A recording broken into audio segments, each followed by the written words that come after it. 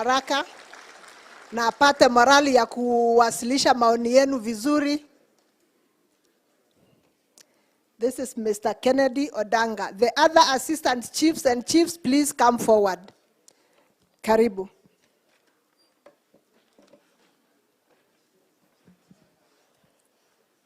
Thank you, Madam RC. To our guest, Honorable Onesmus Kichumba, CS Interior, our PS, Dr. Herman, all protocol observed, assistant chiefs and chiefs. Good afternoon. My name is Ken Odanga from Moroni Sub-County, Lower Tamu Sub-Location. And I think I'm the most senior most assistant chief. I was employed in the year 2001. In fact, thank you, Bwana Waziri, because you've really exhausted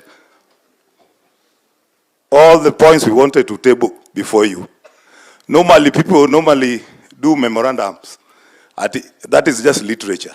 But what you've said, that is what really affects most of our officers. You talked of uniforms. You can see even mine. You talked of promotions. Some of us have really stagnated. But we were told after maybe 3 years, we'll be promoted to another job group. It is not done. Is it done? Our trainings, that one you've started and it is going on. And most importantly, as the link persons from the community and us, we do register children for IDs, but IDs normally delay, they don't even come in time.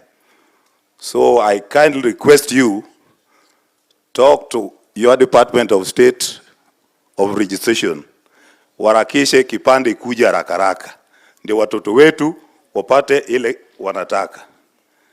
Again, sir, wakati wa, things are being compared. Wakati wa Mchuki, tulipata hii uniform nzuri. Tulitoka kwa ile uniform mbaya.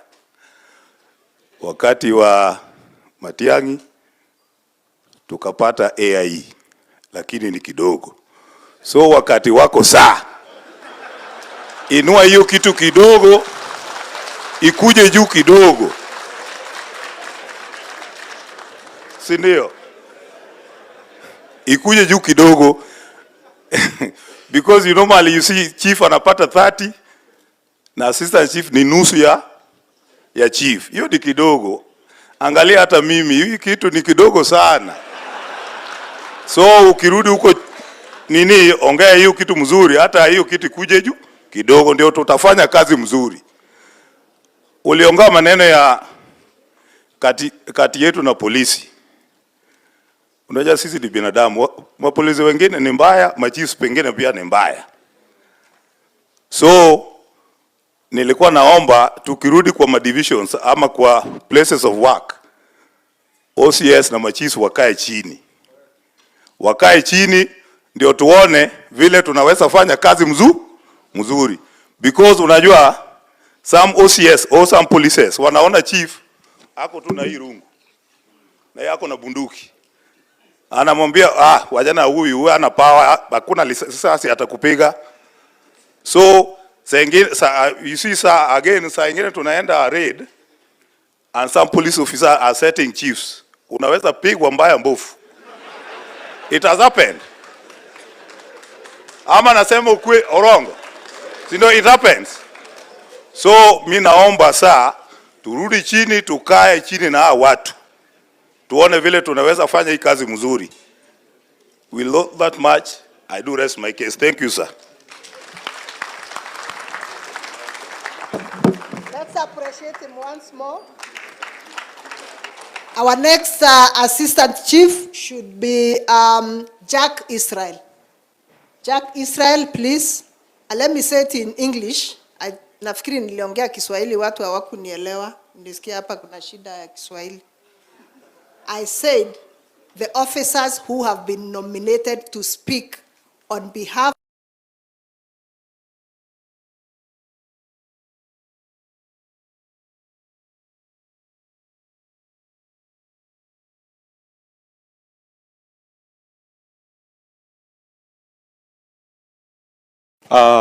our chief guest, our Honorable CS Murkomen, our able PS, Dr. Raymond Omolo, distinguished guests, ladies and gentlemen, I'm Madiwa Jacob, Assistant Chief Sunga Sub-Location from Kisumu West Sub-County, representing chiefs and assistant chiefs from Kisumu County as the secretary.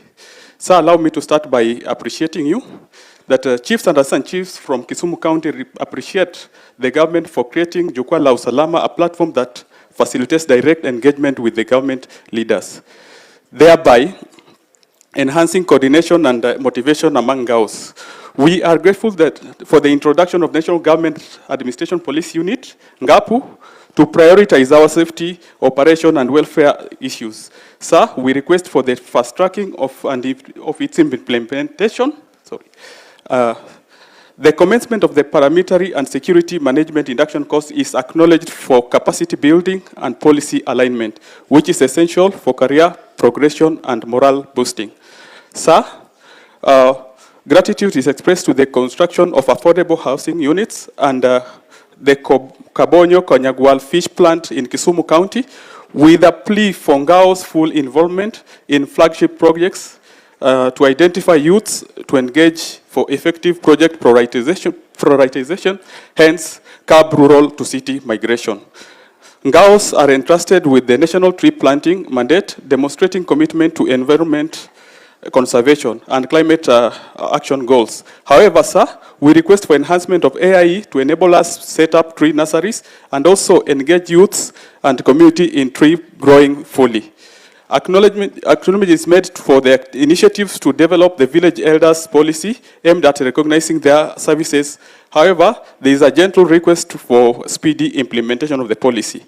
Sir, when on service delivery, that a policy be formulated to us, so as assistant chiefs, as registration officers, be given ID application forms, just as the birth and death registers. This will enable our youth to get forms from the assistant chief's office instead of coming to the chief sending them to the registration officer to issue forms, then come back to chiefs. That one will ease their movement and also service delivery. On security issues, sir, we request that a policy be formulated so that suspects are presented to court without requiring more than one witness. For example, when one is arrested with bang, we are required to have not less than one witness, and sometimes the arrest was done by a chief while going about his duties within the jurisdiction. Sir, we also request that at the lake, we have the coast guards who are manning the lake. We also have the BMU. We also request that the former defunct scouts be brought on board so that they can help in the safeguarding of the boats of the lake in terms of assessing the nets that are used for fishing, and also regulate the times when the fishing is supposed to be done. Sir, we also request a policy be formulated so that when we present apparatus and ingredients used in making illicit brew, like Kangara, Kirema, be admissible in court. Currently, as it stands, that is not admissible, and hence making the operation difficult.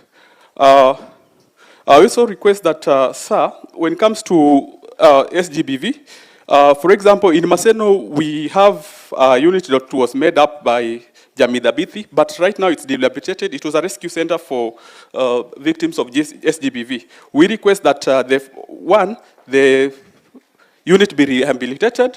And so, secondly, sir, we have a case where officers who have been trained on matters to do with the SGBV are transferred, making the progress that have been meant to come down. So we request that once an officer has been trained to handle SGBV cases at the various police stations, let that officer be retained there, or get somebody, train him or her, so that he or she can take over that responsibility. Sir, on the issue of insecurity, So far, we are encountering insecurity based on runaway thuggery. This is aided by motorbikes. We request that, every police station at least to have 2 motorbikes for them to be able to track these runaway criminals, and also provide motorbikes to chiefs and assistant chiefs to enable them work diligently. So, we request for extension of extraneous allowance to assistant chiefs and chiefs to reflect their workload and operation demands, given that their work runs 24/7, and also their services are available for 24/7. So, chiefs and assistant chiefs' homes have become rescue centers for lost and found children, and also people who end up, maybe they've lost direction. We are forced to host them in our homes, so you see how important that cadre is and how strenuous sometimes we get to just incorporate families that you don't know their health history or their criminal record sometimes. Some chiefs have also fallen victims of such, these people they rescue. Some have been stolen from. And so we also really need assistance towards that. We request that authentication, when an officer is being employed, especially at assistant chief's level or chief's level, we request that authentication of documents be done during shortlisting or after the interview. This will avoid cases of where officers have been embarrassed, or officers taking very long time to get their pay. We have officers here who are serving as chiefs or assistant chiefs, and they've not received pay for the last 1 year, since 2024. And survival becomes a difficult situation. Sir. Lastly, sir, as Ngao at the grassroots, we take this opportunity to thank the leadership of the President, His Excellency Dr. William Samoei Ruto, and his dedicated hardworking team in the Ministry of Interior for decentralizing issuance of uniforms to the regional level. As his foot soldiers, we don't take this for granted, and hence will continue to support his administration in achieving its better policy. Thank you, sir, and pass our warmest greetings to His Excellency, the President of Dr. William Samoei Ruto. Sir, thank you. This was the memorandum. I have a memorandum to present. Thank you very much. Let's appreciate the Assistant Chief. I now wish to get into the category of chiefs, and we start with Mr. Raymond Mbogo.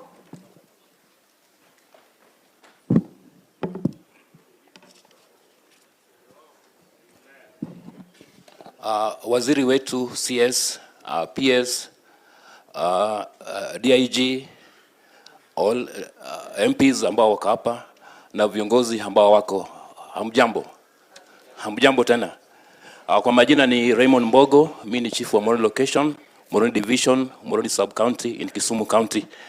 Vile vile saa mimi ni mwenyekiti wa machiefs wa Kisumu county. Saa tulikuwa tumekaa chini kama machiefs wa Moroni sub county wa Kisumu county. We came up with challenges ambao inatusumbua kikazi na tukaziandika, ndio masekta nimesoma saa hizi. Kwa hivyo sasa kazi yetu imekuwa rahisi sana, lakini naomba kwamba kuna machache ambayo nitaongeza. Sasa vile imesemekana kwamba maofisi zifunguliwe sehemu hizi za chini, tunaomba kwamba, kama mimi natoka Moroni was a mother to Nyando sub county. Nyando sub county inatuserve, lakini ukienda Moroni sub county hatuna ofisi za lands, hakuna ofisi ya birth certificate. Inabidi tutoka from Moroni sub county tukienda Nyando. Naomba sasa kwamba as we have district ama sub counties, officers pia wapelekwe pale ili mwananchi apate services nzuri. Sasa umesema kweli, maana changamoto ambayo tutapata kwa changa. Sasa mimi pia nimekuwa na shida. Kuna mama amenisumbua sana. Hapa karibu nani nyumbani. Kitu ambacho ilikuwa amenishangaza, nilipoenda kotini kutafuta warrant ya hiyo mama, kwa sababu warrant ilikuwa imetolewa mara mingi sana. Ikanibidi niende kotini ili mama ashikwe. Nikapata warrant, nikapeleka station. Ubaya sasa sijui, kwa sababu nilipeleka kwa station kidogo ambao sio, nilikuwa nimepeleka kwa post. Nilipopeleka nikaomba OCS kwamba tafadhali saa kuna mama amenisumbua, niko na warrant, naomba ashikwe. Nikaa paka saa 6. Majibu ambayo nilipata, niliambiwa kwamba chief, hebu angalie hiyo warrant imekuwa addressed to nani? Nikasema OCS. Akasema chief, naomba tafadhali leta hiyo warrant ni confirm kama ni valid. Nilishangaa sana. Kesho yake asubuhi yule mama ambao tungeshika akanipigia simu, chief, tunaweza kukutana tuongee? Kweli nauliza tu, hii changa itakwisha? Sawa, mimi naomba tu ya kwamba naomba kwa sababu kila mtu anatafuta kazi.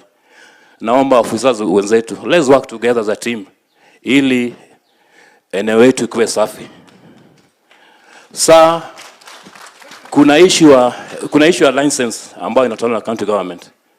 Bado ningeomba tu saa kama bado mnaweza mketi na county government kwa sababu sisi tuna reinforce, lakini sasa unapata kwamba kuna mabazi zinafunguliwa ambao hata haifai funguliwi, lakini at the end of the day unapata kwamba na license hasa mkono wako inashikwa. Na on the other side tunakazwa kwamba chief, hapa ndio mahali watoto wetu wanapotea. Sasa unapata changamoto mingi. Ningependa tu ya kwamba saa tuangalie jinsi issue ya bars zinaweza operate kwa njia nzuri. Lastly, saa tunashukuru sana kwa sababu tulipata motorbikes wakati ambayo iliyopita, lakini spares hazipatikani. Kwa hivyo hata machiefs wamekufa kwa sababu ya ajali ya pikipiki. Naomba tu saa kama tunaweza hata pata hizi pikipiki mzuri, kuna hata hizi jamaa ambayo inajulikana. Hatupingi KTM, inaweza kuwa mzuri, lakini sasa spares hakuna kabisa. Lastly saa nakushukuru kwa niaba ya machiefs wa Kisumu County. Kuna wakati ambao ulikuwa tumuita Nairobi, wakati ambao ulikuwa naanzisha kitengo cha ngafu. Saa tunasema asante sana, tunangoja ofisa ili wakuje watusaidie kazi. Lastly, nashukuru peers wetu ambao pia ni patron wetu. Asante sana patron, tunakushukuru. Tunaomba tu bado tushike mkono, sisi bado wachanga. Otherwise, thank you sir. Karibu Kisumu anytime, any hour. Asante sana. Asante sana. Let's appreciate Chief Moroni. Our next speaker will be Madam Mary Atoga. She's also a chief.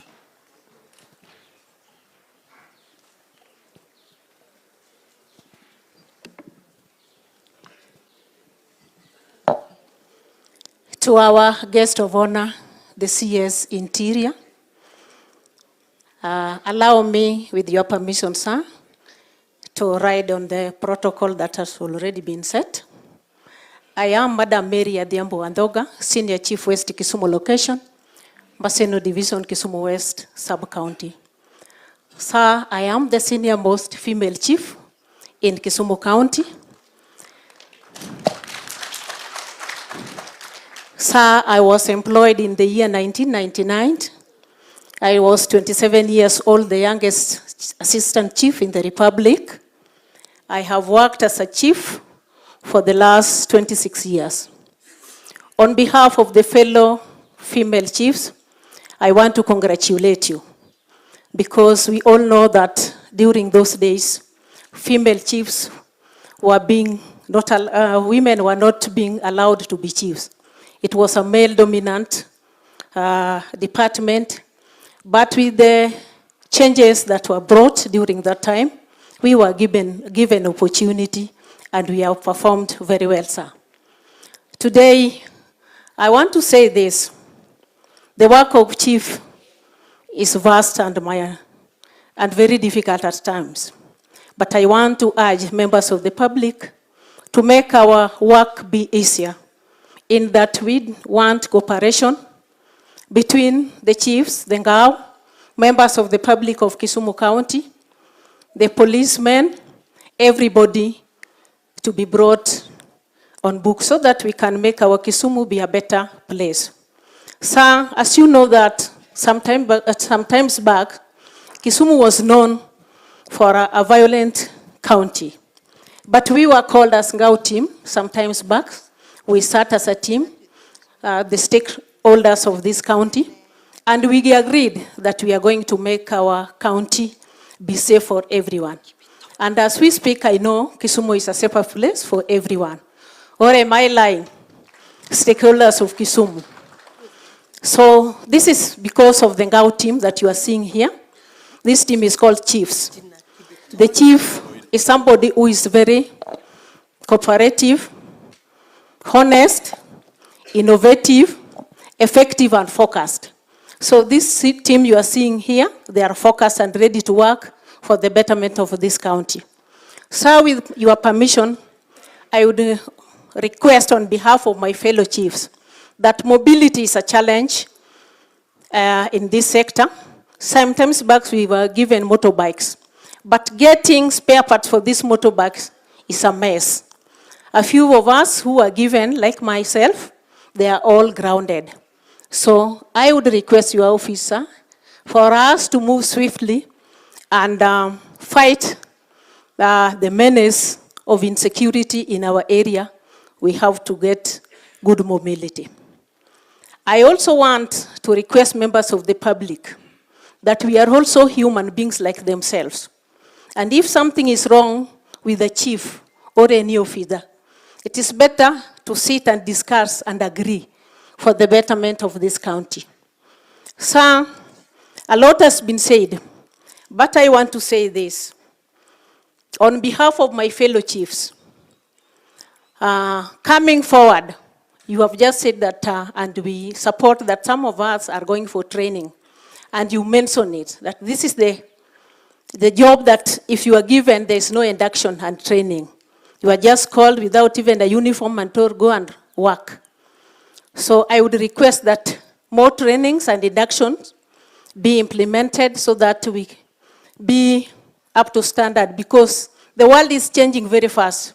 With these technology things, if we don't go for more trainings, we will not be able to curb the menace of insecurity. Again, sir, I want to request our leaders that, and I want to thank them, especially a member of parliament. She has really tried to build for us good offices. So many chiefs are working under the trees. So with your permission, sir, I would request that more offices to be built for chiefs so that we also look comfortable, because we are the ones who are representing the president here at the ground. I don't want to take much time, sir. I want to thank you, and this is my last request, that Kisumu is the heartbeat of Luo Nyanza, and chiefs of Kisumu, presently we don't have a principal chief. So I would request, humbly request, that us be given 2 slots for 1 female chief and 1 male chief. Thank you, and may God bless you. Thank you so much, Chief. Asante sana. So we now wish to move to the next category of speakers, and I would like to call 2 OCSs, and we start with Mr. Benson Madeka, please.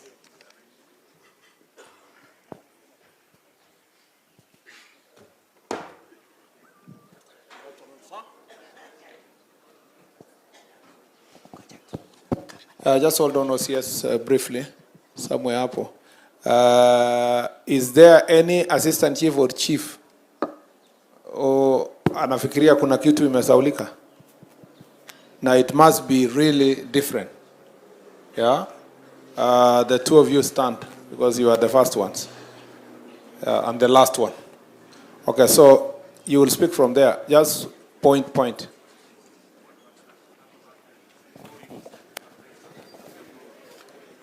Sir, with your indulgence of permission, allow me to make 2 remarks only. First of all, sir, there are officers who have been injured in their line of duties, but compensation takes very long. For example, me, I was injured in 2018. To date, I have not received any compensation, and I was injured in the line of duty. Secondly, sir, normally we effect 100% transition. Sir, we are encountering difficulties because a number of children are at home because of minor levies in school. I don't know whether your office can come in so that these minor levies can be catered for so that children are kept in school. Thank you, sir.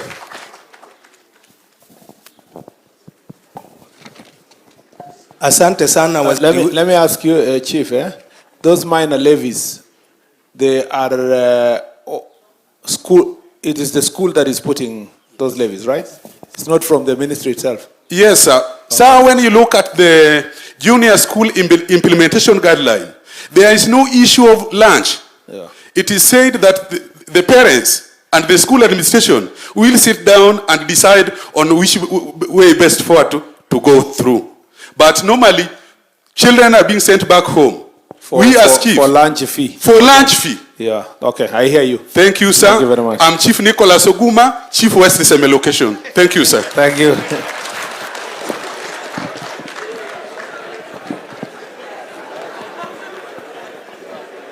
Asante sana waziri wetu, ofisi ya rais, katibu mkuu, ndugu Masengeli, asante. Langu ni kidogo sana.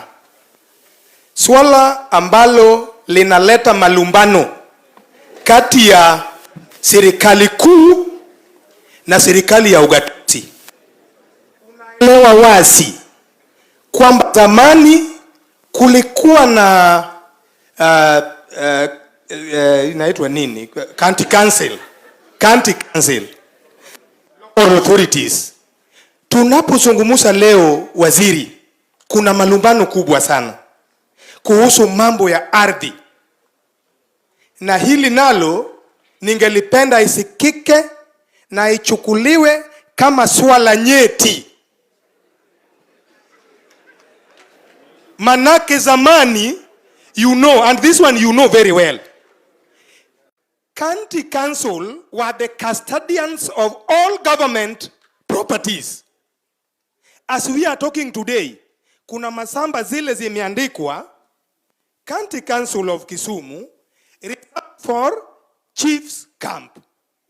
Ningependa kujua tafsiri lake ni nini, kwa sababu hawa jamaa wetu wamekuja na wanabwatuka kwamba samba ni lao, wanabwatuka.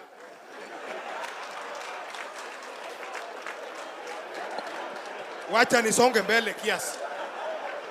Sasa walipobwatuka, mimi ni chief, niko kwenye kambi. Unakuta mtu anakuja na lori, anataka kujenga jengo lingine hapo ambalo tangu enzi wa ukoloni hazijajengwa. Maana yake nini? Maana yake hao wako na kiburi. La pili, kuna zile masamba zilikuwa donated na wazee wetu, Chiefs Camp zikajengwa. Saa hii tunapozungumza zinakuwa reclaimed na wale ambao hata wakati hizo samba zilikuwa donated hawakuwa dunia hili. Ndio maana unaona machifu wengi hawana maofficers, na nashukuru sana mama wetu. Ni mama moja tu. Unajua nakupa Kongole. Kwa sababu huyu mama Rosa peke yake ndio amejitokeza, na ukienda kuitazame ile ofisi amejengea chief wetu, utasangaa. Kuna swala lingine. Kuna swala lingine hapa nataka nisungumusie na usikie. Na unipate kwa makini, kwa sababu nashukuru Mungu leo, Mungu Rahim, kwa kunijilia hali na uhai ili nisungumuze mbele zako. Kwa kaumu hili, kaumu uliojaa na basasa, kaumu uliokuwa na hamasa.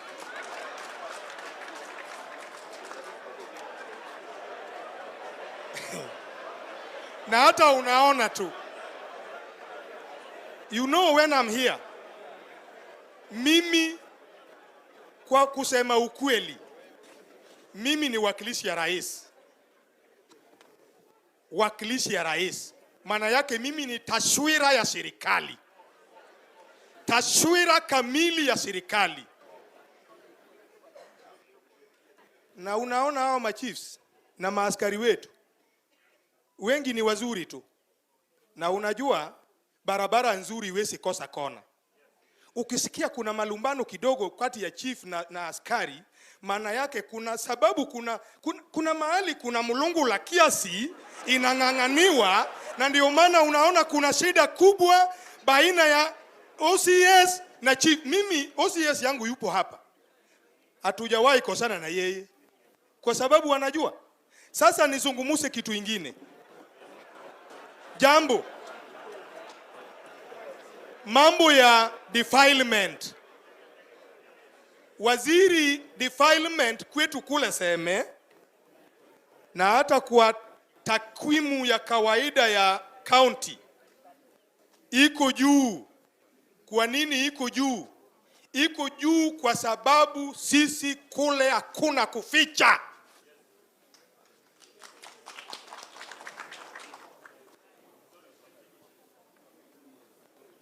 Hata kulingana na takwimu ile iko kwa county, ukiangalia vizuri iko juu kwa sababu sisi ikifanyika saa hiyo tunakamata.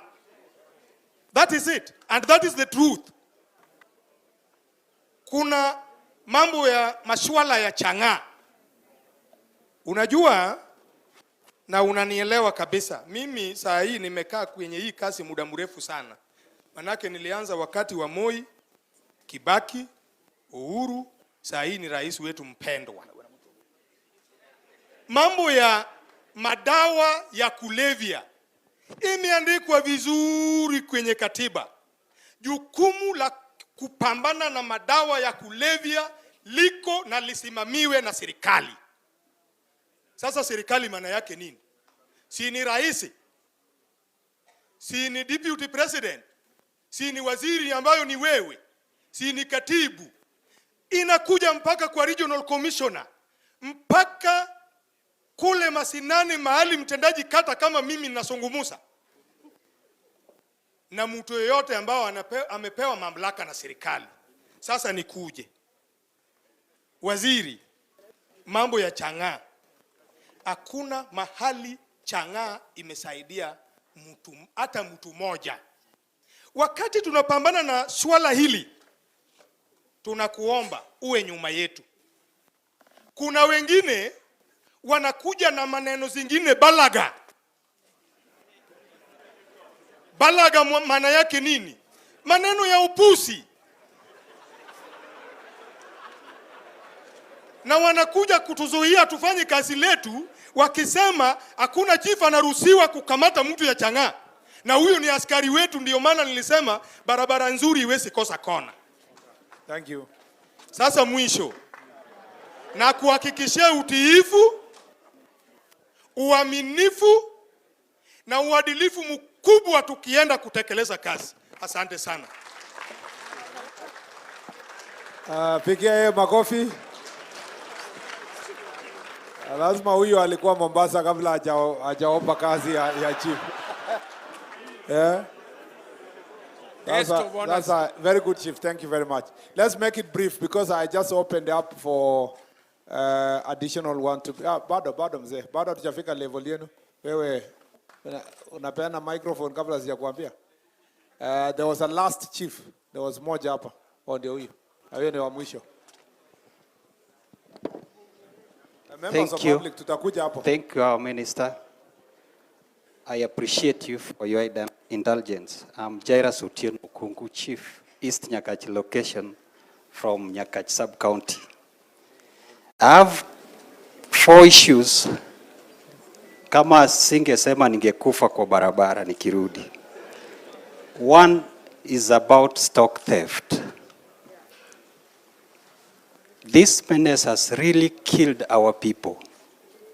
We've lost lives. Even my brothers, we've lost. And I thank you that today we are interacting with you as our boss now. solutions.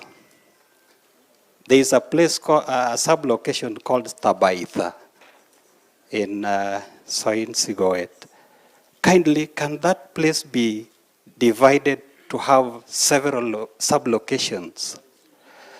Because that place covers almost 7 locations in Nyakach, and it's only one sub-location. It will really, really help us.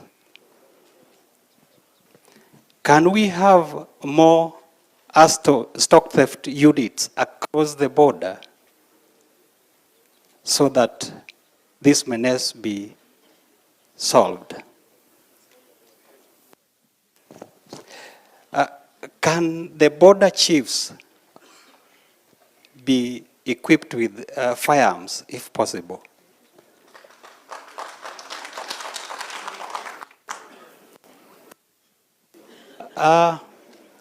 We've lost many lives. Why firearm? Okay, because as I am a victim, we normally Do the people who come attack chiefs and so forth, do they carry firearms? They don't carry firearms. They carry arrows, bows and arrows. Okay.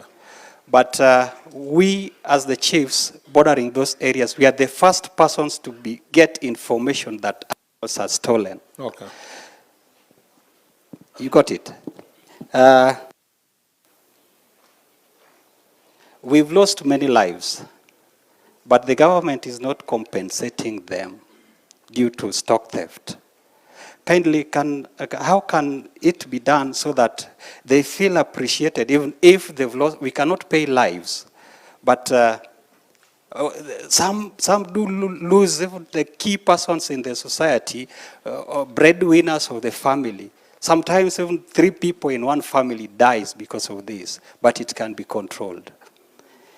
Second point, the boundary dispute between Nyakach and the neighboring community. It's a big issue. This time we've had peace, only that Baba Raila is in one bed with our president.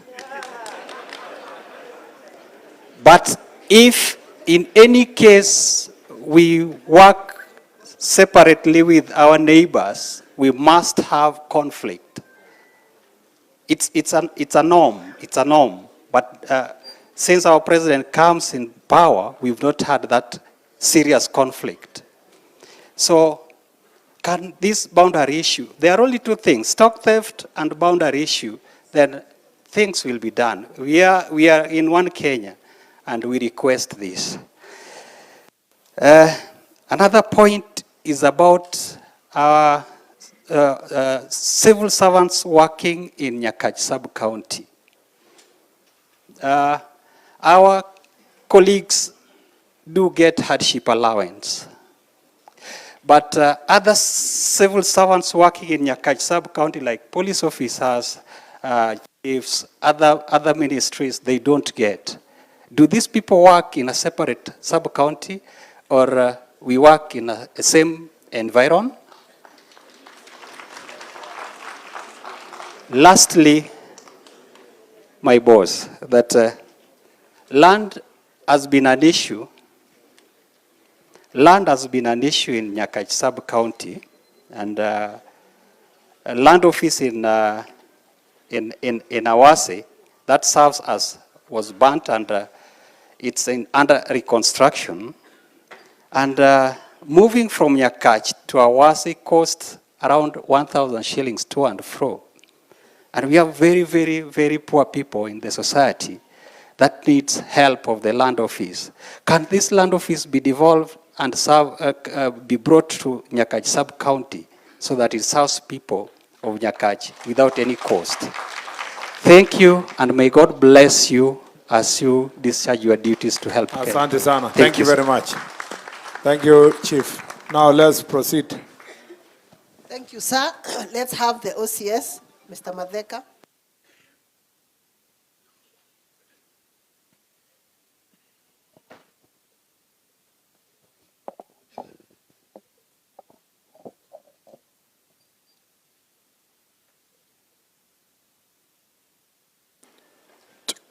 Good afternoon, sir.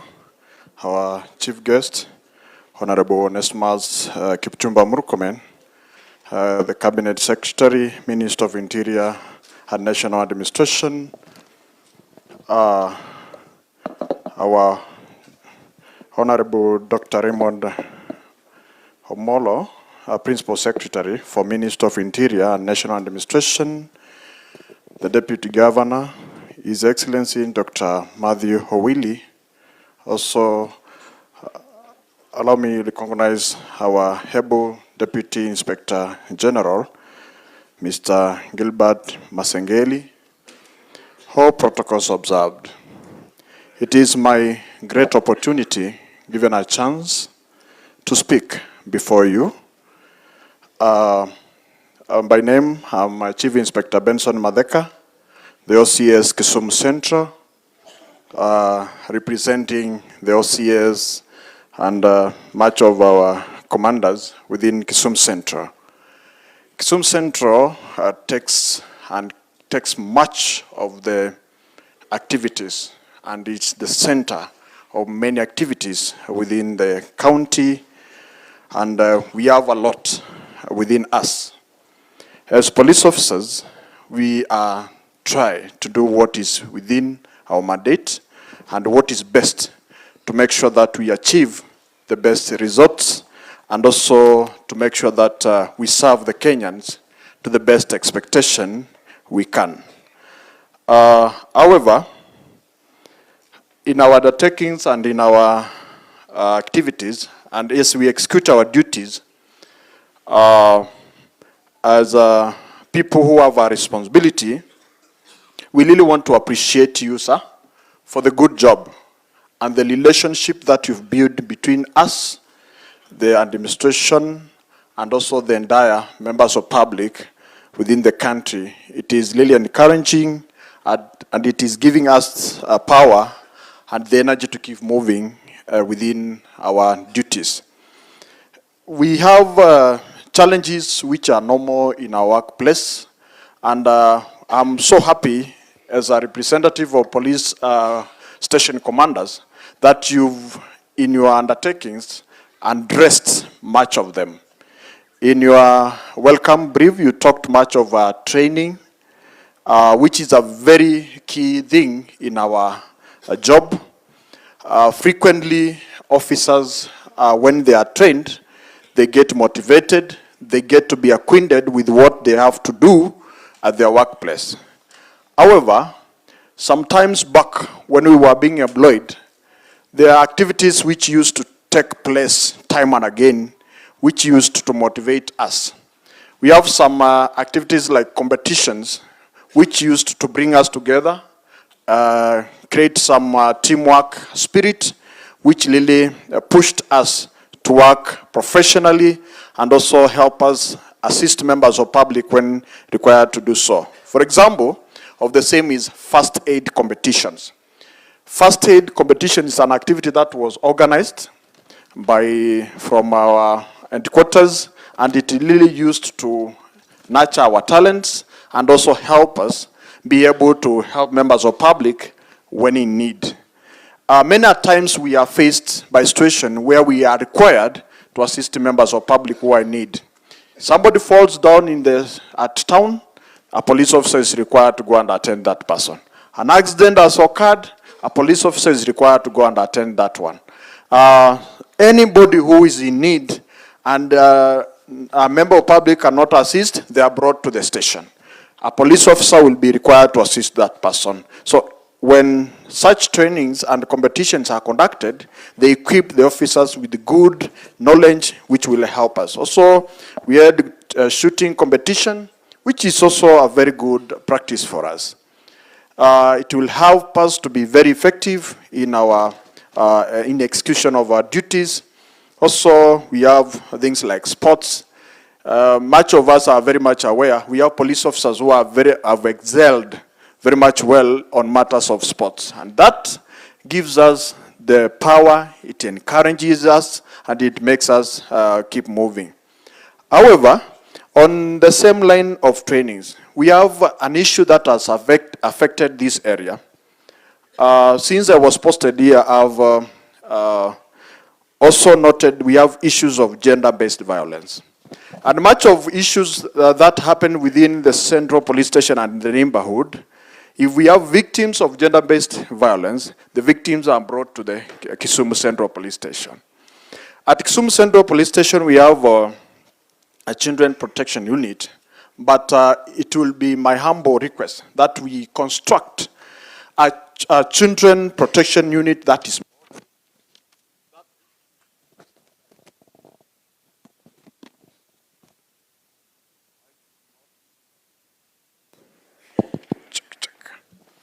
I was saying at the Kisumu Central Police Station, I was saying we hold within us, that is the regional police commander's office. We have the county police commander's office, and we also have the sub-county police commander's office at the central, and that is where we have central police station. With a children protection unit that is working functional, will help us be able to assist members of public who requires our assistance. On the same side, we also have structures that we call safe house. Safe house are very important to us as police officers. For example, if we get people or members of public who are stranded, they have traveled from different areas and have no place, or they have no assistance, they only need police assistance, we need a place where we can assist them as we connect with other organizations or facilities which has been assisting us. That is very crucial to us and to the members of public within this area. That facility will be of much importance. Again, much has been talked about our relationship between our colleagues. I believe as an OCS, I have a responsibility to ensure that I have good working relationship. One, with the county government. I have the National Administration Office that includes the chiefs and our senior officers to the level of a regional commissioner and all officers involved. It is a responsibility of the office holders within a certain area to ensure that we work together. It is not only my responsibility, it is not the chief's responsibility only, but all of us who are involved in providing security, it is our responsibility to ensure that we build a good working relationship. For the county government, we have our the Excellence Deputy Governor here with us. He's a good friend of us. He has been assisting us. But I will request we have the proper lighting within Kisumu Central, because at times we are faced with the challenges of darkness. Like when we are policing within areas of Milimani and we get very dark streets, that encourages thuggery. And with good lighting, it will help us. There was an initiative of Mulikamwizi. It was an initiative that was used countrywide. That initiative has really helped us. As police officers, places where we have that Mulikamwizi, you rarely get a house-breaking issue. Again, on the same side, working closely with the county government has also helped us. Sharing of information. This county of Kisumu has its own dynamics. The relationship between the police and the members of public can be good more than it is, and that will only be if the members of public have confidence with us. If the members of public have confidence with the chiefs and the area administration officers, the village elders, if there is any information that you get that a police officer should work on, if we get proper information, time information, as police officers, we shall be able to act on it on time and ensure that we deliver. Our challenges as police officer, we have this issue that has disturbed us so much. This issue of medical insurance. Many times, we are working extra hours. We are required to deliver at even time when somebody does not expect you to have worked. We worked even for more than 8 hours. Sometimes you might find yourself you have to work for extra hours, and you do not complain. Now, when your family is not well, when they go to an hospital and they find that they cannot be attended to, a doctor tells you, or an attendant in an hospital tells you, we cannot attend to you because you have a limit that has been placed into your insurance cover. It is embarrassing. Sometimes a child will ask, Daddy, what am I doing here? Kwani Daddy umeshindwa kulipa? Some questions, some things are embarrassing to us. I think this is something affecting us, and I believe something is capable of being done. There's a time we really enjoyed good services, a comprehensive cover, whereby you can walk in an hospital, you are treated, go home. They'll ask you which insurance cover you are using, the National Police Service insurance cover, you are taken care of, you go home. Our chief guest, that is something that is affecting our morale, and with your input, I know we shall achieve much. On transport, I want to do patrols. I want to use police car. I want to make sure that police presence is felt within Kisumu Central. For an example, within my station, I have one Land Cruiser. One Land Cruiser, and with the dynamics of situation of crime within Kisumu Central, it's not enough. With more provision and facilitation on transport, we will be more effective. I want to respond to matters. I've divided my officers in different categories to ensure that they are able to respond to situations as they come. But sometimes they'll ask, afande wapi mafuta? Tutaenda namna gani? So I know I've followed what you've said it again. I know you'll do something to us. Our uniform. The Kenya Police Service uniform. We have had issues on that, and I know something has been mentioned about our uniform. Our chief guest, it will be my appeal that if there is something being done to make sure that we have a similar and uniform that cuts across, which makes us be presentable, we shall be much appreciating. Sometimes we have this uniform, but they are not enough. We appreciate what your office has done to us, but if we get more better and uniform that is sufficient to us, we shall much appreciate. I really want to appreciate you for the opportunity given and the time given for us to hear, share, interact. I've been in the service for quite a long time. I've never got such an opportunity. I'm much humbled, sir. Thank you. God bless you. Let's appreciate him. The next OCS, please come. Our next OCS is Mr. Kibiton Boino.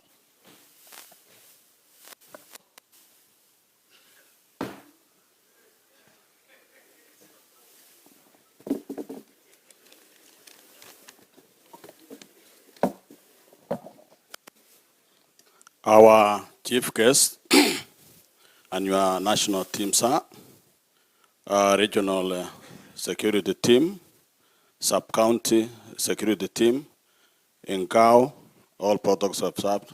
Good afternoon. My name is Kibiton Boyno, OCS Mikosi within Kisumu County, Kisumu East sub-county. Sir, I would be very brief. I'll be addressing much of policy issues guided by Section 40 of the National Police Service Act that entails what I have a police station.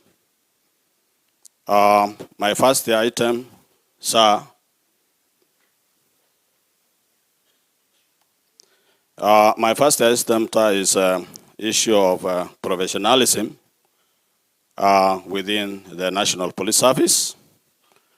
That In the first, we used to have a professional allowance for experts like police signalers, drivers, mechanics, among others. It used to motivate police officers because for this case, an officer goes for an extra course to acquire knowledge and skills. But of late, those allowances are not there. So, for example, you find a mechanic, you instruct him or her to repair your vehicle.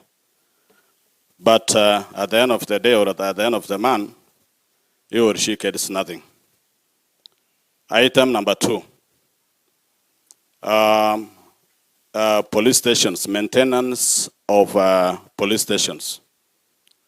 We have all the new police stations within our country or our county. In the allocations are given to station commanders, maintenance and repairs are not factored in. Whereby, for example, in an OCS office, you will be receiving visitors day in, day out, coming with their various problems. But the seats or the tables there are depleted. So if it can be factored in that the OCS AIE, that maintenance allowance or maintenance allocation is important. Item number 3, recruitment policy. Sir, I know in due time we are having recruitment. In that category, maybe you have O levels, graduates, or degree holders. I would request, sir, that the officers who are in the service to be given a first considerations on those matters of professionals. Because here, training a civilian to be a police officer is so costly. And here within the service, there is a police officer who has endeavored to use his or her money to train himself to acquire knowledge, but he does not get that opportunity. So I'm requesting that if those officers are serving, because they have incurred a lot financially to acquire that knowledge, to be considered.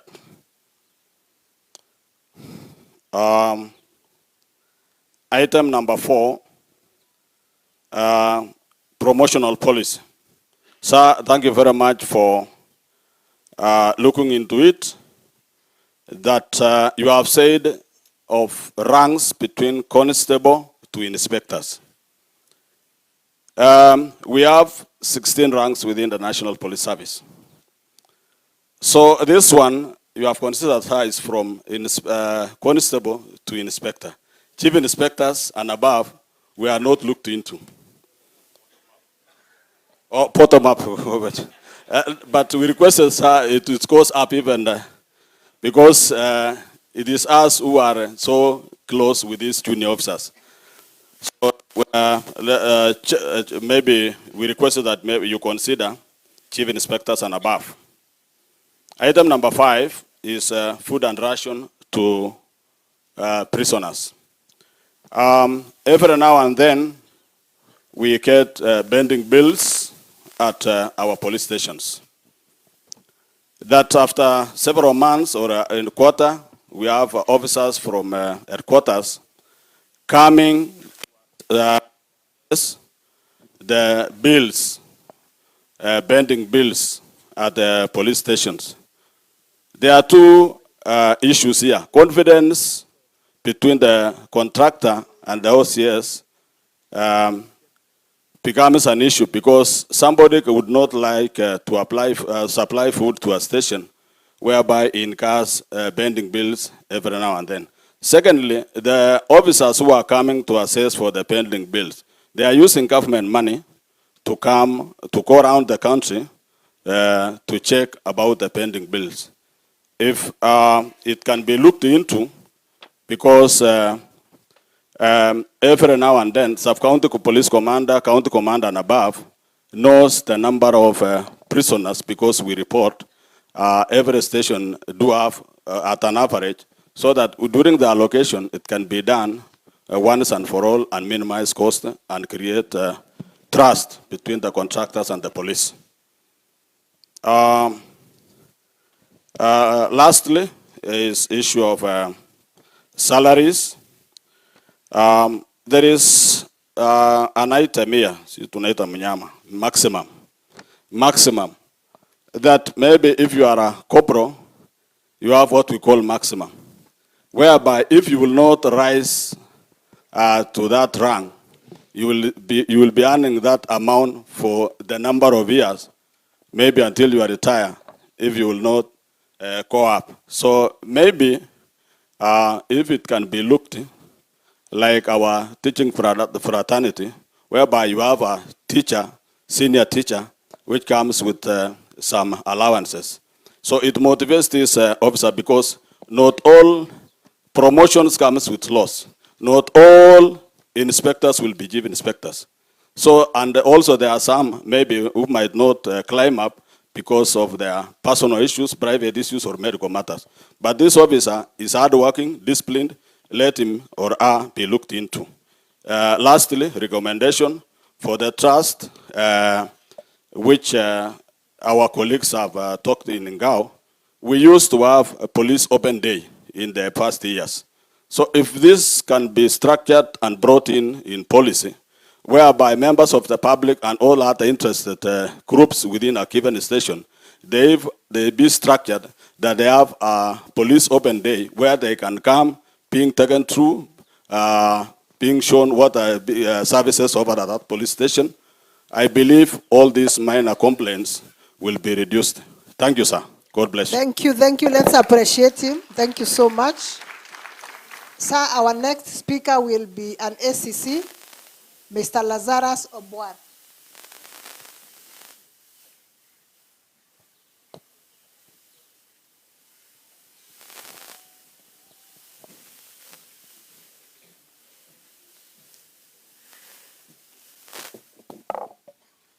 Thank you, Madam Marcy.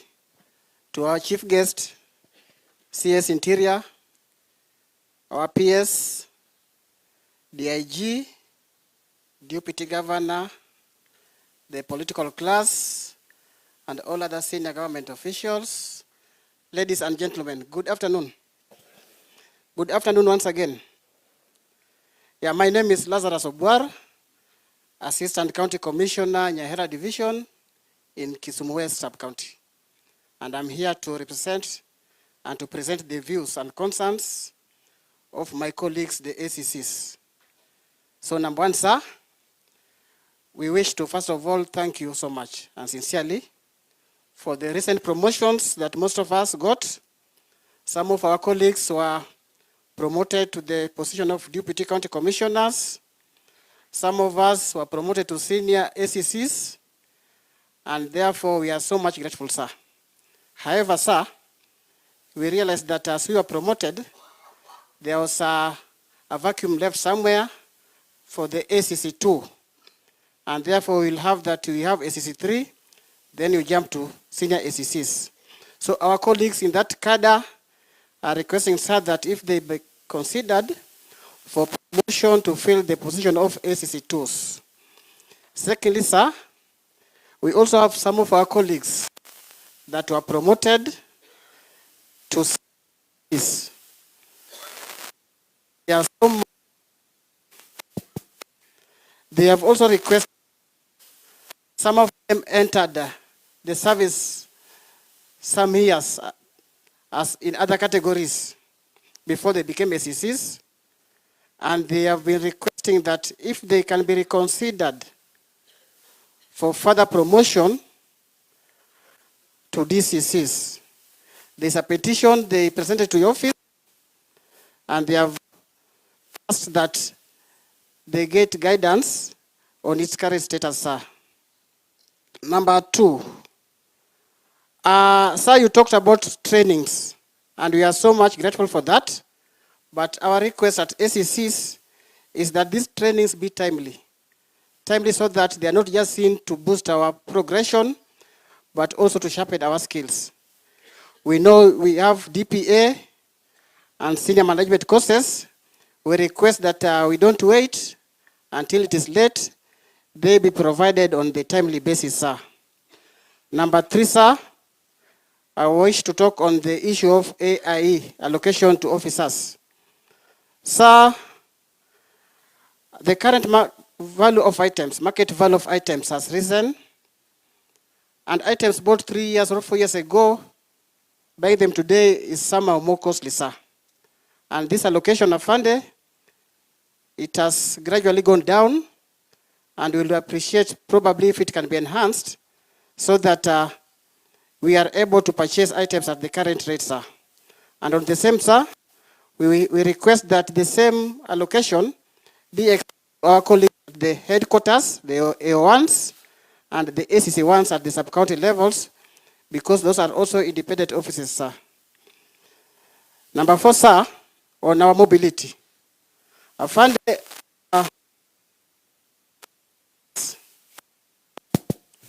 most of us do not have vehicles. Work so much. And we request that if possible,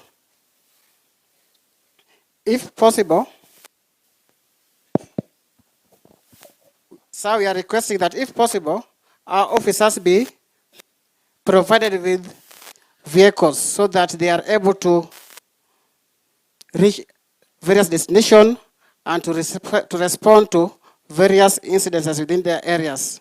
Because sometimes we have to rely on others' vehicles, which delays our action. And on that note, sir, we request that some of us go as far as using their own means to respond to issues.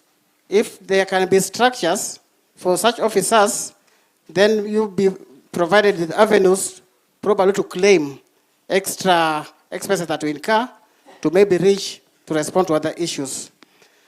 On security of Ngao Afande, most of our work, the nature of our work, sometimes we are sensitive.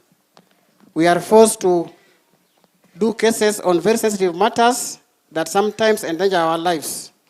And therefore, we will request that the issue of Ngapu be expedited so that we have that feeling of security in our offices. So the next one was on uniform, but you spoke about it and we are happy about it. What we may request is that they try to bring us fitting uniforms. The ones that were brought recently for our chiefs, you realize that some were still baggy and oversized, so they had to redo them. So if we improve on that, sir, then it will be very good for us and we'll look more neat, sir. Sir, next is on transfers. Sir, us as ACCs, we know we work and we can work anywhere. But we request that the transfers should not destabilize our families. Sometimes they come when we have just reported, you have enrolled our children in schools, then you are told to leave. That one affects their schooling, sir. Probably to finish, I want to say something on the licensing of bus. Afande, bus licensing is being done by the county and we do enforcement. And we are doing it very well in coordination. But where the problem is this issue of temporary licenses, the ones that are issued for extension of hours. This has been a problem in our areas, and we request the county government that before this license is issued, let us have dialogue. We see if the area is okay for an extension of such time.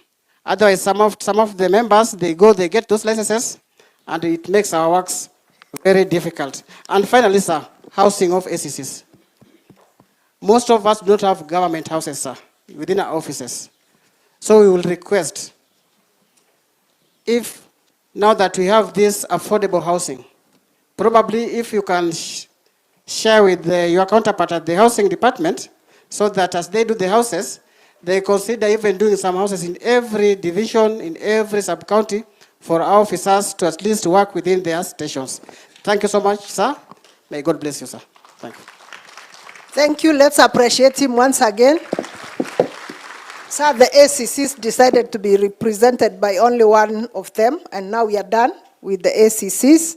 I want us to move to the traffic police, and Mr. William Swakey will represent his colleagues. Karibu.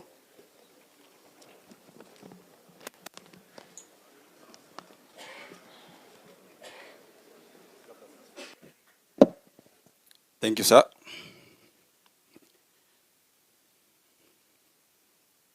Our chief guest, Honorable Onesimus Kipchumba Murkomen, our PS, Dr. Omolo, our DIG, Mr. Masengeli, and all protocol observed. Good afternoon. Sir, I might not take much of your time, because I think everything that I had has been said by the previous commanders. Sir, I just want to take a few minutes, like 2 minutes or 3 minutes, to touch much on the issues that are affecting the traffic department sections within Kisumu County. So firstly, the Kisumu County consists of 7 traffic bases, starting from Kisumu Central, Maseno Traffic Base, Kondele Traffic Base, Kombewa Traffic Base, Aero Traffic Base in Nyando, Paponditi Traffic Base, and Muhoroni Traffic Base. So the challenges that we are facing are all the same in all bases. The first challenge that we are facing as the traffic section is the mobilities, of which I think every spokesman have spoken about. Lack of vehicles. So we lack vehicles, and we find it difficult to respond to scenes of accidents when it occurs. But we have received immense support from our OCPDs and our counterpart OCSS. But at times we find it, their vehicles engage in other duties and making us held behind, not to be able to respond, and forcing some officers to respond to scenes of accidents in order for them to secure the scenes. So we request if at least every base can have a motor vehicle.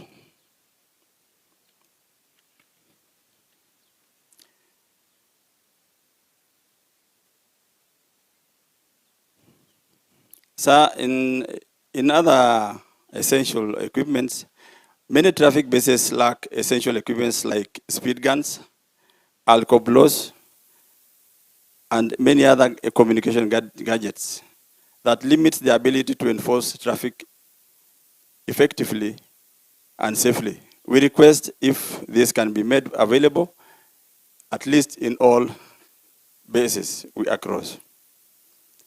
So the medical issue of the insurance cover has been spoken, but we just want to let you know that it cuts across all of us, that the insurance cover is not actually favoring us. Instead, it is actually bringing the morale of ourselves down. So with the request that we are putting before you, we believe that you are going to sit down with your office and try to make it comprehensive, such that if I enter a facility or my family enters a facility, they are treated and discharged without such questions.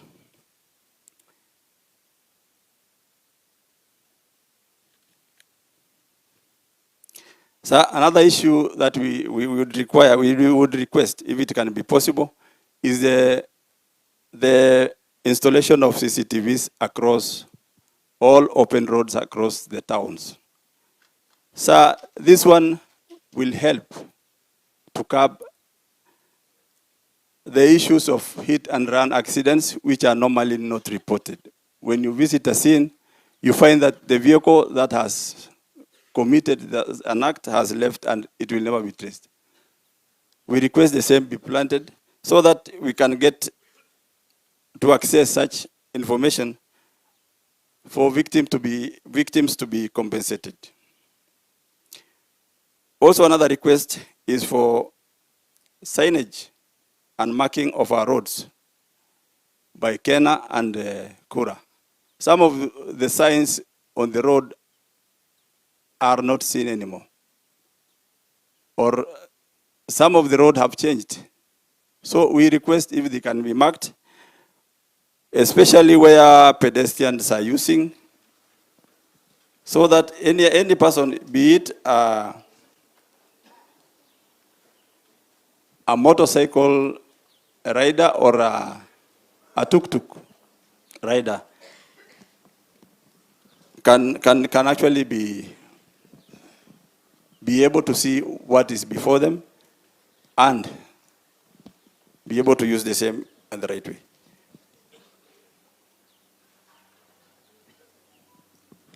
Sir, on those few remarks, I beg to sit. I'm sorry I never said my name. My name is William Swakei, Olenerishet, the base commander Kondel. Thank you, sir. Asante sana. Please let's appreciate him. Sir, we now move to the formed up units, and I would like to invite Mr. Mwangi. Just hold on kidogo tu. Is there an OCS? No, first, is there an SEC? Because once we finish SEC and OCSs, all these other people, regional commissioner and AITA, they just come and say, I agree. Is there an OCS? Who thinks that your colleague left anything? Madeka and the other one. OCSs, anything? Yeah, one. Yes, one OCS.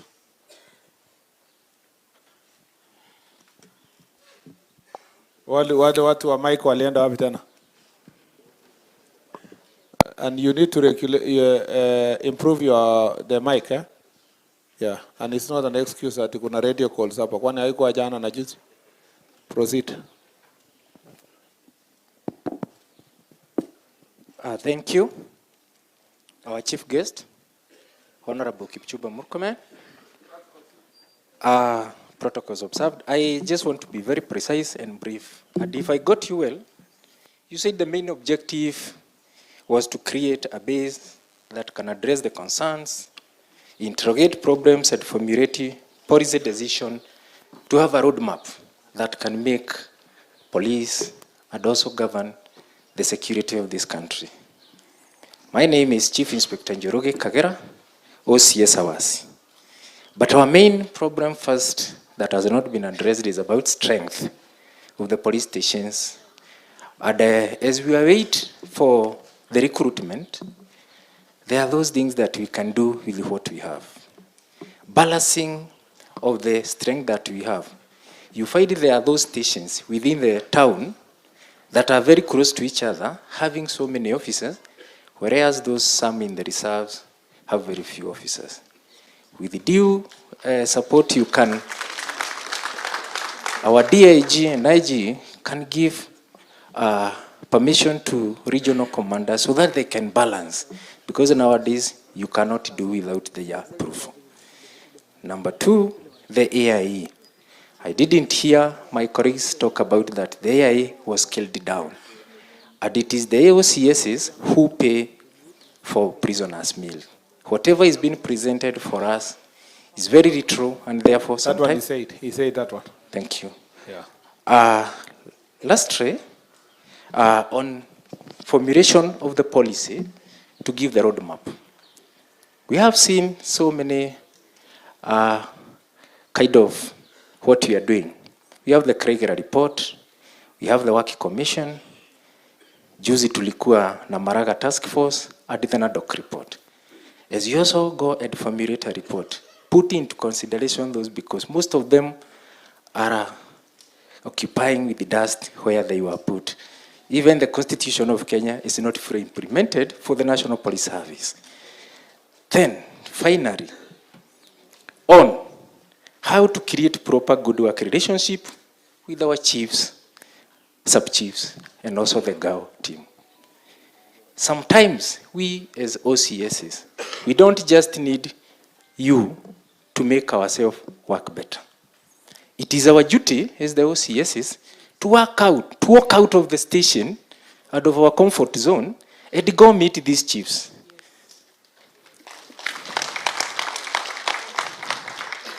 It is our obligations because these are the people known. Mimi nikiretire nitaenda kwetu, lakini chief ataretire kwa hiyo kijiji. He is well known. He knows all the criminals there. If you do better baraza with them, me, in hours, that what I do with my ACC. We conduct barazas, and that is how we get the names of the criminals. And we have managed to minimize crime. So our colleagues, zingine si za kungoja tufanyiwe. We need to go out and have barazas pamoja with this GAO team. Number 2, we must make wananchi respect them. Mmoja amesema pale isipokuwa hiyo kijiti yako nayo sisi tuko na buduki. Let the people in the village respect the chiefs and sub-chiefs by you supporting them whenever they call you for sins and crime scenes by responding to them. So you make people understand them and they respect them. Mimi nikienda baraza na wabia mtu ya kuguza chief, anaguza porcupine behind. Kwa hivyo, lazima wa respect chief. So, another thing, we need to respect them whenever they come to us. Wakiingia ofisi yako, mpatie heshima. Msikize, kama kitu si mzuri, mwambie hapo chief, hiyo si mzuri. But sio kumtupanisha na kumuongelesha maneno mbaya. These people, without them, we cannot make those places we work. Because it is them who give us what we want for us to make that place safe. It is the chiefs who have the information. Finally, there is something I have done, and I remember we went for it. Youth engagement. There is a system that is being done by somebody called Karanja Muraya, and I know you have met him, about Station Ryerson's Youth Officer, SIRO. Those things, if put in action, we can engage these youth so that every station at least have a youth liaison officer who can be able to receive these youth when they report. Because youth see us, police officers, as enemies to them. An example, whenever we are called upon to go to respond to demonstrations, it is us who get out armed to go and quell the demonstrations. We end up becoming the enemy after the demonstrations. Sisi dia tupatangi jia ya kupita. Please, we want these local politicians to help us because they carry masses and they manage the crowds.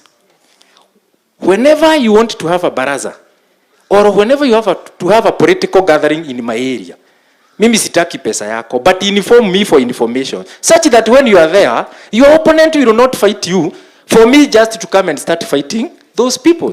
Inform us just for information so that we can plan. Thank you so much. Well done, OCS. Is it something burning? Yeah? Okay, but yeah, 1 minute.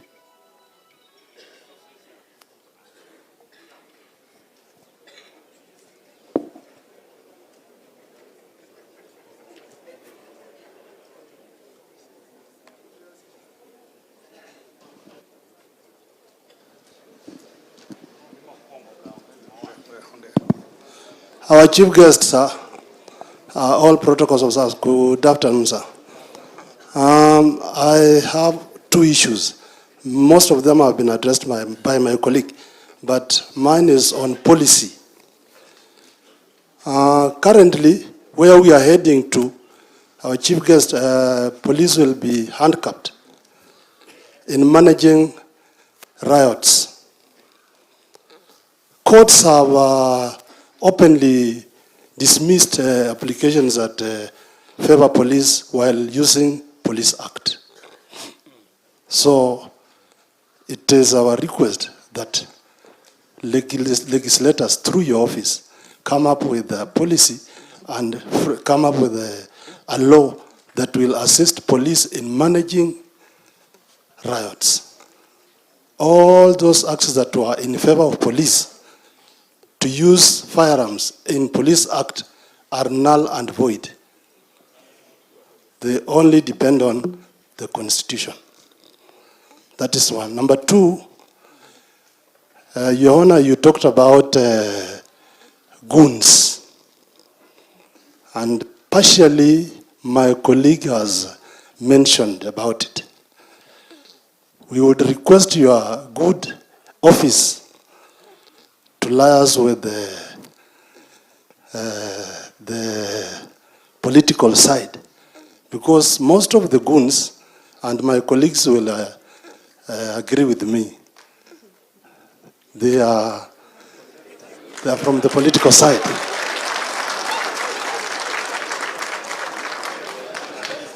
I don't think if... Wewe ongea tu free, wacha uoga. Ona unatafuta Kiingereza ya kutumia. Bwana CS, sidhani kama chief ama my sub-county police commander ama RC atakuwa na goons. Hana kitu ya kuwapea. Although I want to commend some politicians, they don't work with goons. And you'll never see people hovering around their vehicles. So, police, we are in a problem. Those are my 2 points to note. Thank you. And they are very important. Thank you very much. ACC, kuna ACC moja. Akona anything yenye ilibakishwa. Yes, is there. Batia mic hapo.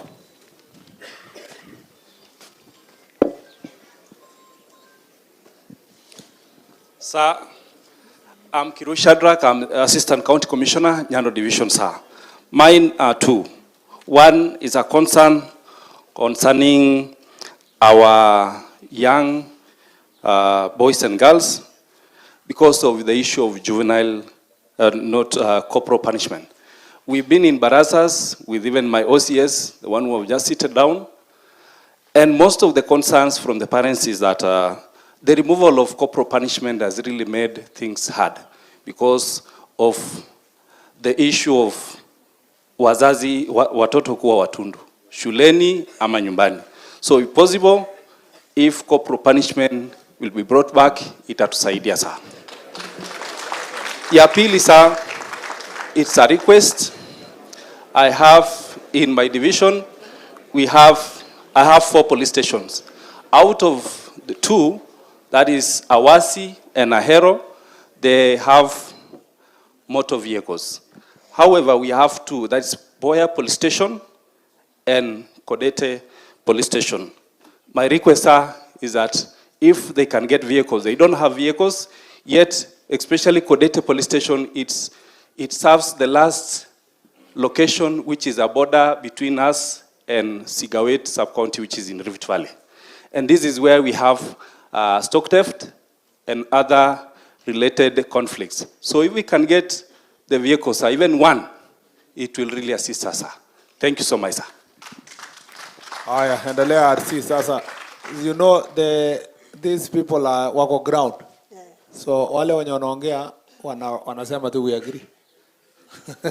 Thank you, sir. Anyway, the point I'm making is that for the sub-county security committee members, I'm not saying don't say anything. I'm saying add to something that has not been said. Don't repeat the ones the officers below you have said.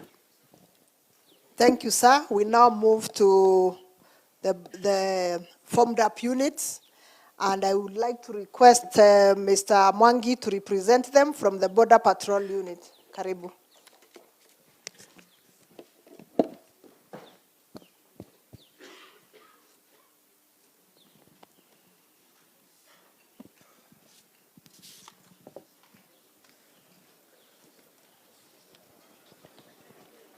Our CS, Honorable Kipchumba Murkomen, our PS, Dr. Rimo Domolo, our DIG, Sir Gilbert Masengeli, all distinguished guests present, ladies and gentlemen, good afternoon.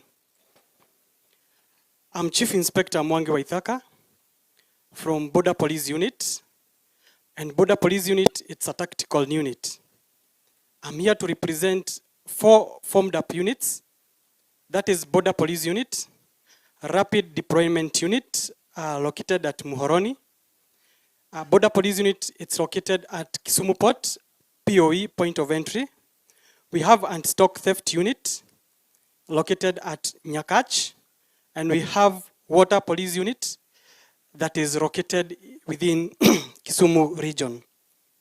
And with all humility, sir, I request I give you some documents here for follow-up and reference, sir.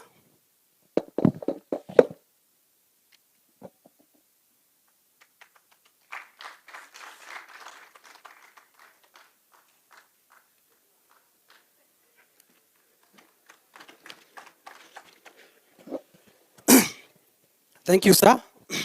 I will start with Border Police Unit. And as you know very well that Border Police Unit, it's a tactical unit that has an expansive mandate within our Republic of Kenya. And within Border Police Unit, we have a company called BOSOPS. BOSOPS, it's a company that deals with maritime operations. And we are located at Kisumu Port, point of entry. So for us to be able to perform our mandate as Border Police Unit BOSOPS, we are requesting your good office to help us with a boat. This boat will help us very much to perform our maritime and amphibians operations. The boat will also help us to do patrols along the port area and the channels. That boat will also help us to deter fishing along the port area and also along the critical facilities like the airport and also port and railways. Our boat will help us to curb illegal fishing gears and equipments. As well, it will help us to deter smuggling of goods within Lake Victoria to entry of our county, sir. Also, the same boat, if your good office gives us, it will help us to perform rescue missions that at times we get drowning and capsizing of boats, so that we can be able to perform our maritime amphibians operations very well, sir. On the same note, sir, as a recommendation, this boat, I recommend to have a 150 horsepower speedboat. And as you know, sir, for us to be able to perform our maritime operations, maintaining marine operations, it's very expensive, sir. So we request your good office that we may have a maintenance package that comes along with the fuel allocation. Sir, allow me to move to our Rapid Deployment Unit, that is RDU. Our RDU officers located in Muhoroni are performing a tremendous job. They do patrols, both using their range, Ford Ranger. And they have one challenge, and I will start with the challenge of accommodation. Sir, officers in Muhoroni, they have a very good PR with the members of the public. So members of the public decided to give them a piece of land. And as we speak, they have a title deed. So since this is a permanent base for our officers in Rapid Deployment Unit in Muhoroni, we would like to request your good office that you help them put up affordable housing program so that we can solve the problem of housing for officers who are there and for officers who will come.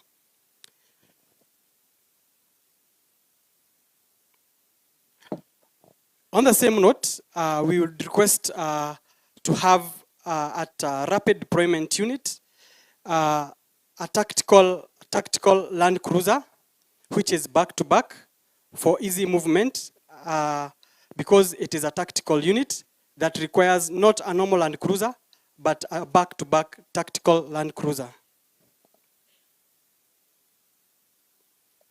Let me proceed to anti-stock theft unit. It is located at Nyakach, and it has got several base camps. And the same problem of accommodation these officers are facing. And in the wisdom of the commander there and the officers, with a good PR with the members of the public, they were given land, and the land at Sondu base camp, and another land at Kapsok base camp. They were given land. For them, they have allotment letter, and it's awaiting a title deed. So in your good officer, we request that if they may put up affordable housing there, we can solve the problem of accommodation for these officers who are there and for officers who will come. On the same note, officers at Nyakach, that is anti-stock theft unit, they have a problem of mobility, whereby they have a phone ranger. This phone ranger, it is not friendly for rough terrain. It is friendly for soft terrain. Sir, we request your good office that they may have a Land Cruiser for both, or they may have both, the Land Cruiser and the tactical, they may have both the phone ranger and the Land Cruiser. For one, the Land Cruiser will deal with hard terrain, the rough terrain, and also for the phone ranger, it will cater for the purposes of soft terrain. Officers at us2, they are requesting to have a motorcycle so that they can be able to maneuver in places where they cannot access. So that they can be able to have movement and also to do rec and intel gathering. My last unit, it is the newly formed unit. It's called Water Police Unit. Water Police Unit, it's mandated to deal with illegal connections, tampering of water meters, vandalism, water theft. And as you know, nowadays, we don't have, due to the Water Police Unit, nowadays, this issue of water theft, vandalism, it has really gone down. They have a challenge of they lack training on non-revenue water issues. And also they have a problem of understaffing. With those few remarks, I want to thank you so much, sir. And thank you for listening to me, and may God bless you, sir. Thank you so much. Let's appreciate him. Asante sana. I now wish to move to the next unit. I would like to invite a representative of the administration, police commanders in the sub-counties. Please come over. Mr. Ibrahim Nur, karibu.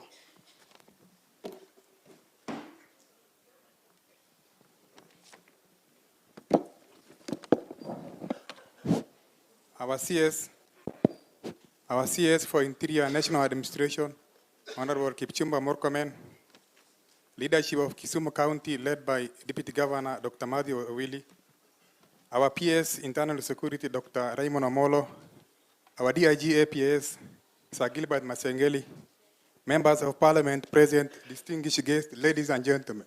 Good afternoon. Sir, I am Chief Inspector Ibrahim Mohamed Nur, the Sub-County AP Commander Nyakach. I am here to present memoranda from Sub-County AP Commanders Kisumu.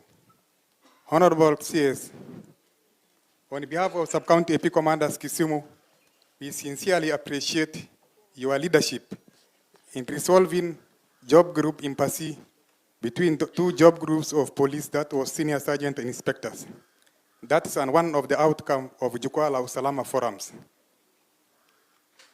With that milestone noted, sir, I wish to present the following memoranda highlighting key challenges for your policy guidance. Number 1, harmonization of APS and KPS command structures. Currently, sir, there exists disparity in ranking structure between the two services, that is interterritorial command, that is county, region, and sub-counties. You will find the command of Kenya Police is almost one rank higher the commanders of the administration police and the DCI, against the constitutional equality of Article 243, 1A and B, which says all services are equal in terms of their formation. Sir, right now, you will see our regional commander is a commissioner, but his counterpart is the AIG. So, and all county commanders of AP are senior superintendents, while their counterpart are commissioners. So we have almost 10 commissioners from Kenya Police Service within Nyanza region, while we have only one rank of commissioner of administration police, a great disparity. So as a law practitioner, sir, they normally say the aim of law is to suppress the mischief and advance the remedy. So I implore you to suppress the mischief and advance the remedy by applying Article 243, 1 and B of the Constitution of Kenya, sir. Number 2, sir, issue of leave allowance. Sir, currently, the current leave allowance is inadequate for officers from distant counties, like those coming from Mandera, Wajir, Garissa, up to Kakuma. For me to get my home county, which is Garissa, I have to make almost 7 stopovers. So, currently, sir, with 4,000, can it manage those strenuous? Bearing in mind the purchasing power of shilling and the time value of money. So that, sir, we implore you, if we can look into that issue of leave allowance. Number 3, sir, is the issue of stock theft. We have perennial stock theft along Kericho and Kisumu County. So they normally say, sir, we cannot fight crime using own law intervention strategy. We need all other players to come on board. I am happy Dr. Samuel Ekobia is here. I ask you through your officer if the commission can invest up to the lowest level, that is sub-location level, to deploy the officers. Because there is no need for us to wait for the triggers of violence. We need to up our game right now before the situation gets out of hand. We normally see them when electioneering period is around the corner. So they have to pull up their socks and deploy the officers as soon as tomorrow. Because I believe security is a concerted effort. It needs a concerted effort from all actors and players. So the other issue is mental health among police officers. So we have mental health challenges due to stagnation, workload, and poor working condition. For example, Kisumu, we have only 2 councillors who are domiciled at the regional police headquarters. So they are not adequate. We need more councillors to be deployed to the lowest level of police command.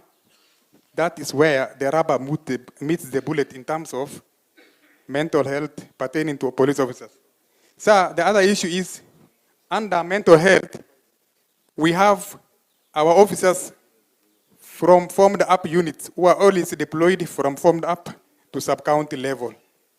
So we request, sir, for psychological debriefing, 1 month psychological debriefing course for formed up units who are deployed to sub-counties so that they can reintegrate back to GD works. Sir, the other issue is personnel shortage. As you know, this issue has been born in contention. It has been talked across several Jukwaa Usalama. We are understaffed as administration police. And since our officers went there, we have been given more mandate. Officers went 23 officers, 23,000, and we have been given more units, water police, mining police, energy police, against a lean workforce. So, sir, how can that be practical? So, I want to say, this recruitment we are waiting, sir, if it is possible, I request 8,000 personnel to go to administration police service. so that we can because we have still Ngapu. So, sir, the other issue is motor vehicles. We have 3 of our stations who lack motor vehicle. One is Kisumu East, the other is Nyando, for almost, yeah, sir, and the other one is county. So, sir, I want to, so the other is hardship allowance. So I request, sir, for introduction of hardship allowance to Nyakach, Mohoroni, Seme, and Nyando, equivalent to the way teacher service, TSC are paid who are working in those stations. With those few remarks, sir, thank you for listening to me. Asante sana, let's appreciate him. Thank you so much. Our next speaker will be from the Coast Guard. Sir, we have not heard from the Coast Guard since we started our deliberations on Tuesday last week. We need to hear from them.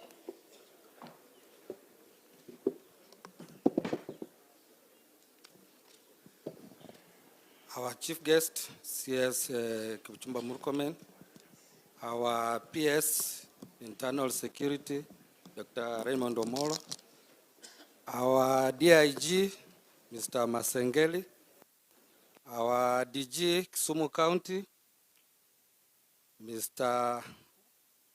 our DG, Kisumu County, and all protocol observed. Good afternoon.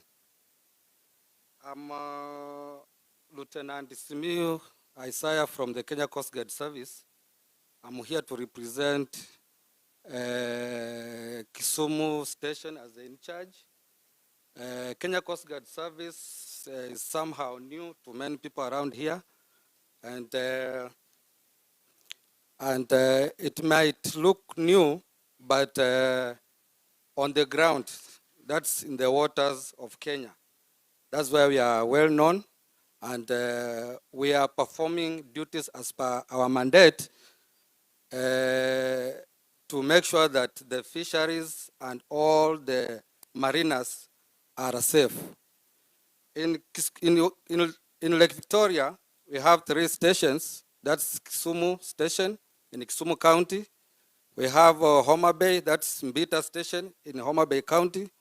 And also you have one in Busia, that's Port Victoria. We've had some challenges concerning the operations, being a new baby in the security sector. And I think most of these issues, our DG has shared them with you. Mine is just to mention a few that I've seen to be pressing. One of the issues is understrength. We are really less in number in terms of personnel at the station. We know that Kenya Coast Guard is made up of a number of security personnel drawn from the existing ones. That's the National Police Service, the KDF, the KWS, and recently we had personnel from the prison service. So, sir, we are so less in that we are not able to perform our duties as supposed to be. But we are trying with the few that we have to make sure that our waters are safe and are good for our fishermen to fish. Sir, also we have issue to do with the boats. We inherited a number of vessels from the existing maritime police unit under the National Police Service and also the fisheries department. We find that, sir, the vessels were somehow old and are not able to perform the duties as they are supposed to do. So, sir, we request that for us to have a good and to have good operations in our waters, we at least need more vessels because we have only one, which is against the normal operational procedure. So we request that at least have 2, because normally we need to have 2 vessels just in case one develops a mechanical problem or capsizes, then the other should be able to rescue the personnel. So we are humbly requesting, sir, that you consider that. I know it's in your office. We are looking forward, sir, to make sure that we have at least one boat in Kisumu station so that we can enable us to have, to respond to emergencies, to search and rescue, and other issues affecting our fishermen in the Kenyan waters. Another issue, sir, is issue to do with career progression. We find that a number of personnel are from the National Police Service who have been posted to Kenya Coast Guard Service. There's a lot of stagnation, and it's good that, sir, you mentioned that, and we appreciate that at least you're going to look into our issues. Then the last one, sir, us as Coast Guard, our area of operation is the Kenyan waters. Here in Lake Victoria, Lake Baringo, Lake Turkana, Lake Naivasha, and also the coastal region. So our main clients are the fishermen, those people who go out day and night to do fishing. So we've had a number of drowning incidents. We've done some sensitization, and at the moment, sir, we are doing training on fisheries, on fishermen. We started with here in Kisumu, that's last month. We did in Homa Bay also, and last week we were in Migori. We trained them on good swimming skills. We issued them with life jackets, and also we gave them their certificates just to show that at least they have acquired some skills on matters to do with swimming. Also, this week we are winding up the one in Siaya to see that at least we have that good relationship with the fishermen, and that trust to make sure that at least we curb the insecurity issues in the lake and any others. Sir, with those few remarks, I say thank you for coming, for having time to come here and to listen to our grievances. Thank you, sir. Asante sana. Please let's appreciate him. Thank you so much. Our next speaker will be a representative of the DCI officers, Chief Inspector Francis Lelemusi. Please come forward.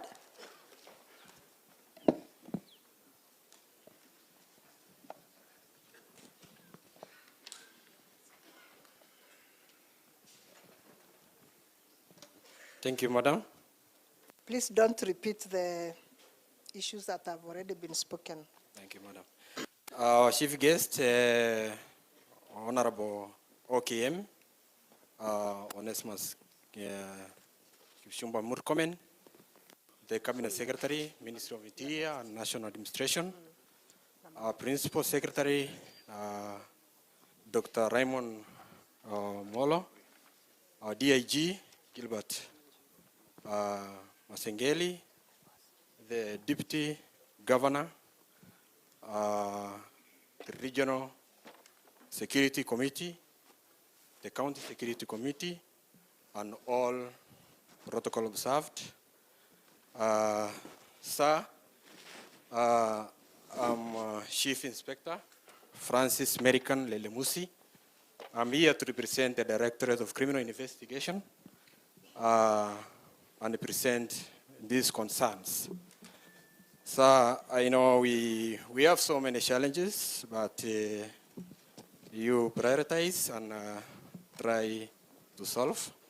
So to begin with, allow me to use some technical terminologies because of the directorate service that I am serving.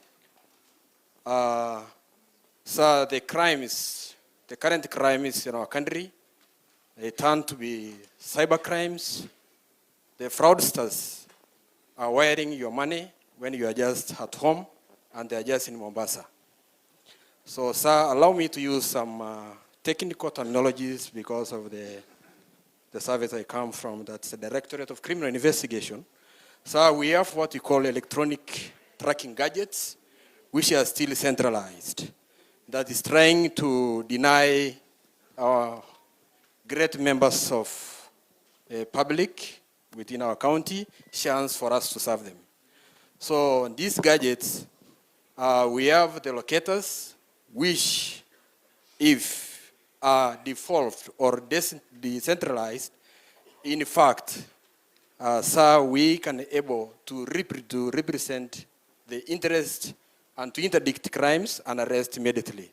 So we have what we call MUNUSTA gadget. Yes.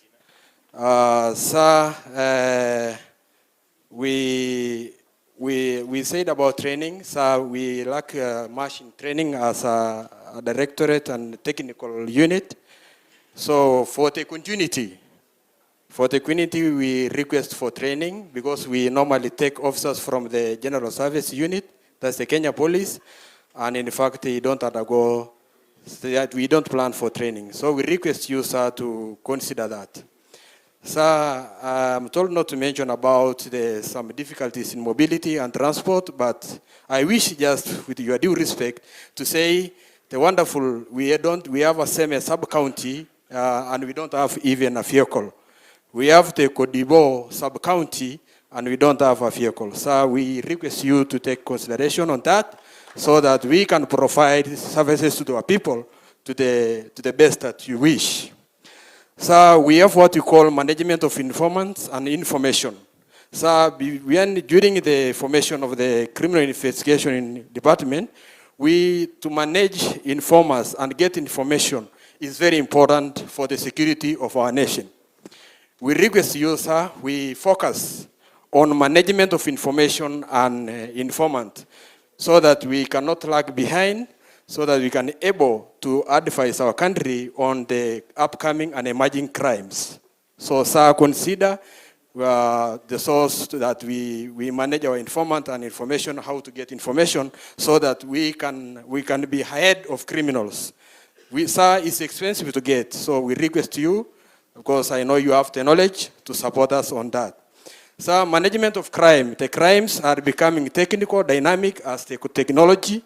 As I said there before, that the four principals can commit a crime in Mombasa, and they are committing crimes in Kisumu.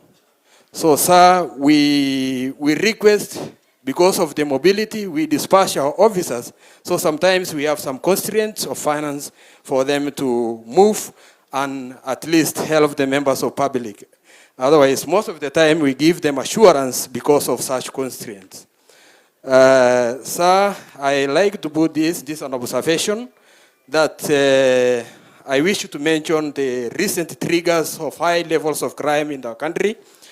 So, of late, we are observing high influx of youth from the East and Central Africa and not really documented.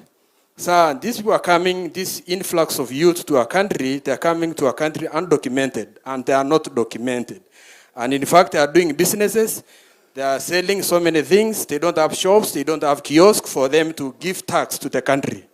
And our youths, now they get a competition, and now they are left to join or to sympathize and join other criminals. So, sir, we wish we look upon that so that we document this and we try to find a strategy to curb this high influx of youth from East and Central Africa. I know, yes, we wish and we support, but let us manage it because of crimes. We need to document, because they don't have permanent residence. Once they are heated here, you realize they just migrate to Nyalenda. So lastly, I like to say, sir, I use your name as OKM because I met you somewhere when you were engineer, minister of roads, and you had a knowledge and will of security. Coming with the initiative of OKM Super Cup to bring the people of North Rift together and for them to stay as brothers and forget about cattle rustling. So you have a call to be a security officer, then you roll the mantle and serve our country. Thank you, sir, and God bless you. Asante. Thank you so much. Let's appreciate him. Let's appreciate him, please. So our next speaker will be SSP Chelimo from Seme Sub-County. He will speak on behalf of the Sub-County Police Commanders. Good afternoon, sir.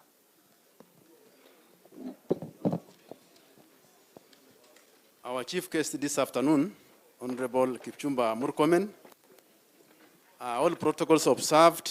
Good afternoon. I am Jacob Chelimo, the Sub-County Police Commander, Seme. I'm going to speak on behalf of the 7 Sub-County Police Commanders from Kisumu County. We have 5 areas of concerns that would like to share with you this afternoon. And because most of them have been mentioned by the previous speakers, I'm going to be very brief. Number 1, we are requesting for additional motor vehicles. I know that the previous speakers have mentioned that, but I want just to give the figures. 17 police stations in Kisumu County have been identified as critically constrained in terms of mobility. So these police stations doesn't have even a single vehicle. So this hampers our operations.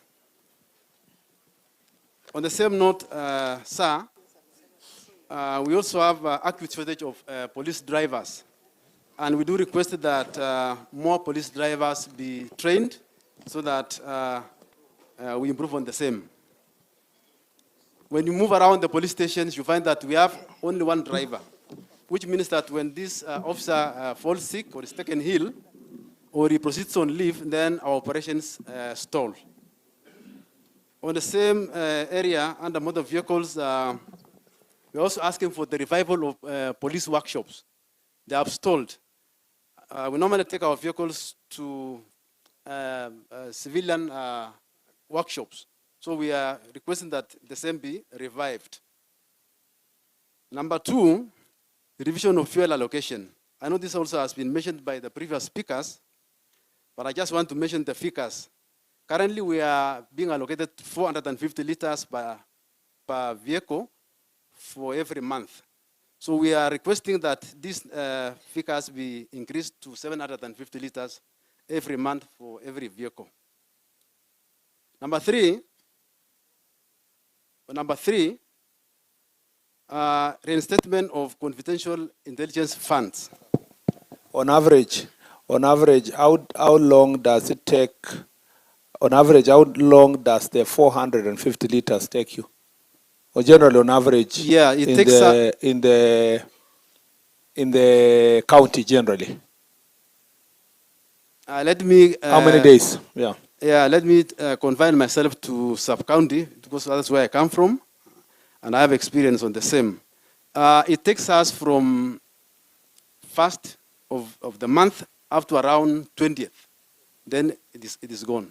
So the remaining 10 days of the month, what do you do? What we normally do, we have fuel given to us for the departmental vehicles, the police vehicles. These are I'm talking about the list of motor vehicles. So if we have a number of liters, then we supplement. Yeah, because operations has to continue. If you don't have? Huh? No, we are. No, I want to ask: is there no CS? Is there no CS here who has had to be stuck completely because of mafuta haikufika the 30 days? So we're just having a frank conversation. Yeah. OCS Awasi. Just give him the mic. What do you do when your fuel, the 450 allocation is over? Have you ever experienced it, first of all? Yeah, there was a time when I just reported here, mafuta iliisha on 19th of that month, on 19th of May. Yeah. And I remember mtu alikuja station na anataka usaidizi. Hakuna kudanganyana, tuweke mafuta. Yeah, that is true. So You requested member public kuwekea mafuta. Ilibidi atuweke sababu we had no otherwise. Because you had to OCPD naye ndiye huyo amekwama kabisa. Correct. Yes sir. Asante sana. Is there any other, umesema which station is that? Awasi police station in Nyando. Awasi police station. Yes. Is there any other OCS? Ama ni huyu wa Awasi mwenye anasema ukweli? Is there any other person who has had to go through that? Yes, Uko.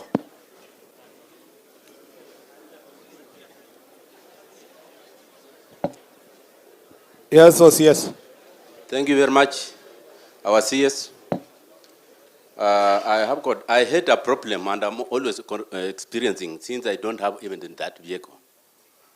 I'm always relying on members of the public for sympathy. Napata mwili iko mahali, I request members of the public mwenye ako na pick up. Also, anisaidie na awe fueled. OCS Ragumo. Okay. Yes, sir. So wewe ni was, una gari? Sina gari, sina motorcycle yote. Yeah. Thank you. Na sina kandini ya polisi. Na rely kwa OCS Kondele ama Kasa Kamu. Base commander? Yes. Ama who is that? OCS. Yes, OCS.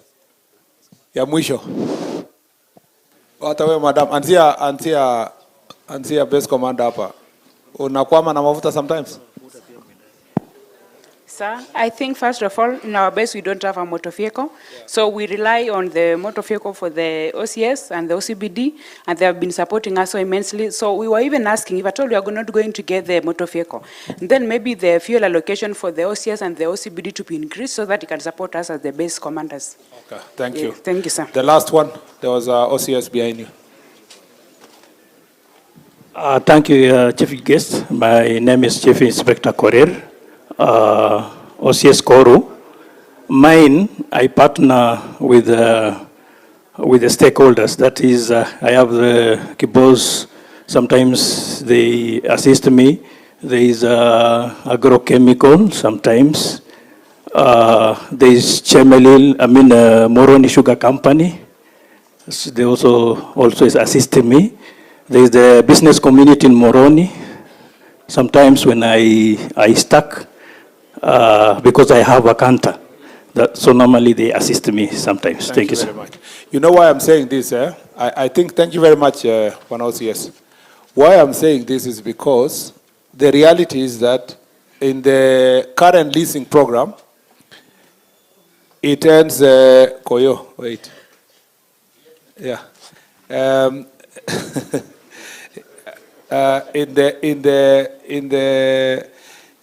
There is a fundamental question I'm trying to pursue. Police stations are institutions of public. True or not true? So it is not for the police officer. It is the public's institutions. So if a police station gets stuck, if a police officer gets stuck and asks either business community or a member of public who has the capacity, forget about even the fuel, who has the capacity to give their car just to deal with an emergency or to contribute fuel to support operation of police. Does that amount to corruption? It cannot be, because it cannot be corruption, because in the first place we are trying to promote, first of all, the last people to be complained is members of parliament, because you don't give us the budget. So that's where the bigger problem is in the first place. But you cannot say because of the lesser fuel allocation ascended and so forth, and yet we are saying security is for people work in a local community and so forth. You can't tell me that the members of public working together with their OCS cannot find local solutions, including building a police station. Most of the police stations have not been built, including donating land. You can't tell me that it will be corruption if the community donate land to build a police station, so they will owe whatever. You can't tell me during Christmas, if the local community arrange themselves and take goodies to the OCS and the police officers in the police station to celebrate Christmas, it will be corruption. So we must separate corruption, which is linked to, I'm giving you money to get a service, from the one I'm saying, I am donating my land, I am building police station, I'm Kibos or Moroni or which other company, I'm building the police station and donate. We must separate that one from the corruption that someone comes and you tell him, usipotoa kitu sitaenda. If you go to OCS and tells you my allocation, like the OCS has said, has ended on 19th, and he tells you, in all fairness, I'm waiting for my bosses to look for fuel to send to me. And you are a member of parliament. You have the capacity to donate something. You know? Like Rosa says she's been giving. So, we should be able to say, Bwana OCS, to assist our people, shika tuweke mafuta, kari iende kwanza, mdozi yako bado kama anatafuta pesa huko ya kualoketiwa, kazi ifanyike. That's practicality. You know, the only thing is that that should not be linked to a service that is personal to me as against the other Kenyans. You know? And I really want to say this with all utmost respect, because most of the police stations, like Sondu, where is the Sondu people? No, not, I'm saying Sondu OCS, or the police station next to Sondu. Where is the OCS? Sondu. What, your police station, ya which year? How old is the Sondu police station? No, sir, I'm not from Sondu. No, but you are, Sondu is just next door in Kericho. But how old? It's a very old station.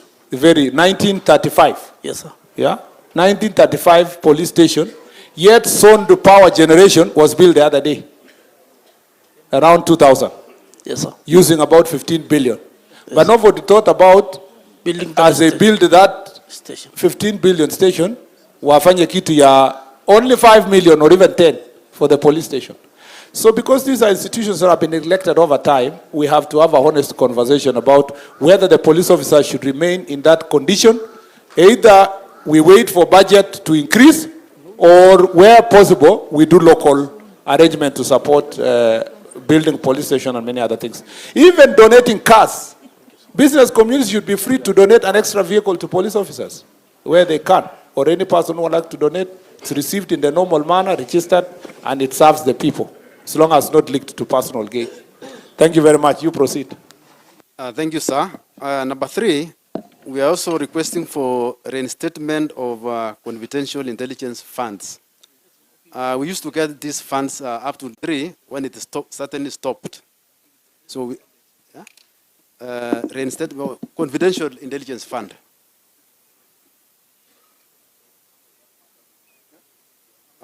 This fund is instrumental in supporting grassroots intelligence gathering from youths, border operators, and others. Number 4,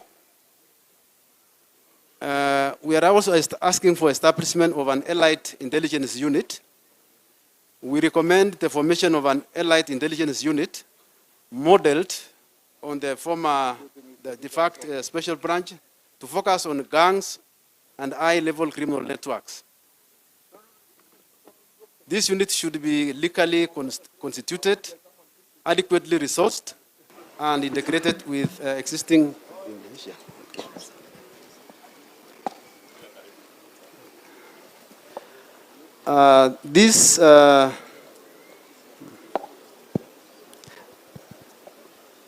It focuses on gangs, on high-level criminal networks.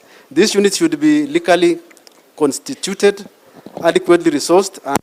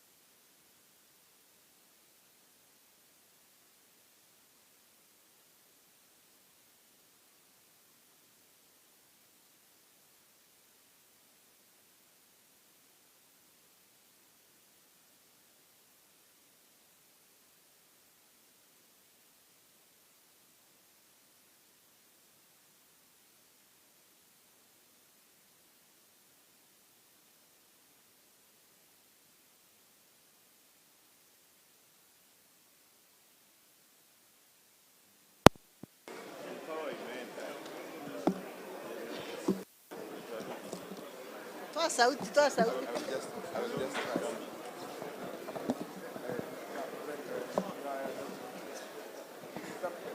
Good afternoon, sir. My name is Francis Opondos.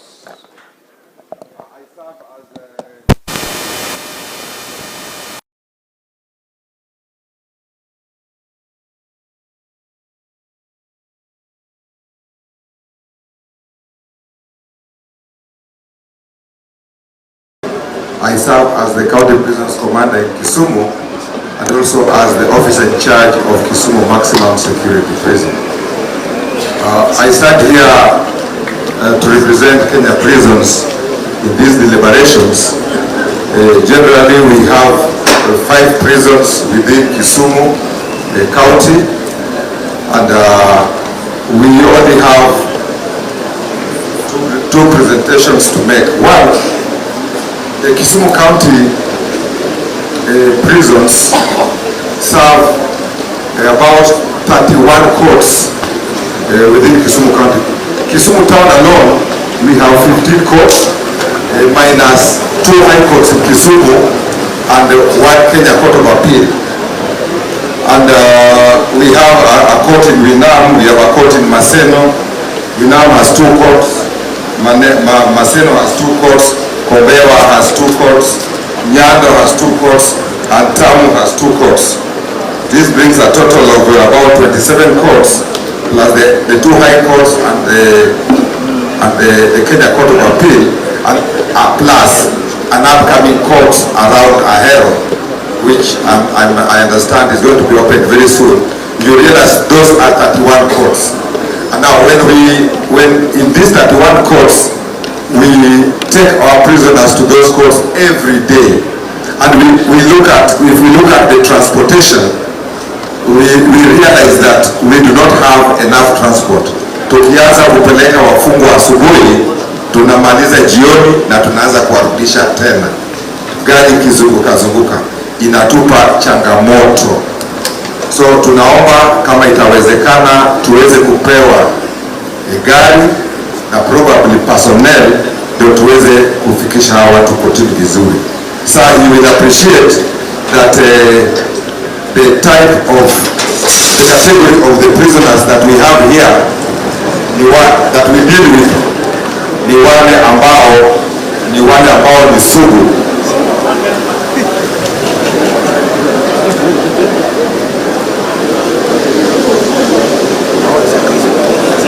So you will appreciate that the category of the prisoners ambao tuna deal now ni wale sugu, and we are advised not to use the prison ambulance. But sasa tumeanza kutumia hiyo ambulance iweze kutusaidia kufikisha watu kotini na tuweze kurudisha. So hiyo inatusumbua kidogo. Combined.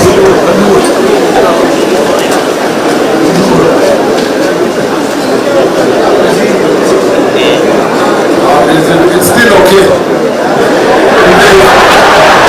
If there is any problem, I'll ask those of you to get out. Yeah, our working group for disaster management. Yeah. But the people who are supposed to check. If there's any doubt, they let us know.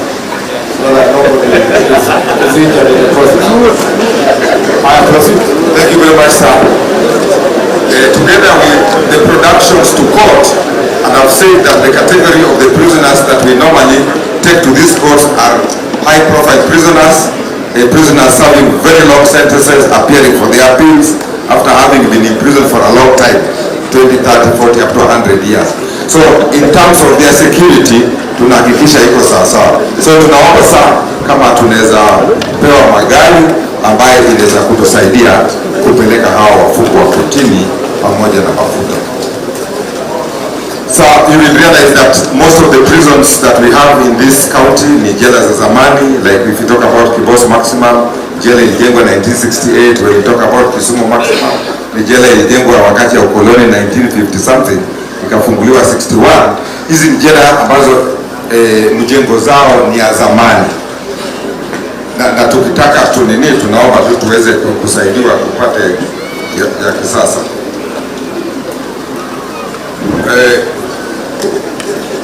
tunaomba kwamba ikiwezekana tuwe provided na facilities ambaye inaweza kutufanya tufanye court productions virtually. Itatusaidia in terms of kupeleka wafungwa kotini na hata in terms of saving the government some money. Ya mwisho tunaongea mambo ya integration of prisoners. The integration of prisoners, wafungwa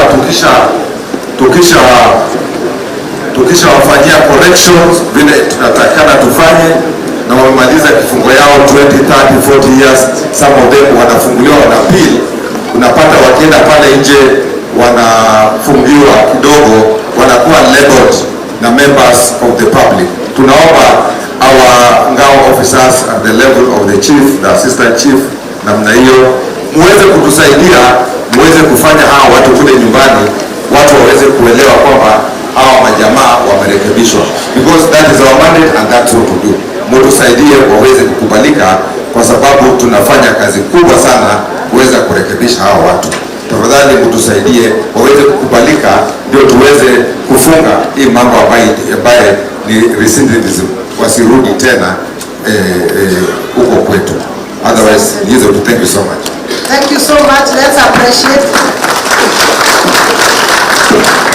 So our last speaker in this category will be the DCC Seme, Elizabeth Owendi. Madam Elizabeth. And if you have been slotted to speak in the other category, kindly sit on the front here. Honorable Onesmus Murkomen, Cabinet Secretary, Ministry of Interior and National Administration.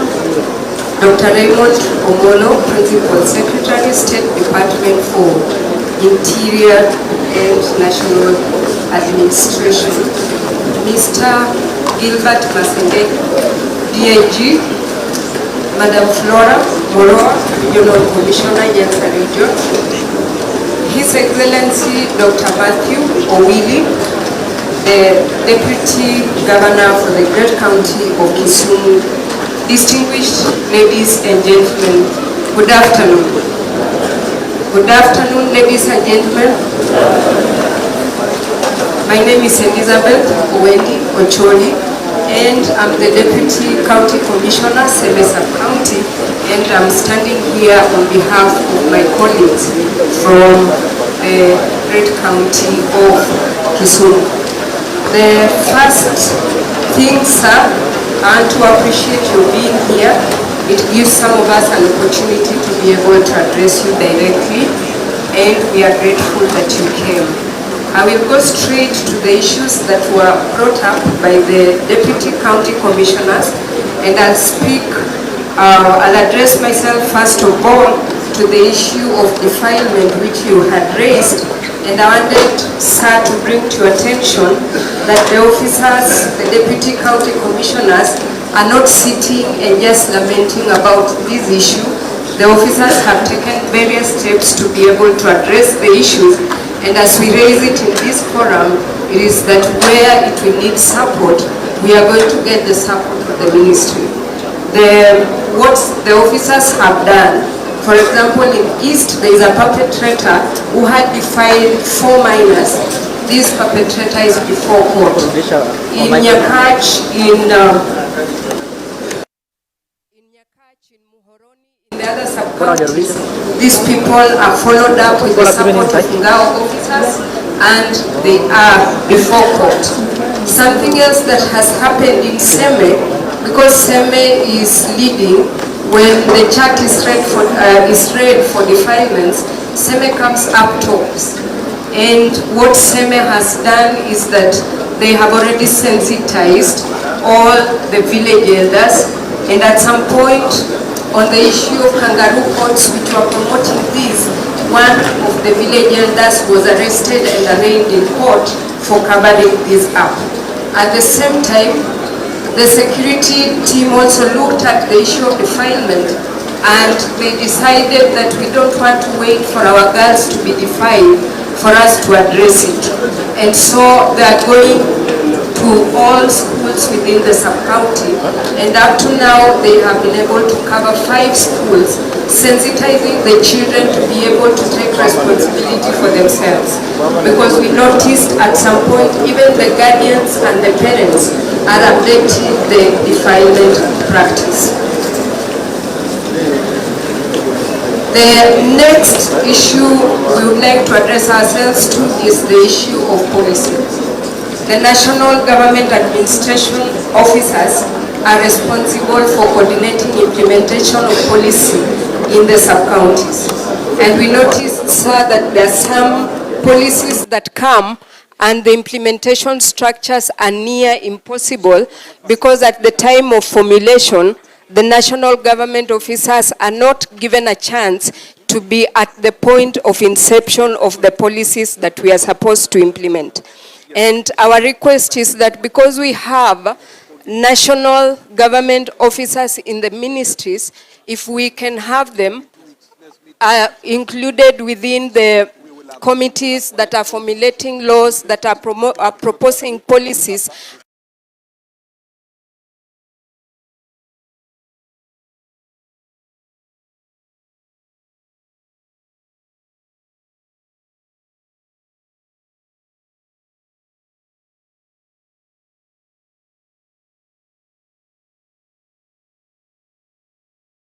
for us to be able to implement our mandates effectively. We noticed that they have not been trained for long, and we also noticed that they are not resourced. So our request is that if training can be upped, especially at this point, so that the officers or the persons who are involved in the peace initiatives are able to support the Ngao fraternity in the effective implementation of our mandate. And the same goes for the village elders. We appreciate the policy recognition of the contribution of the village elders. And every time we go to a baraza, they are asking us, how far has it gone? And I'm requesting, sir, that you'll be able to address it at some point so that we can have the answer to be able to share. I also want to mention the issue of resources in the coordination of other departments within the sub-county. Okay. We noticed that those departments, you need them to implement something, but they have not been resourced by the respective ministries and departments. So if we can have a dialogue where the departments in the sub-counties are resourced so that their delivery of service is proper and seamless. The next issue, sir, is on infrastructure. And I'll just mention that a number of our officers don't have offices, residences for chiefs, for assistant chiefs, the Ngao officers, and the ICT component also to be fast-tracked. Sir, please allow me to mention the Ngao welfare. And I'm mentioning it, I know it has been mentioned, but we are grateful that at this time we can stand with pride and say that we have moved a step from where we were. And we want to thank you for unclogging training and promotions. And we still want to request for the scheme of service for chiefs and assistant chiefs to be expanded. Because you'll realize that if an assistant chief, young, who was employed at 35, will stay in service for a number of years, but they will get at a place and stop, and yet there is no promotion. So we request for that.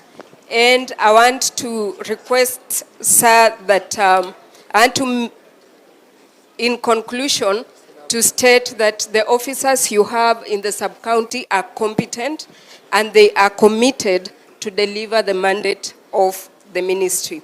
And we pray that God blesses you as you continue to support us in giving this. Thank you. Let's appreciate her.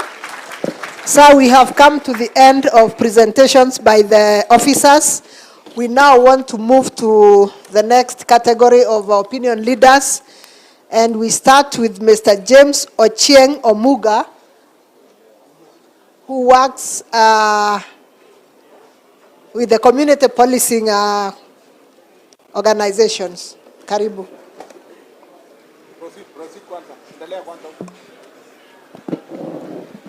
All protocols observed, but guest of honor, I have my report written and I won't go through everything. I'll say a few because some had been tackled.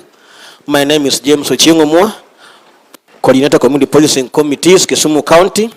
It is an honor for this chance to address this national gathering chaired by Cabinet Secretary Onesmus Kipchumba Murkomen. I appreciate your system and pattern of operations. This is the reality of bottom-up governance. You and your peers, Dr. Raymond Omolo, have proven to the nation a new system of leadership. Bona CS, I am so proud of the Nyanza, two strong ladies and brave girls representing our region, that is our region commissioner and our region police commander. Sir, I serve this region in two capacities. I am the secretary for Mutahi Owners Association and coordinator for community policing committees. You also gazetted me as a member of County Transport and Safety Committee for Kisumu while you were in the Ministry of Transport. As a member of CTSC, allow me to address only 2 items. I had 3, but 1 had been tackled by the base commander, Kondele. I want to call upon your ministry to implement instant fines. This is to reduce corruption on our roads and also time taken for litigation. Our vehicles are on loan and we fear taking too much time in the police station waiting for court to hear our issues and maybe take our fines because our cases are usually plea cases. When we realize a vehicle is going to be at the station for more than 8 hours, then we might force the police officer to take some money and allow us to go. So if we come up with instant fines, then we shall be safer and we shall abide by it. We've been doing road safety sensitization, which we have done with NPS, NTSA, Kenya, and CGK, and I call upon your ABU office to help us continue in this sensitization and public dialogue with our drivers, operators, border, and all stakeholders in the industry. As the coordinator of community policing, allow me to address the following. Crime in the county. Bona CS, the appointment of Dr. Raymond Omolo as PS for Interior has been a blessing to this region. And that one, I say, also has improved on our status for our region. The violent political protest, we can say, had stopped. And Kisumu is now peaceful. This is in turn has attracted investors and many international activities taking place in Kisumu. Not to mention the ball games. Our governor and deputy governor have been hosting international programs in the city. Even our city manager have been receiving very many guests in our city because of the program we have. I can attribute this to one man. There is a boy in our county, Bona CS, called Boy Akoth. He has done some mobilization with our youth, more so you can remember on Gen Z protest on 25th and Sabasaba. There was no movement within the city. And on that note, I say the government supported him, and I thank him. Most of our problems in crime are youth below 25 years. And we need to address it. In our public primary schools, we have issues of drugs in our schools, and the boys are in groups. The issues of street children, our small children below the age of 10 and 13, sleeping in the cold as we sleep in houses. Yet after 10 years, we come and blame insecurity. Can we solve this issue of street children through the Council of Governors and maybe do some other issues? On mobility, it had been said.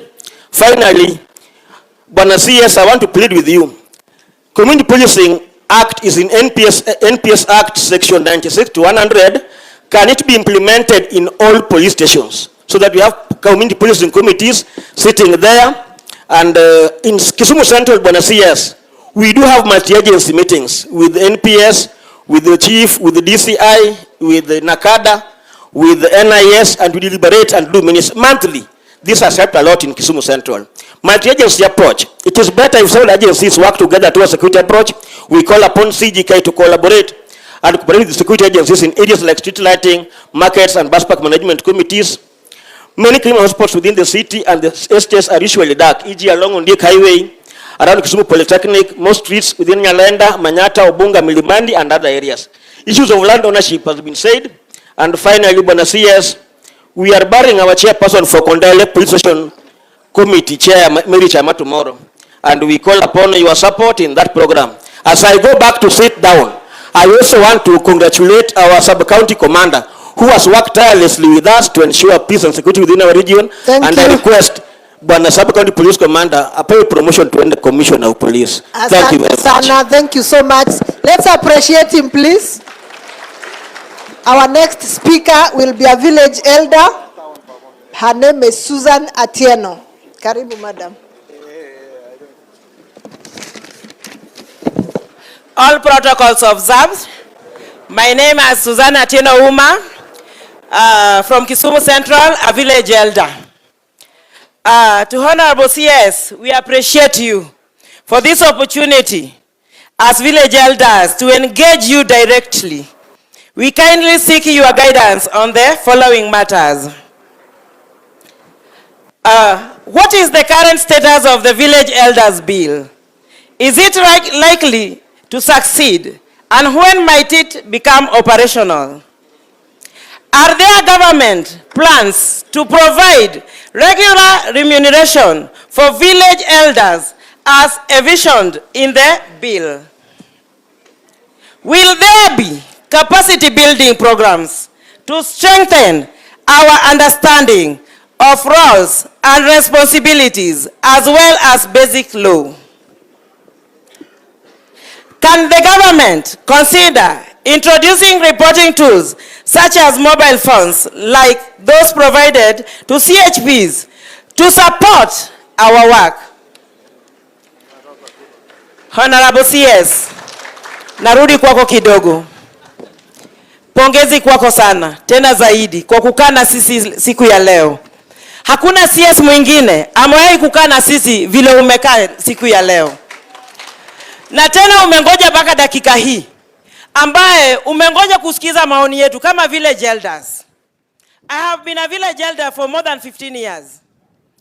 Na hii imenipea nguvu zaidi kwa kukutana na wewe, kwa sababu najua wewe ni mtendakazi ambaye Rais Ruto alikuchagua kama mtendakazi ambaye atatekeleza maombi yetu kama wana mashinani. Ningependa kuuliza, kuna jambo ambalo nililotumwa na community. Kuna hii Kanyakwar sublocation, kuna Kanyakwar location. Kanyakwar location, it was gazetted 10 years back. Till now, it has not been operationalized. Sasa sijui shida imekuwa ni nini. Sijui ni sisi hatujui ama namna gani. Kwa sababu gani? Kuna hizi sub-counties zingine ambazo zimepata locations hivi karibuni tu, lakini hatujui yetu imekuwa namna gani. Kuna shida yenye huwa tunapata kama village elders wakati ambapo tunafanya kazi. Hii ningependa at least nikuwekee kwa ripoti yako ili uweze kujua. Sisi kama village elders tuko na kazi mingi. As much as sisi kuna wanawake wajane, watoto mayatima, wazee. Sisi wenyewe ndio huwa tunawatafuta pale mashinani ili waweze kupewa hiyo pesa ya wazee. Na sisi kama village elders huwa tunaachwa nyuma. Hatujui shida inakuwa wapi. Last time tuliagizwa ni kama tungepata ile token kidogo. Na hiyo token imekuwa ikisemwa, hatujui kwa saa hii imefika wapi. Na ni kwa sababu gani? Huwa tunafanya patrols hata usiku. Lakini tukifanya hizo patrols, saa zingine mnaweza hata kutuangalilia kidogo kama hata tunaweza kupata hata kama ni ka reflector, ili tuweze kukua tofauti na wale wengine, ili tuone kama hao wanakijiji, kwa sababu sisi ndio tunafanya kazi kubwa. Reporting ni sisi ndio tunapatia hawa machiefs wenye wako hapa ripoti. Bila sisi hawawezi fanya, bila sisi, kwa sababu sisi ndio tunaenda mashinani na tunapata zile ripoti zenye zimejificha humo ndani mashinani. Tukishapata tunawaletea ripoti, wanapata. Sisi kila ripoti lazima tupeane. Hata kama ni kuku ametaga mayai, tunapeana ripoti. Asanteni. Asante sana, tumpigie makofi. Asante sana. Thank you so much. Our village elders huwa wanatusaidia sana. Thank you so much. Sir, our next, tutulie tafadhali. Order please. Our next speaker, sir, will be leader from the University of Maseno, please come forward.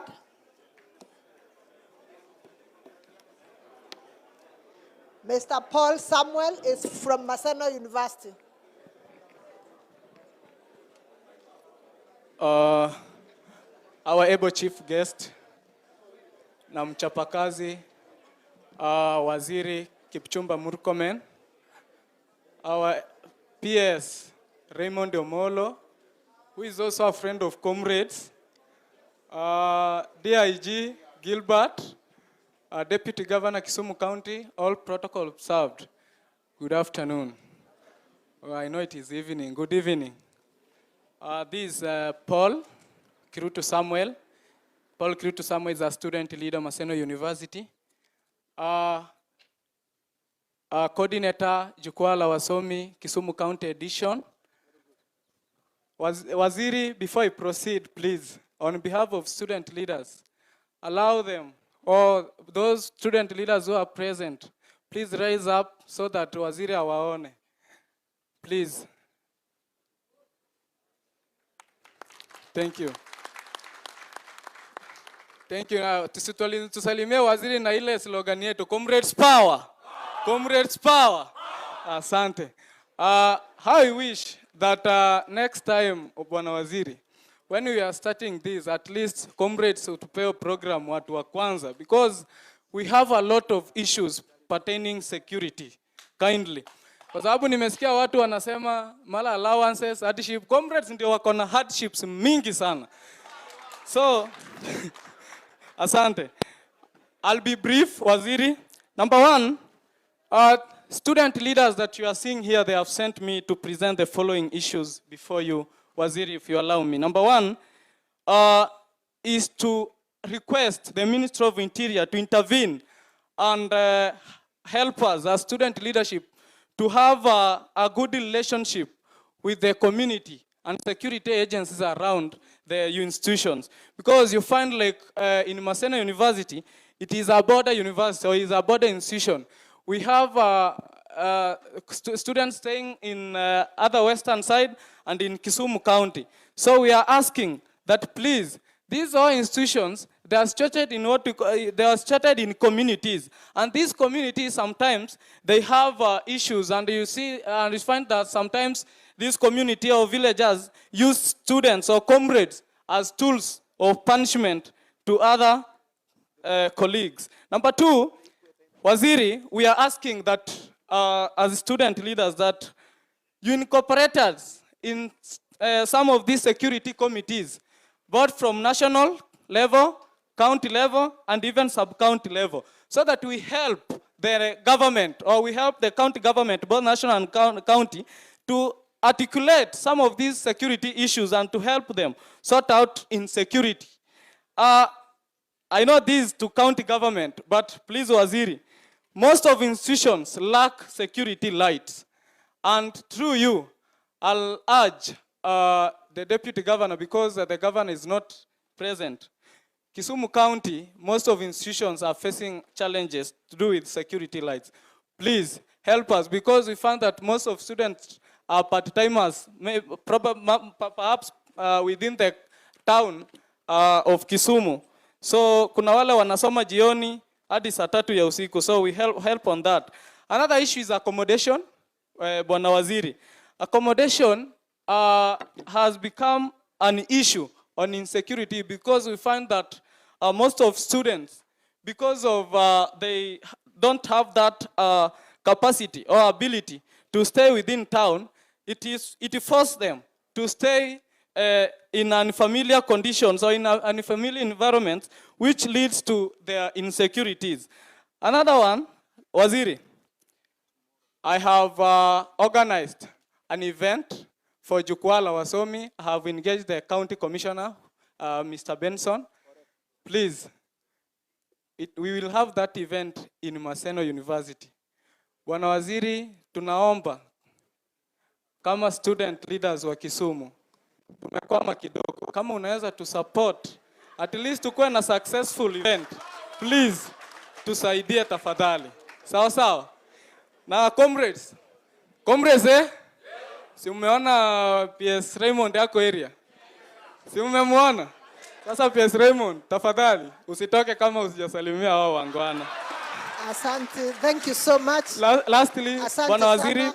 because just a minute, because I'm a youth leader, I've also been sent by youths within Kisumu County to present, now everyone couldn't articulate their issues, but nimepewa hapa barua kidogo nikupe Bwana Waziri. If you allow me please, nikupe. Asante.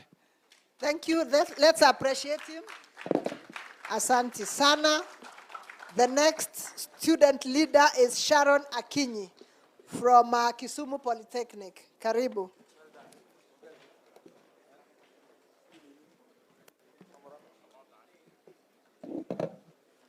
Good evening. All protocol observed. Waziri wetu, tunashukuru sana kwa kukuja to come at least have a chat with us. My name is Sharon Akinyi from the Kisumu National Polytechnic. I'm the Gender Affairs Director, and I'm here to present my school.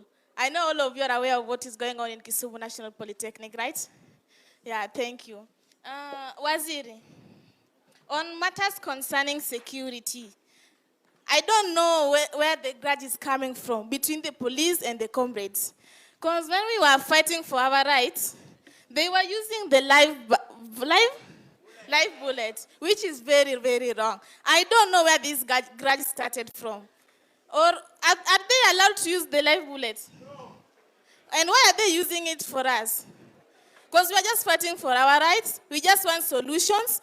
And that's the only way. Because najua binadamu lazima atumiwe nguvu, si ndio? Ndio asikize wanafunzi. So we were just fighting for our rights, and they were using live bullets. Kindly work on that. And this pink what? Pink tear gas. Hey, Nikali. Aki mwache hiyo. Yeah, mwache. We are just fighting for our rights. And before we do that, we even write a letter to the police. I don't know why they were rush for us. Otherwise, I hope it will be handled. My next case is external security, outside the school. Waziri, comrades, especially around Manyata, Nyamasaria. That's where we normally live, because that's where the affordable houses are. Unapata the 2,500. Kindly, the security there is so poor. Uwezi tembea past 8. I don't know. It's becoming too much. And as I finalize, I'm requesting, Waziri, for a partnership on issues of drugs. Kindly work on that. Yeah, it's becoming too often. Otherwise, thank you. Thank you. Let's appreciate Madam Akinyi. Asante sana. Sir, our next speaker represents the beach management unit, Mr. Romanus Odoch.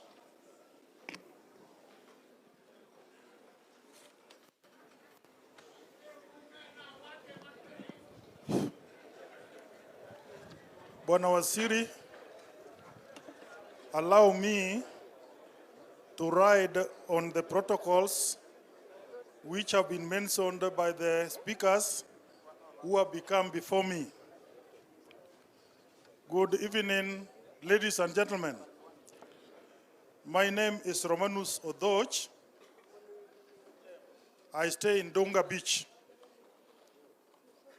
I have come here today to represent at least over 20 beaches which are bordering Kisumu County. I'll not talk much, but I'll only talk about the challenges which are facing the Fisafo community. Number one challenge that we face is insecurity. Bwana Waziri, our beaches are a peace haven for criminals. Whenever they do any crime outside there, they'll always come to our beaches and they'll keep on changing from one beach to the other.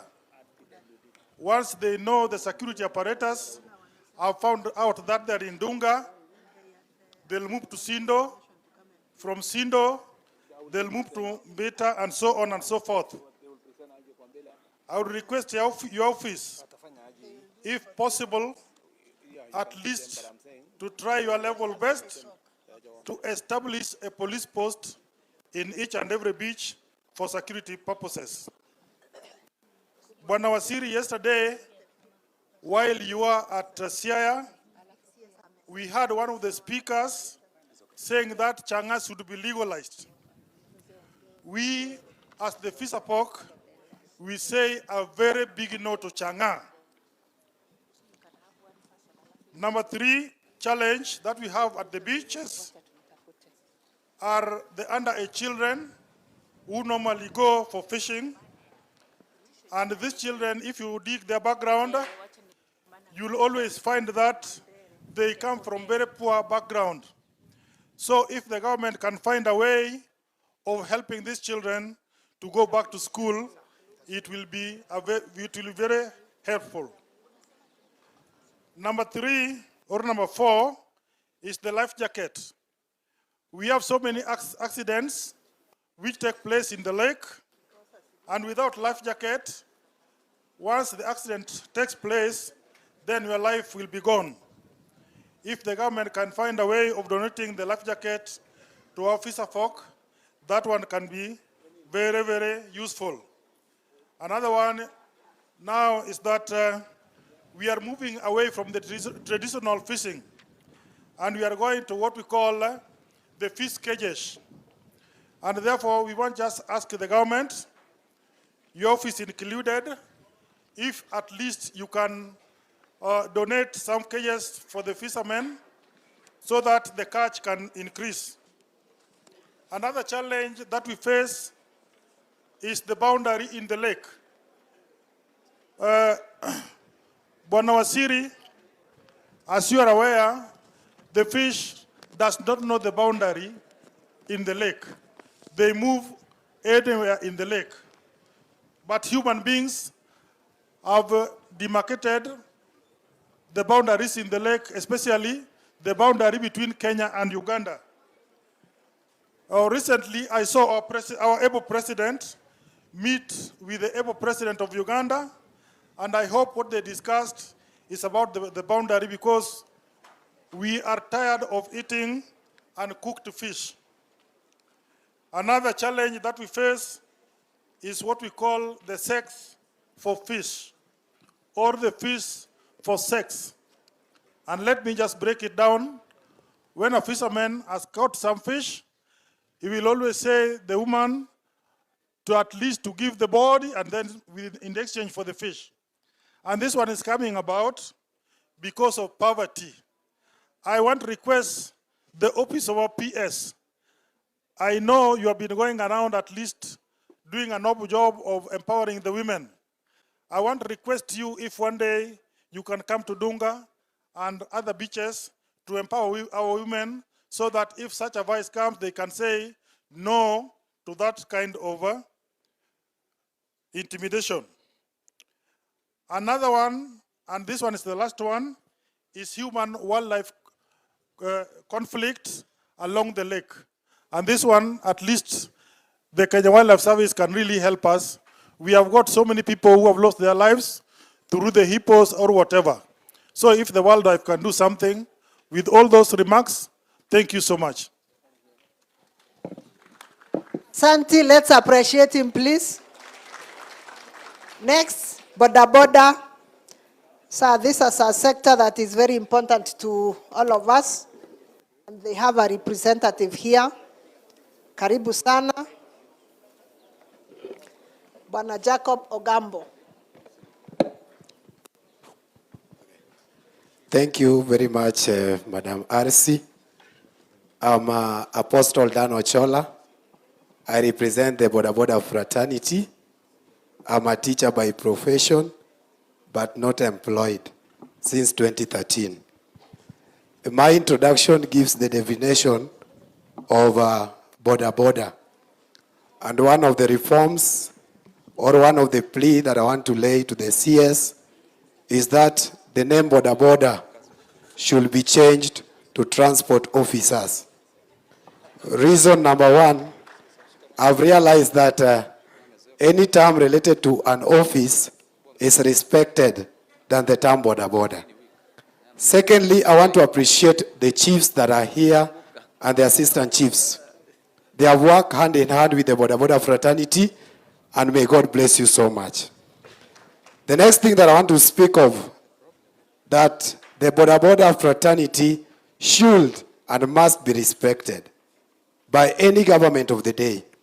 As we speak today, all over the nation, news, gazette is full of boda boda. We are given all sorts of names: rogue boda boda, killer boda boda, murderer, all sorts of names. And for that reason, we are changing our names from boda boda to transport officers. Number two, all of us seated here today, in every family or household, there is a boda boda rider. And for this reason, this industry must be respected. And I want to plead with the area MPs that are here, that have been working so nicely with the boda boda fraternity, that we have a bill that is in parliament. For us as boda boda, since I'm an apostle, I want to quote the book of Jeremiah chapter number 1, verses number 11. The angel of God is asking Jeremiah, what do you see? The same question I want to ask the CS today, what do you see? We see a boda boda that is transformed, that is taking care of their families. In Kisumu, we are having a very big challenge. And this has made the boda boda fraternity of Kisumu not to be at peace. And this is the aspect of Mbogi. The Mbogi are out, they are working with politicians, na wanatusumbua left and right. And in Kisumu, we have decided to come up with an operation known as Operation Maliza Mbogi. And I believe as I'm speaking here, they are listening to me. But because I'm in a security meeting, I believe I'm well guarded. So we want to ask QCS that we need a Jukwaa la boda boda, so that we sit down and reason together. We give you the reforms that we want that can work for the betterment of the sector. It is the mandate of the government of the day to provide employment. But the boda boda fraternity has employed so many youths. Up to an extent now we are having women boda boda riders. But we are not respected in this nation. The other day we were in State House. I was one of the people that went to State House. We want to appreciate the broad-based government. That again today we are in Jukwaa la Usalama and we are presenting our views as boda boda fraternity. CS Murkomen and PS Bwana Omolo, we want to be very clear on this and very much categorical. We have given the government of the day 21 days to clear the Mbogi operations in Kisumu. Why am I saying so? The officers seated here, they are very innocent. But now because they don't know whichever way to take, now Operation Maliza Mbogi imekuwa Operation Shika Boda Boda. When the police officers are saying they need vehicles, you need to provide these people with vehicles. Instead of using the vehicles, sasa wanashika pikipiki naenda station, the next day pikipiki yako ndio polisi anakimbia nayo. Akishika nayo watu. So at least hearken to their voice and provide them with land cruisers so that they can do their work. My next point. Boda boda tumedharauliwa sana. The other government came with an initiative that they wanted to issue the boda boda riders with the licenses. I failed to understand how an NYS can train a boda boda rider on issues to do with traffic. And we paid 600 Kenya shillings. Up to now, we have never received the what? The licenses. Where did that 600 shillings go to? My next appeal, we have the Insurance Regulatory Authority. I heard you the other day speaking of insurance. Where do we get the insurance? Because we have the brokers, we go for the insurance. Whenever an accident occurs, they are not ready to pay the boda boda people. So in your answer or feedback, we need to know on that. Lastly, I want to speak something concerning the boda boda fraternity. Where is our space in this nation as the boda boda riders? Because you woke up in the morning, CS Murkomen gives an order, I don't know if it was a lie or true, that no border should be seen on a highway. The next day, Murkomen wakes up in the morning, border will not enter CBD. The next morning, Pius Omolo wakes up, giving an address, border should be banned from entering else. I don't know what is happening. So we want to plead with you. And I'm very much happy I'm seeing you one-on-one.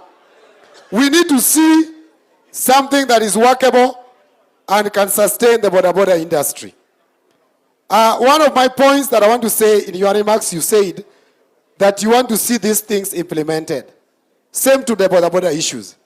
And lastly, Kisumu County border will be having an economic empowerment. It has been done to other counties. Kisumu County should not be left aside. We need you to come in person so that we see if you have a heart of a border. Na wale ambao tumekaa hapa tunakashifu border. Border pia ni serikali. Sisi tumewasaidia kushika wahalifu na nyinyi wenyewe mnawacha wahalifu. Mnakuja tena kushika watu wa border. Lastly, in this coming recruitment, we expect to see border riders recruited as police officers to help the police do their operations. But the most important thing in Kisumu, we want to see you doing an operation Maliza Mbogi. Bwana DG, Kisumu County government should support the border riders. It has been our plea and a cry. Munamaliza your 10-year term without even sitting with the border riders. And that is quite one thing. Thank you very much. Thank you so much. Let's appreciate him. Asante sana. Aya, tutulie ndio tuweze kumaliza. Sir, order please. Our next speaker, let's have some order.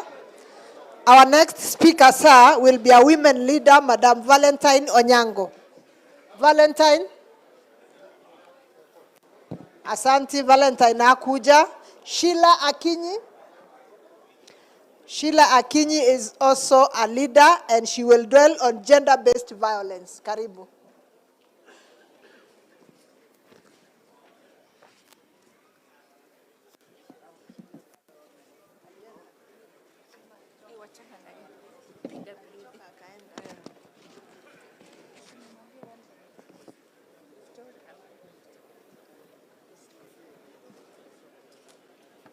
Good evening, ladies and gentlemen.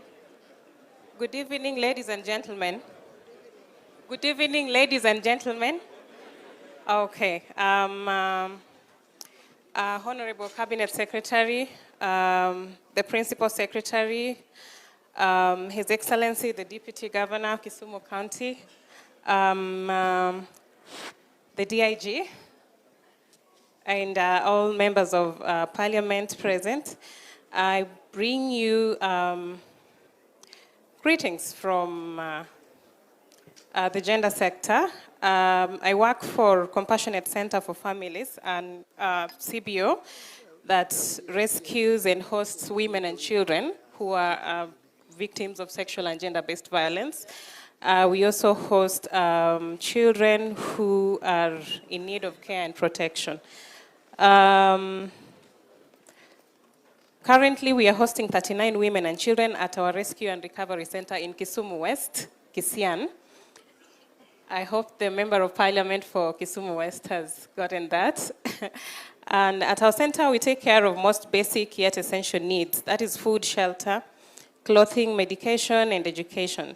We do this with very limited resources, often relying on goodwill, yet the demand is growing daily. For example, today we have 39 women and children healing from sexual and gender-based violence, and also a few who are referrals for child in need of care and protection. But by the time you're waking up tomorrow, the number may go down to 20, or it may go up to 50. So the first challenge that we have been facing is medical cover for unknown referrals that are being brought by the Kenya police. So many times we get, actually most of the times we get our referrals from the police, and they may stay at our rescue center for a day or two. And then on the third day you find that a woman deteriorates and we have to evacuate them to either Ojola Sub-County Hospital or majorly Kisumu County Referral Hospital. Yesterday, I was discharging 3 girls. One was a referral from Dago Police Station. One was a referral from Kisumu Central Police Station. And the other one was a referral from Holo Police Station. They have been at the hospital since May. And so yesterday, when they were finally discharged, 2 were defiled and dumped. One was defiled and dumped in a thicket in Holo. Another one was defiled and dumped somewhere, I think, around Kiboswa. And then the third one was just brought by a well-wisher to Kisumu Central Police Station. There are actually 4. There was one that had a septic burn wound. And the hospital slapped me with a bill of 796,000 shillings. When we get survivors who are of age and they have national IDs, what we normally do is immediately we admit them to the center, we register them for SHA. Then we have those that are unknown. They have lost their minds, you do not know where they're coming from, and you cannot pay for SHA. So you have to figure out how to pay for the hospital bill or ask the hospital to waiver. So thankfully, we were able to come to an agreement with the hospital, and the 4 were discharged. So if we could come up with, I don't know if it's just something, somehow, that can take care of medical bills for these people that are referred by the police. Because also sometimes I see the police are the ones who get into their pocket, especially at the initial stages at the outpatient department to pay for these bills. Number 2, we have transportation of victims to court. Most of the time we are the ones who take them to court and back. But when you take a victim of defilement to court, then the family normally imagine that it is you as a rescue center that is pushing for the case, for their family or their kin to be prosecuted. So there are times that inabidi tufiche white. Ukitoka koti, unaingia kwa hospitali ama kwa police station just so they stop, because you realize that they're trailing you. Then after they have gone, then that is when you change. Maybe get a taxi and transfer the victim to the cab, arudishwe kwa rescue center. So if we could have enough police vehicles, then the police can be coming to the center to pick the victims, take them to court, and bring them back. And then we do not have maybe government rescue centers. I've not heard of any in the county, but we have quite a number of private or CBO and NGO run rescue centers. So is it possible that we support the ones that are already existing as we try to put in place the government ones? We really struggle with feeding these people, and we also struggle with, of course, the medical bills and education. I think most of the people from Kisumu County that are seated in this row, I have once or twice or 3 times knocked on their doors to ask for food. We get most of food from the county commissioner, but sometimes the food is designated for other people. So then we have to get into our pocket to buy the food. Last but not least, we work every day with police officers. And sometimes I am used to seeing scenes of a child that has been defiled, a woman who has been physically, assaulted, and they're bleeding and all. But sometimes, in 2 instances, we went for a rescue in Kombewa, and then there was another rescue we went for in somewhere around Maseno. And then you see the police officer that was given to support us, or rather to give us the security, kind of breaks down, and I'm here thinking, I'm the one who is supposed to be breaking down, not you, because you're used to this thing. Then it dawned on me later, one of them confided and said, Sheila, we are here rescuing this woman, but I'm also going through the same thing. My husband beats me every single day, but I cannot, hakuna pali naweza kuenda. So if we could work on psychosocial support. There was also a time, the last one, somebody reported someone for owing the money, and the IO that was assigned, that was Kisumu Central Police Station, that was assigned to this case was like, Sheila, unajua hata mimi niko na deni ni kama, hata mimi nitaletwa hapa, So they are going through a lot, and if we could have a psychosocial support put in place for the uniformed officers. That's it, thank you. Asante sana, let's appreciate her. Tumpigie makofi vizuri. Sir, our next speaker will be a person living with disability. Watasaidiana na Madam ACC to do their presentation.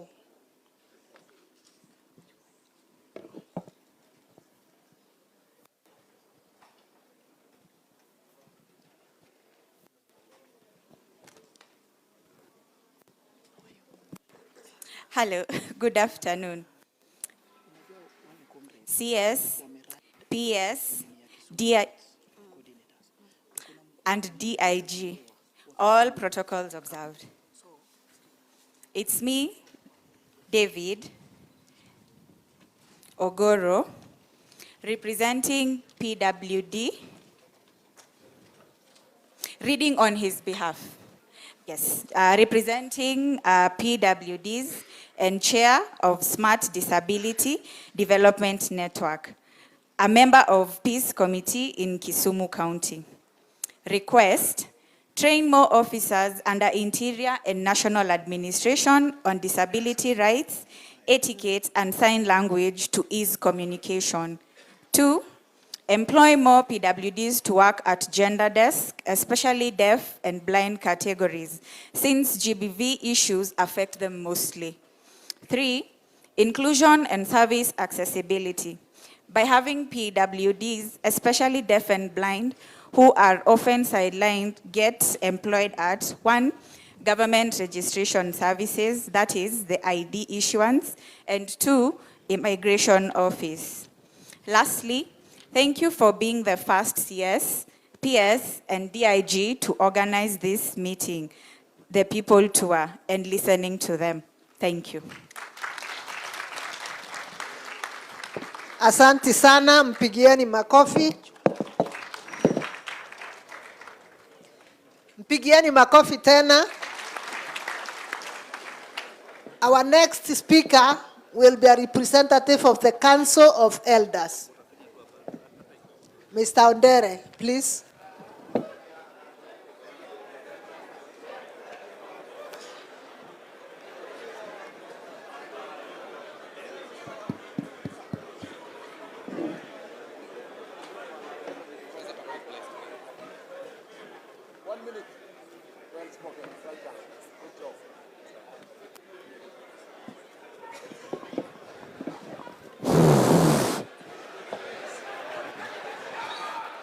Luo, lingua nene kech gimotimore ni mahono maduong'.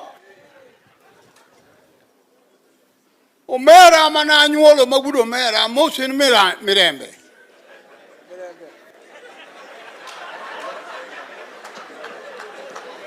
Uburo winjo kaka dhi mapiyo piyo. Luo gimomiyo mako dhoga momiyo nabiro ka kawuono. Ng'ama kia dholuo to ng'ato lokne.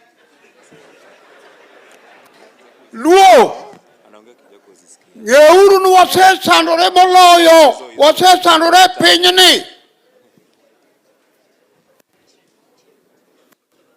Daudi moso uri jese. One of the chiefs, please come and... Ere ng'amunge Daudi? It's okay.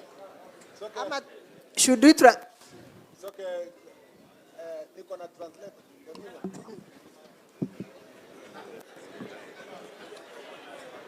Beonge Daudi. Ere jomonge. No gona simu ni wuoda ni biro ka. Emomiya biro an kata barua okomiya. Uwinjo. Kaukura. Chife, assistant chife, police, kaukura. Wane lweny. Aduoko erokamano kuom minister biro dala waka. Kod nyathiwa mung'eyo, Yeso paki. Gimomiyo awuoyo kama, semina makama ne pok obede dala waka semina ni mipuonjogo ji mondo ji oriwre, mondo ji ong'e dongruok, mondo ji okel pachgi, mondo nyithindo kel pachgi, yudho kel pachgi, dongo ber. Omiyo an anyalo wacho ne minista, erokamano kuom luorruok e Nyanza. Asewinjo kaka iluorori. Opisa mag polise, awinjo ka ji owuoyo ka ji gidou. Kendo ng'ato ka wuoyo to gidou. Tiru atiya to urieru, tiru atiya to urieru. Chife, awinjo kodhum kama moko gombo promotion, moko be gombo ang'o.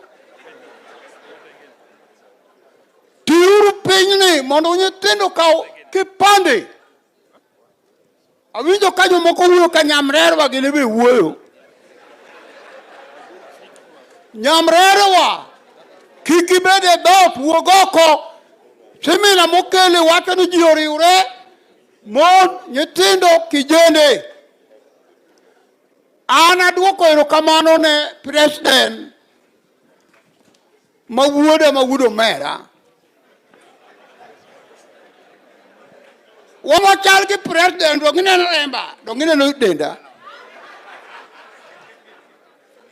Agoyo erokamano ne kamano agone owili erokamano deputy mayor, agone deputy governor, agonu erokamano kansende adui.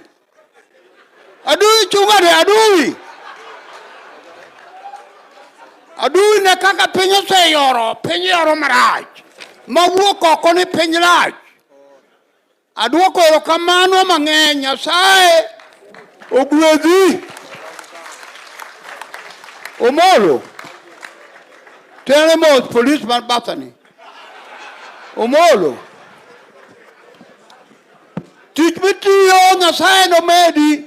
Tich mitiyo Nyasaye no medi. Minister. Biye mier matindo gi madongo Nyasaye no medi. Donga tuak maber. Makara kabasa na biro pong dongo ber. Erokamano jaduong'. Erokamano. Asante sana, tumpigie makofi tafadhali.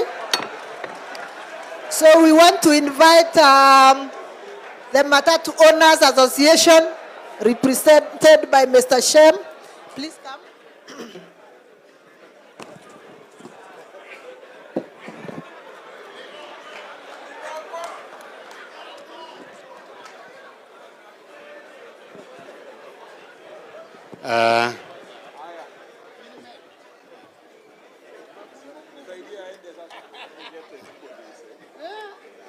Sawa, thank you to our CS, PS, and all the leaders here. I'm here to represent the Matatu sector. I'm Shem Ochuodo. I am the chairman of the Kisumu Bus Park, and I also sit at the National Governing Council for Matatu Owners Association.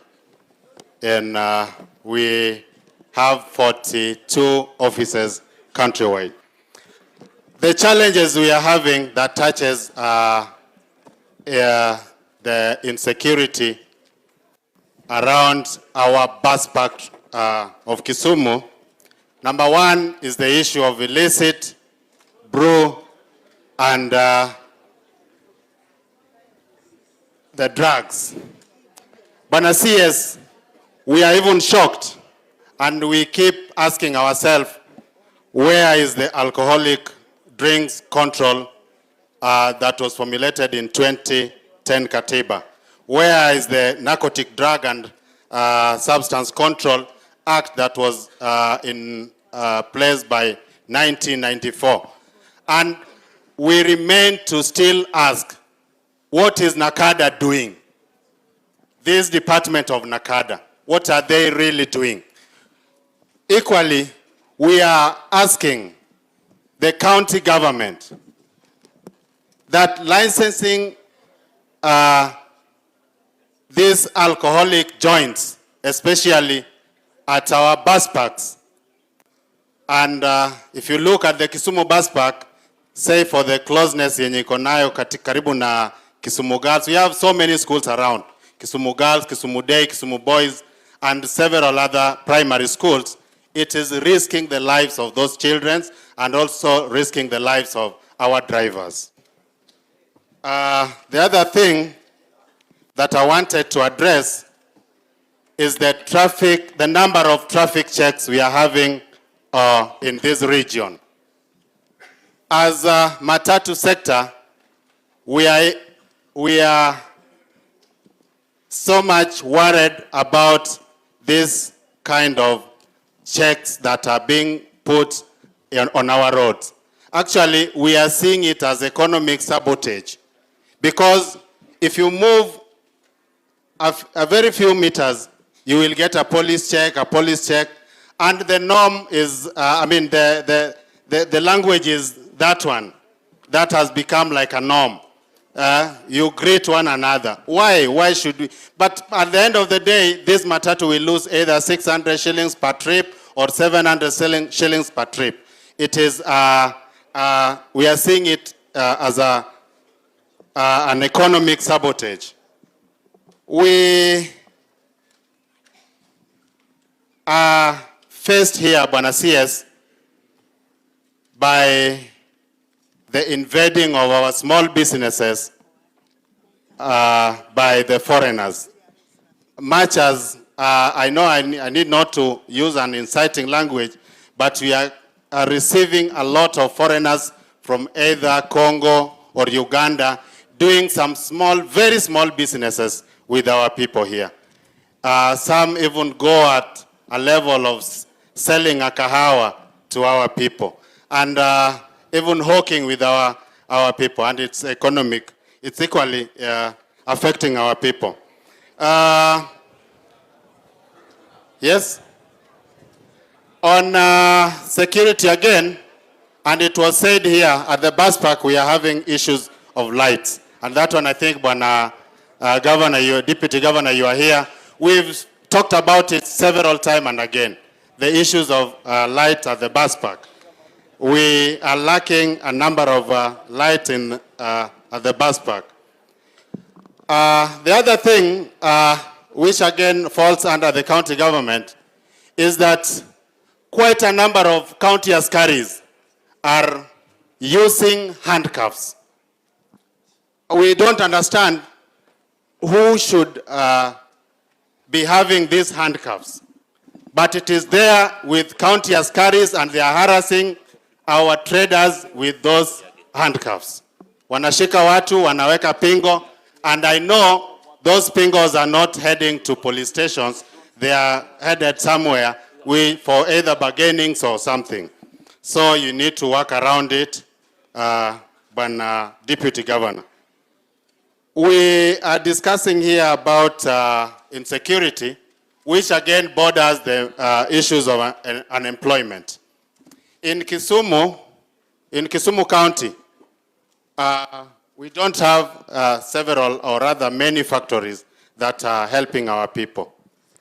And in fact, if you go around, such places like bus parks or the borders are the places that host, or rather give our boys some chance to get a meal.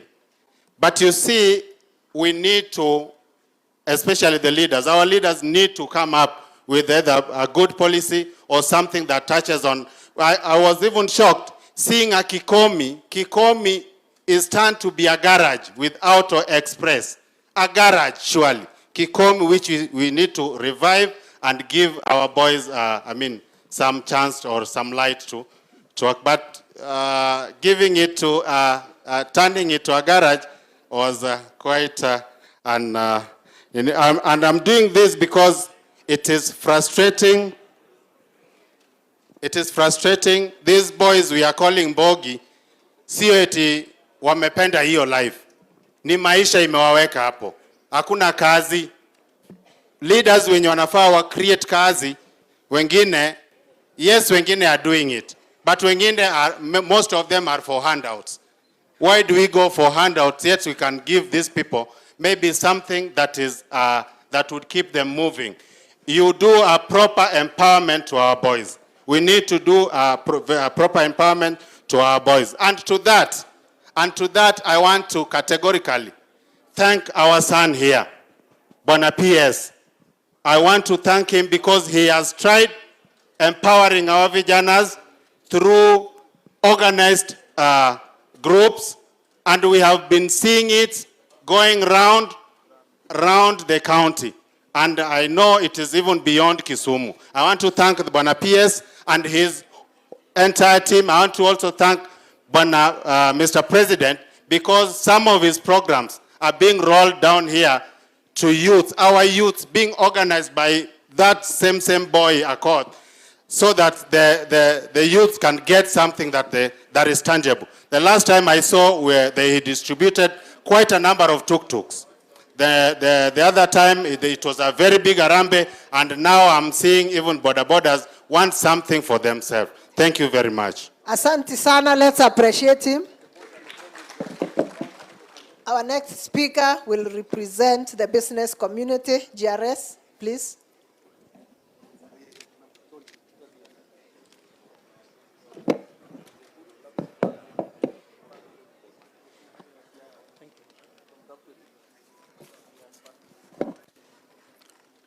Thank you, Madam RC, Honorable Cabinet Secretary, Honorable PS, Your Excellency the Deputy Governor, the MPs present, the Speaker and the MCAs present, the Regional Commissioner and the Regional Security Team, the County Commissioner and the County Security Team, Police Commanders, Pana DIG, community religious leaders, youth representatives, and distinguished guests. Good evening. Jo Kisumu amoso ute. On behalf of the private security stakeholders and on behalf of the business community, Waziri, allow me to introduce myself. My name is Rafiq Danji, the chairman and advisor of JRS Group, and I've been in the community policing for the last 40 years.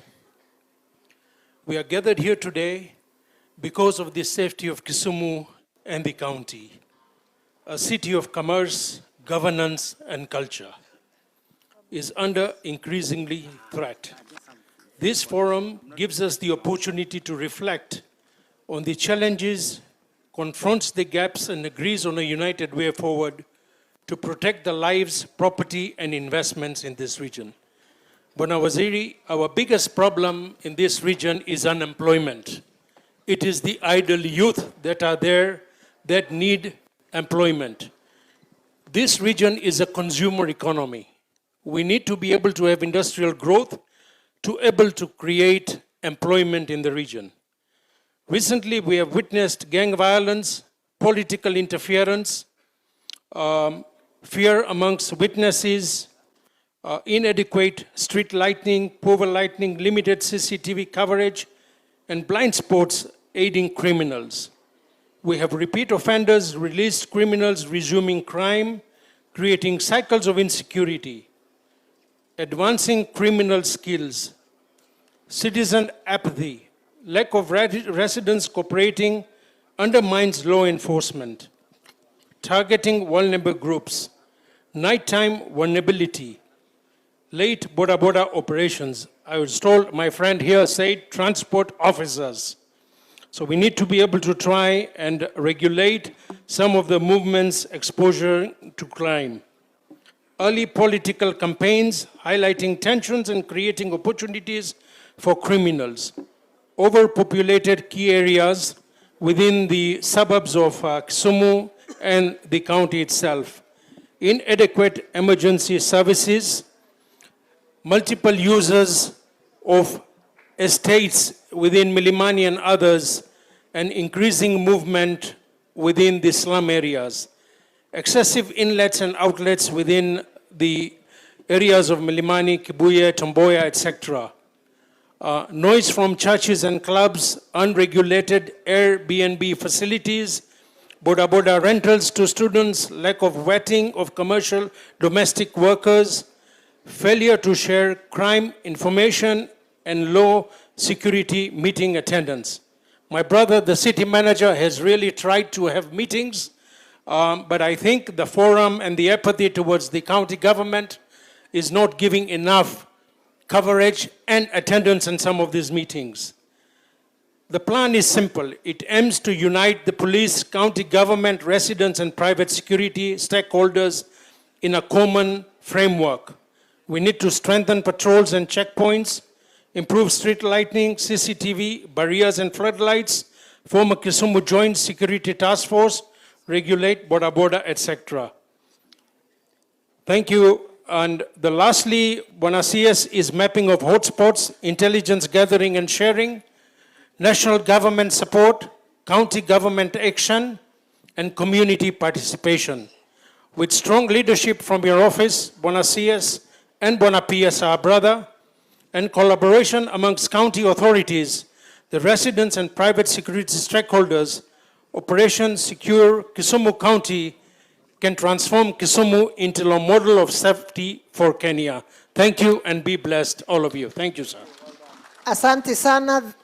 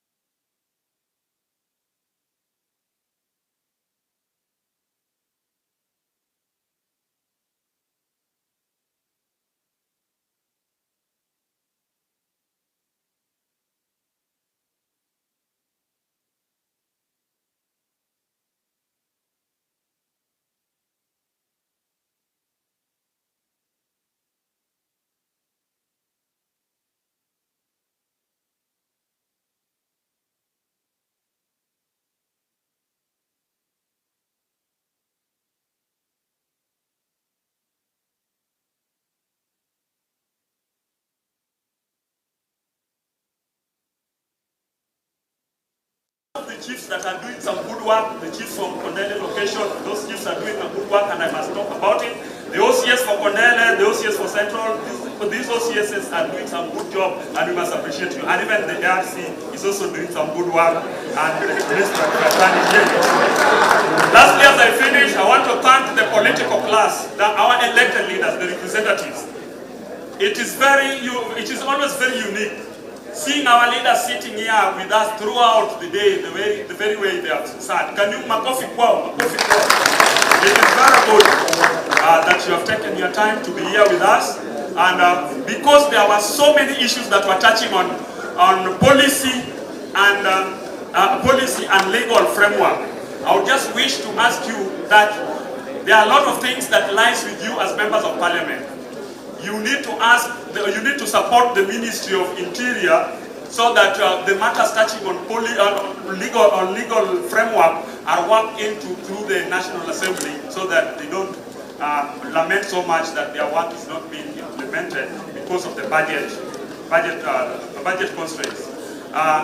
Nikimalizia kabisa, ningependa kusema Bwana PS, umefanya kazi nzuri, sababu vijana wetu wakipewa pikipiki, wamama wakipewa pesa kidogo ya kufanya biashara, na wamama wakongwe pia wakijengewa nyumba zao. Kuna vitu ambavyo serikali ya William Samoei Ruto imetufanyia mingi sana hapa Kisumu. Ndio maana sisi tuna support hii serikali, sababu hatujawahi ona serikali yenye imefanyia sisi vitu vingi kama serikali ya William Samoei Ruto. Sababu hata tukimalizia tukisema tu tama hakuna makosa, tuko katika hiyo serikali. Asante sana. Asante sana, mpigieni makofi. Thank you so much. Sir, our last speaker will be a group of young men who have invented a security app. I will give them time to express themselves. Thank you. Buenos dias, PS and every accolade present. We are very much thankful for having to interact with us at this level. It's really hard to understand that maybe getting an opportunity to present such a crucial thing in such a moment be hard, and we have to be given opportunity in the last bit. Here with us is a Save View app that we've developed. We are a team of 4. And we've developed this app because we've been part of problem, and staying in the problem, we're trying to make a solution in the problem. If you would ask everybody around, Kabambe they will be using for backup, and they will all be having Android phones. So this app is really focusing on security matters. We are graduates of Maseno University to begin with. I'm very sorry for going so fast. We are graduates of Maseno University, and as said by the current Secretary General, insecurity is really a menace in the space. There's a tribe called Manyora in that place, really giving comrades hard time. They don't give us hard time. You will be going around, maybe hata saa mbili ushakatwa umenyang'anywa simu. So using this app, we're trying to develop something yenye ukishake to your app this way, so long as you've downloaded it from your Play Store, it's in a position of sending a response to maybe a server that we've created. So we are requesting, Bwana CS, having taken our good time to use online space that people are using to maybe make the body of the president lying in a coffin, we are trying to develop such a space to get such good solutions for Kenyans, and maybe it can serve even worldwide if you are supported. We really requesting as a team that to give us chance. We cannot present everything that we have in this app now. You give us time, we meet, we give you everything, then you can see how you can support us further. Get from him a bit. Okay. Sorry. My name is Hussein Ali Yamaluo. Na ukumbuke mambo ni mawili, 2 term bila break. Okay, thank you so much. Allow me read on the protocol. My name is Peter Simio Uma. I'm the team leader Save You and the KenLink solution. And Bwana Waziri, due to time, we can't present this now. But the Save You is an app or application that whenever you have it, anywhere, anytime, you are faced with attack. Maybe there's an accident, maybe someone is sick. Kisumu County under health sector has been our customers back in 2021 during COVID-19. Yeah, so they use the app to report the COVID-19 cases. So with the Save You app, you'll be able to, if for example, Bwana PS is your first respondent. If you are faced with an attack and your phone rings, the PS phone will ring and you'll be able to know, PS will be able to know where you are, what is happening, even including the voices that is there, anything that is happening to you. So the Save You app ensures that you are never alone. So allow me welcome him so that he can say 1, 2, 3, then leave. Oh, my name is Peter Simio Uma. Yeah, thank you. My name is Dominic Collins. I'm the software manager. Thank you. Asanteni sana, wapigieni makofi tafadhali. Please clap for them. Muskue wachoyo, clap for them, please. Thank you so much. CSR, we've come to the end of the presentations. I know there are so many people who wanted to speak, but if you have any memorandum, kindly, you can present it. But because of time, that's the end of our conversation. Thank you. Asante sana. Thank you very much. Tutaongea bado mpaka jioni. Mimi niko area. Hakuna penye naenda. Haya, tupikie hao wenye wameongea makofi. Tusimame wote. Fanya hivi. Pande huu mwingine. Chini. Very good, tuketi. I know, ketini. Are we audible enough? Now, I want to thank all the government officials and the wananchi wame present. Now, you will agree with me that the leaders have been very patient, sindio? Pigia hao makofi. Unajua mwanasiasa kuweka kwa mahali moja for 5 hours sio rahisi. Sasa unajua huwa mnatesa ma chiefs na assistant chief, hata leo mteseke kidogo, because unajua I know nimekuwa kwa siasa. Mwanasiasa anafika mkutano, amefika Ijumaa, anatoka Nairobi, anataka kwenda mazishi 6. Anafika, anapata padre ameshaanza mahubiri, ndio hiyo anataka kushika microphone, anaambiwa kuja salimia watu 1 minute ndio uende. Anasimama anasema hata ajui nani amekufa, anasema nimekuja kusema pole sana. Alafu saa hizo anauliza mtu ni nani amekufa.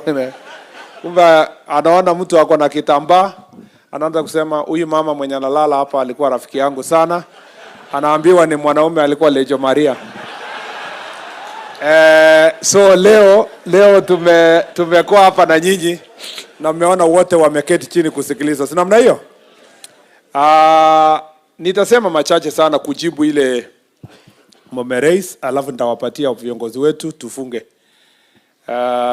Kwanza wacha niseme kabla sijajibu haya maswali yote na mambo ambayo mmerais hapa, niko pia na mambo yangu tu mawili, only 2, yenye ningependa pia kuambia nyinyi. Number 1, mimi nataka niwakumbushe ya kwamba tuko hapa kama ma chief, assistant chief, OCSs na viongozi wenu wote, tukiwa watu wachache sana katika Kenya ambao wako na bahati kuwa na kazi. Watu wengi, na haswa kazi ya serikali, watu wengi sana wangependa kuwa na kazi kama sisi, lakini hawana. Wanaomba. Hata ile recruitment inakuja, vijana wengi wanang'ang'ana wapate nafasi kuingia polisi ama KDF ama nafasi yote ya kupata kazi. Kwa hivyo tukiwa hapa, we are already a few percentage of the privileged lot. Na kabla hatujauliza mambo yetu, mahitaji yetu ya kibinafsi na kikazi, lazima tukumbuke kwanza ni kwa nini tuliomba kazi hii. Why did we ask for this job in the first place? Kuna chiefs hapo wamesema waliandikwa a year ago, hata hawajalipwa salary. Wako wapi? Acha nione. Yeah, naona wako wengi hapa hata yeye. Sasa wewe chief, si uliandikwa 1 year ago? 3 years now, eh? Lakini siku yenye ulienda interview, wakati uliapply hii job, so ulikuwa unajua chief kwamba hakuna ofisi? Hakuna motorbike? Si ndio? Sio salary tutasema hiyo. So ulikuwa unajua hiyo? Lakini bado uliapply hii kazi. Kwa nini wewe uliapply? Hiyo ya salary tutasort. Kuna chiefs wengi hapa keti tu. Walienda interview, siku ya interview wakaulizwa wakaambiwa, chief, unajua kwa hii location hakuna ofisi na wewe bado unataka hii kazi. Akasema mimi I'm very creative and innovative. I work under minimum supervision. Na penye itakuwa ofisi yangu. Okay? Kwa sababu walikuwa 20, akawekewa hiyo max. Akaona body language ni wakawekea 8 out of 10. Akauliza swali ya pili, akaambiwa chief, wewe hakuna motorbike ya hii location. Utazunguka aje ufikie wananchi? Nasema mimi kila wakati mimi natembea huko nikimingo na wananchi, motorbike ni ya nini? Wakaona huyu mbaya, si mbaya, wakaweka 9 out of 10. Siku yenye aliingia ofisi, hiyo ofisi gani hata haina motorbike? Haikae kama ofisi ya rais, hakuna ofisi imejengwa. So you need to remember that all these other things we have asked today is secondary to the initial call that you had to serve. And if you have that calling to serve, you must serve diligently. Lazima ujitolee kwa roho yote. Ukue innovative. Maneuver through the challenges that are there. Like we said earlier, wewe OCS, uliomba kazi ukasema utafanya kazi anywhere. Kwanza OCS wenye wako hapa, muliandikwa wakati you might have been the only person in your location because mulikuwa wachache, muliandikwa. So you are privileged. Be creative. Like I said earlier, ukifika police station huko na hakuna ofisi ama hakuna cell ile mzuri ama hakuna nini, sanya the local community hapo, ita baraza na uite chief na uite MCA. Mwambie sasa bwana MCA, ndio hii, this is the only police station tuko nayo. Tutaendeleaje? Tafuta mbunge. Mwambie mbunge, hii place iko namna gani tungetaka kusaidiwa. Don't go and sit there and say, si watu shauri yao, waja nipitishe masaa zangu sikwende, alafu nisonge. Remember, the position you hold at the moment, you are a leader. You are already a leader. And every step, every place you go, you must put in place your leadership skills. Interact with the local community. Be available. Ukikuwa kama OCS na wende ujifungie kwa police station, how will you serve the local community? Ukikuwa OCS, uendi kanisa, uendi mazishi, uendi msikiti around hapo, uendi hata harusi.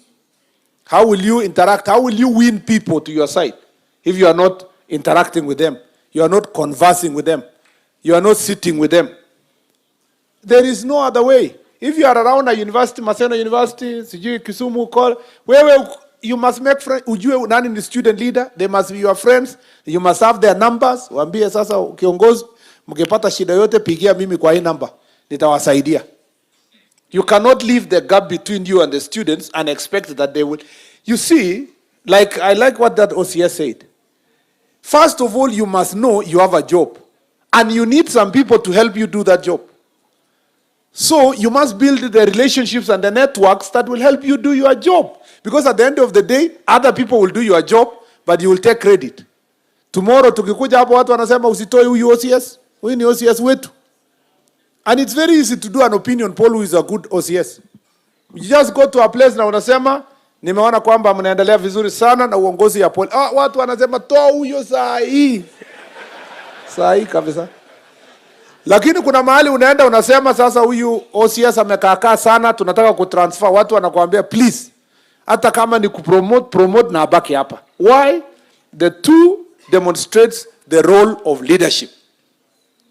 You know, wewe chief, you are a person of that community. You must be the leader. Ukifika stage wewe chief, wakati baraza inafanywa, watu wanasema wewe chief, ngoja kwanza wewe songa. Wacha hii mzee atuongeleshe. Ujue wewe ni chief kwa ofisi, lakini huyo mzee ndio chief ya hiyo area. You must be the one who is the leader in character, in behavior, in commitment. You must always be the one who is a leader. So let's be diligent. Let's seek to do the right thing all the time. Let's work as a team. By the time wewe OCS unakosana na chief, na ni chief ni mtu ya area hiyo, he is very enthusiastic to do your job. There can only be one reason. It's because uko na hika control ya kucontrol mali. There is no way the OCPD can have a car and then the DCC anatembea na mkuu. You cannot always tembea na mkuu. Lazima mkuu pamoja. You must work in multi-agency level together. Chief na DCC, ACC, kila moja wetu. We must pull our resources together, our time together. We are only serving the same people. We are trying to help each other succeed. And that's why this Jukwaa la Usalama is supposed to be just an example on how it is easy to bring everybody together, including wananchi. You've heard me in other places, nimesema.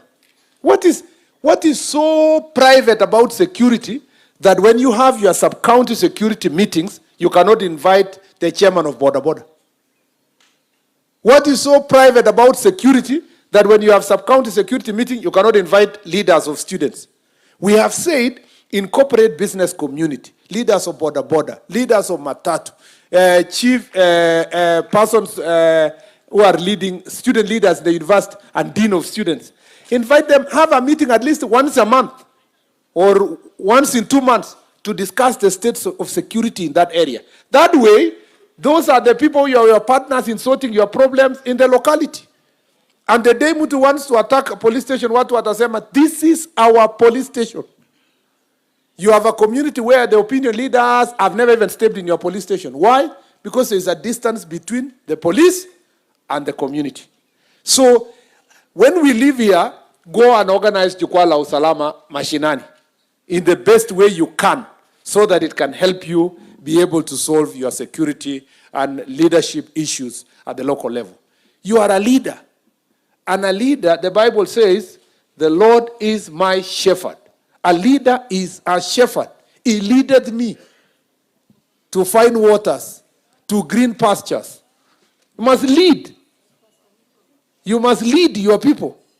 But, you know, some of you, instead of being a shepherd, you are a butcher. You know, a leader, a shepherd, akienda mbele, kondoo inamfuata. Lakini a butcher, anafukusananga na kondoo. Anapiga na huku, nini, anapiga pembe, anakula kondoo. Na some of you mnakula kondoo literally. Yeah? Kuna chiefs wanaripotiwa, chief fulani alipatikana kwa lodging fulani na kondoo fulani, amefukuzwa, amepita dirisha, anabeba longi kwa mkono. Wewe bado utasimamia nani? Hata tukikuachilia utasimamia nani? You must behave yourself because you chose this job. And it's a job of leadership. It's also a job of sacrifice. You must be willing to go out of your way to make sure that you serve. That's why mnaenda usiku, mnaenda saa ngapi, mnaingia kwa pombe. And I agree with you, of course, that mkienda, at least we must take care of your interest. Ukikuwa injured, wakati unatetea na kutumikia watu wetu. Tumeelewana mpaka hapo? I think that is important for you to appreciate. We have not come here. We've come here to do teamwork, to build teamwork. Even us at the ministry there, if we sit there and say, mimi ni bwana mkubwa, nitakuwa nakaa Harambee House, story nitolewe, nisikie, nisome report, nipige simu tena, niambie county commissioner shauri yako, the work will not be done. That's why we are coming to sit with you like this. So that tuonane uso na uso, tujue hii waziri ni nani. Na is he willing to listen to our issues? Huyu PS ni nani? And so forth and so forth. The same to county commissioner, regional commissioner, you must have teamwork. You must. Sasa ukijifungia Kisumu hapa, Madam Commissioner, RC, itakuwa makosa. You have to go Barasa huko, uende Sondu, uende wapi, uende huko Highland.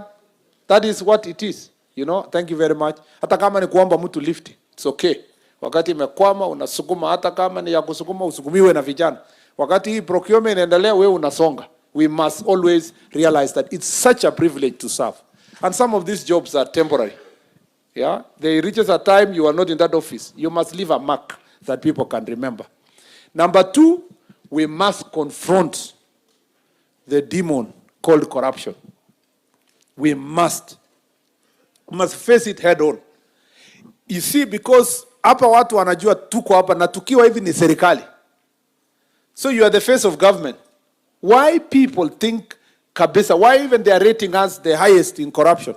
It's because we are distributed the lowest level in the community and we are providing essential services for the safety of the citizens. So any action that is around corruption, umechukua pesa ya mtu ya matatu, umenyang'anya mtu ya bodaboda. Mtu ya bodaboda, by the way, bodaboda hata sio yake. Kuna mtu amenunua bodaboda, amepatia kijana run na anamwambia kila jioni unanipatia shilingi 500. Miangapi? 300 Inakuwa ngapi? 300. So huyo ametengeneza 400 kwa siku. Polisi amechukua 200. Ikabaki ngapi? 200. Huwezi pelekea hata mwenye bodaboda. Just imagine the kind of anger that lives in the society because of that corruption.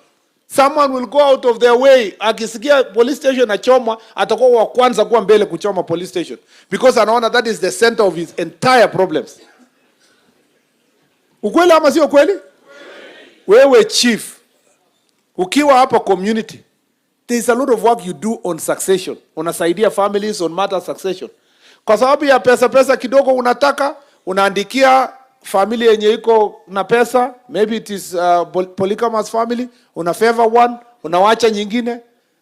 You create despondency in the community. And you know, watu hawaongee kuhusu chief because chief apikiwi kura, hawaongee kuhusu OCS. Hiyo anger inakuwa transferred to nani? To the president. It's in the office of the president. So siku ya campaign watu wanasema hii serikali ni corrupt. Hata hawajawahi kutana na president ama minister, wanajua tu ni chief na OCS ndio wametumaliza hapa. This is the most corrupt government. So we have to deal with this issue. Now we must respect ourselves.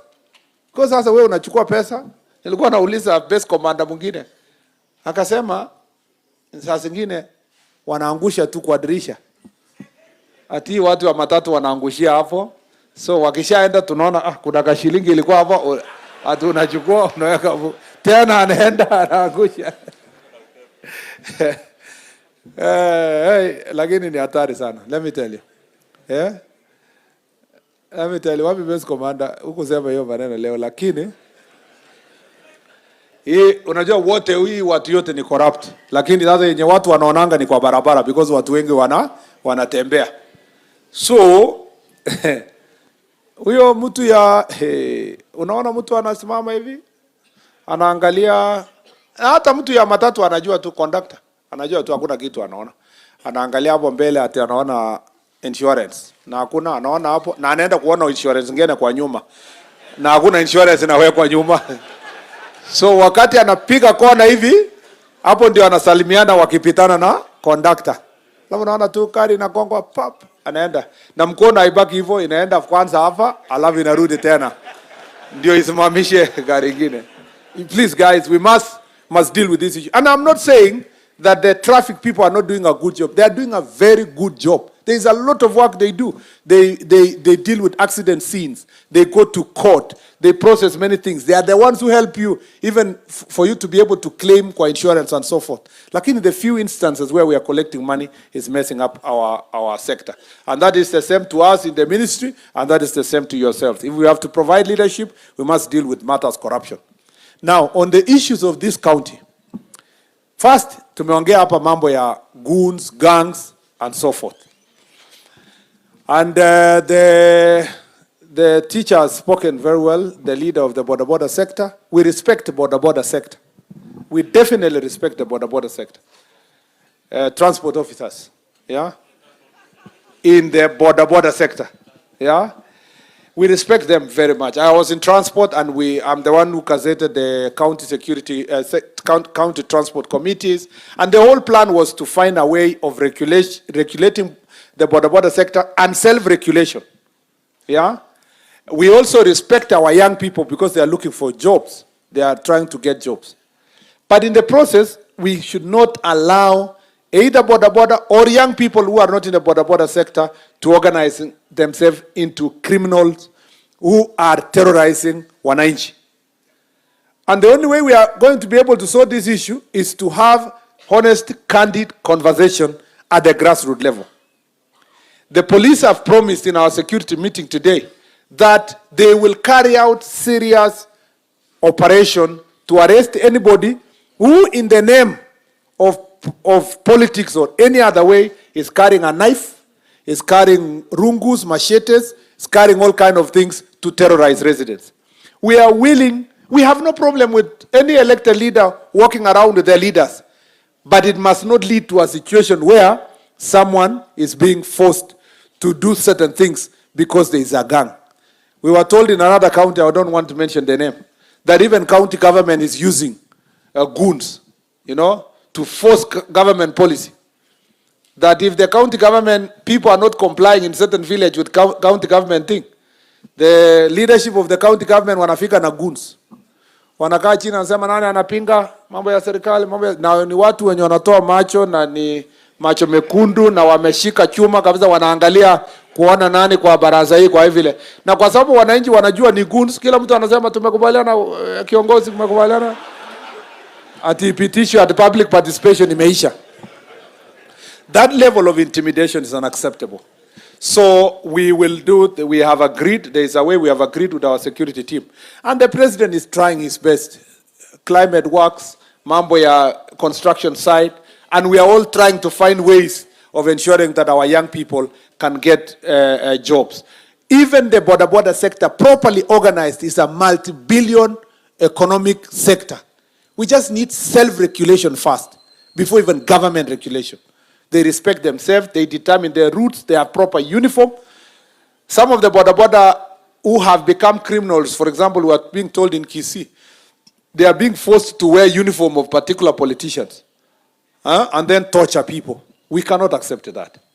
We want border to have border uniform based on their sectors, designated areas. As told here in Milimani, there is a small organized team that can be replicated in other parts of the county.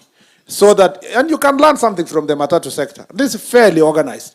We can also organize the border sector to circles that can be accountable. And chair or a spokesman of border, I have no fear of contradiction. I have not said it's already in the law, but this is where we should go. Border is transport of last mile to access areas that you cannot have vehicles and you cannot have buses and you cannot have train and so forth. We cannot have a pillion passenger being carried on a highway by a border. Ati anatuanga umebeba mtu kutoka Nairobi unakuja Nakuru. That should not be the case. It should be the case that there's designated areas where it is transport of last mile. We are losing so many people in highways, including in Nairobi, because of border. I don't know the statistics in here in Nakuru, in Kisumu. But in Nairobi, especially in the dual carriage areas and so forth, you have many of the pillion passengers losing their lives because of that. There must be designated areas, and then but that will come with the rules and the regulations that you are dealing with. And this conversation, if city center is also for county government to decide, even if they are coming to city center, to which part of the city center, and how will it make sure that there is sanity and order in the transport sector. Or number 2 is sexual and gender-based violence. As I said earlier, this is very prevalent here. We are 36%, national average is 32%. But also sexual and gender-based violence is a crisis in the country, not just one county. I am happy with the chief who said part of the reasons why in some counties it's being reported more than others is because of the proactiveness of the chiefs to make sure that these issues are reported. We should not shy away from reporting, trying to reduce the statistics. No. Let us report. But it's not enough to report. Let us also make sure that it's reported, and these people, statements are recorded by DCI, and they are sent to the DPP, and they are charged in a court of law. The judiciary, I must defend the judiciary. The judiciary is fairly sympathetic to solving cases of sexual and gender-based violence. Unlike in alcohol and goons, the judiciary is more sympathetic in dealing with these issues. So we need to just do proper investigation and make sure that the characters are presented before court so that we can be able to deal with these issues. We know that this issue is prevalent, and we must help each other. Border people, please help us. Help us deal and protect with our young people. In Kisii County, for example, I was being told that children are being forced to go to school very early in the morning. That should not be the case. The schools know that the rules are such that schools should only expect the children at about 7 a.m. This thing of getting children to walk at about 5 in the morning and they are not being escorted by anybody in dark areas are things that we must deal with. Lighting is also in these places is also perpetuating crime. And county government, let's work together to make sure that we install more lights that can help people to work in an environment that is safe and secure. The other issue is about our lake. You know, our lake here is our lake is also our border. Yeah? Our lake is also our border. And we know there are certain things we have agreed we need to do in our security meeting in the morning. First, we need to increase government presence, border patrol unit presence in a number of places. And immediately within a month or so, we have agreed with the IG that we must have a presence in Mangeta, Ringiti, and Sori, to add to the places where we have. I think those are places. Thank you, DIG. We must increase our presence there so that we have proper enforcement to protect our country, but also to protect our fishermen.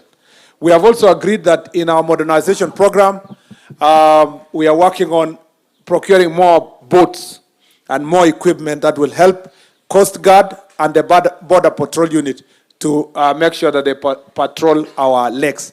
This is the case in Lake Victoria, as is the case in Lake Turkana, where we have a similar problem.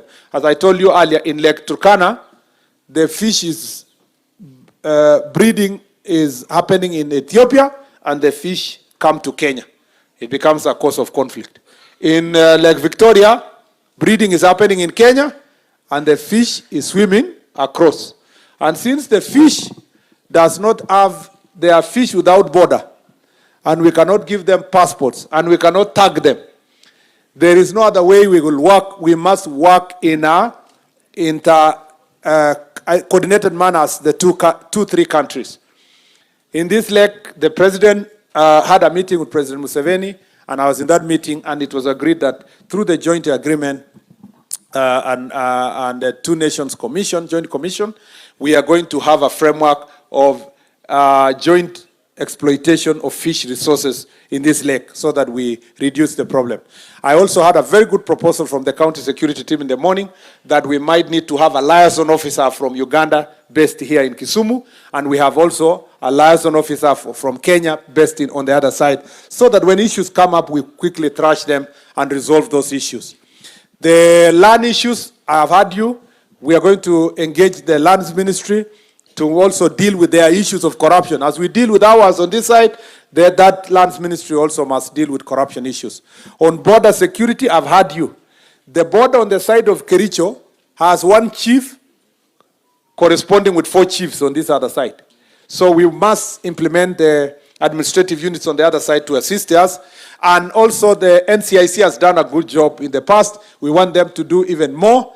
And we want to come and complete a peace process that was going on to put together the peace committees from the 2 counties so that we can ensure that the relationship is built between the 2 counties. And it should not depend on political goodwill. It must be a process that brings together everybody. I think those are some of the key issues in this county.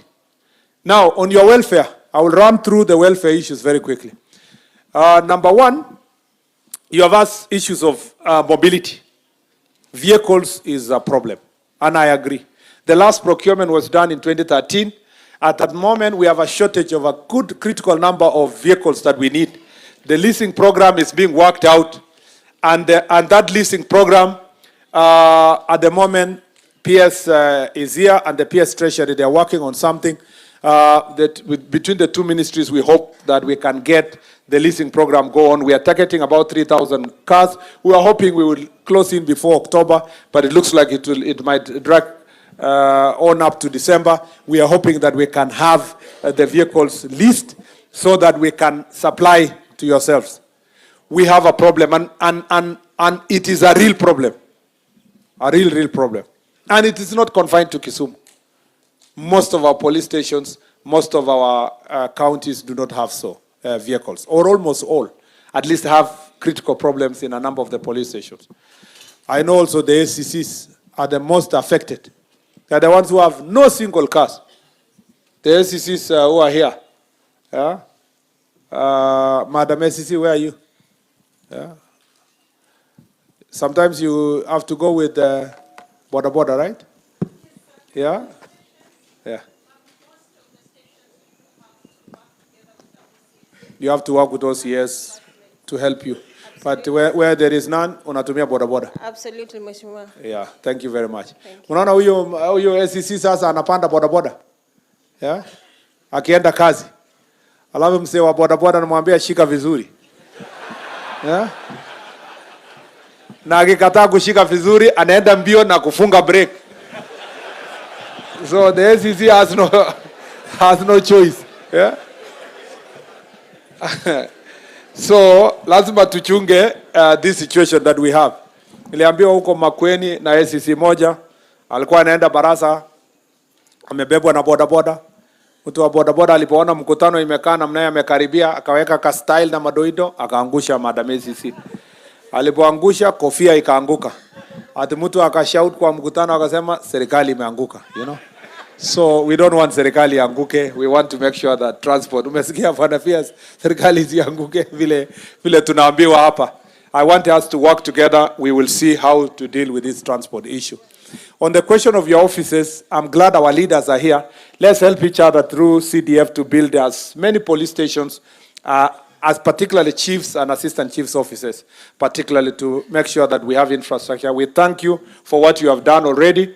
I am the one person who supports NGCDF 100%. My opinion is different from other leaders. I support NGCDF 100%. And the reason being, I see the practical solution it gives at the local level. And it gives an opportunity to people at the local level, the committees, to decide the programs they want. And you chiefs, in your barazas and in decisions of NGCDF, working with your MPs, let us also support programs that will build the police station so that we can be able to move forward together. Mambo ya village elders, I totally agree with you, Mama, on the issue of village elders. We are in the final stage of the CAB memo. It's been signed by my colleagues. I'll present before cabinet, and then we'll see direction how to support the village elders. We will see how best we can be able to support you. It will not be employment, so it's not that it's salary. We're just looking for honoraria of some sort to support your work, ya kununua torch, na gumboots, na airtime, na nini, ya kusongesha, and also some insurance for those who are unable to pay for SHA. It can assist them to be able to do so, as they assist the other security architecture to solve their problems. The other issue that I know as of great concern is, I have already said earlier, we have agreed we will have a policy after this on transfers, and we have a policy on promotions. That will deal with all these issues, including the structure of promotion for chiefs, assistant chiefs, and the ACCs. Kuna also chiefs wako in terms of rank wako juu ya ACCs, and then they are being monitored, they are being supervised by the ACCs. That is an issue that we have to deal with. And so already we are having Conversation Public Service Commission as part of the output from this meeting. That is an issue that will make great contribution to it. We also want to reserve, when we advertise for the ACC's jobs, we'll reserve some of the jobs for the qualified chiefs so that they can rise to those positions of the ACCs. But you must go for interview. We'll just reserve the possibility so that you can, there is the Public Service Act requires that everybody must go through suitability test so that you can get to move to that level. And I know some of the chiefs and teachers, chiefs and people who are chiefs and former teachers who apply to be ACCs are struggling to fit into the rank within the ACCs issues. And again, we are working on that part. The ACCs of 2021, who are now almost due for promotion, you need first to go for the training. I think there are 300 of you. And His Excellency the President gave directives when we were at the graduation of the other ACCs, and you have been allowed to go for training. So anytime next month, all the 300 of you will go for the training so that you can qualify for your next stage of promotion. We also don't want you to wait. We want to make sure that the 300 ACCs that are due for promotion for the 2021 cohort, we want to make sure that they are going for the training from next month so that they can be promoted. What have I not said?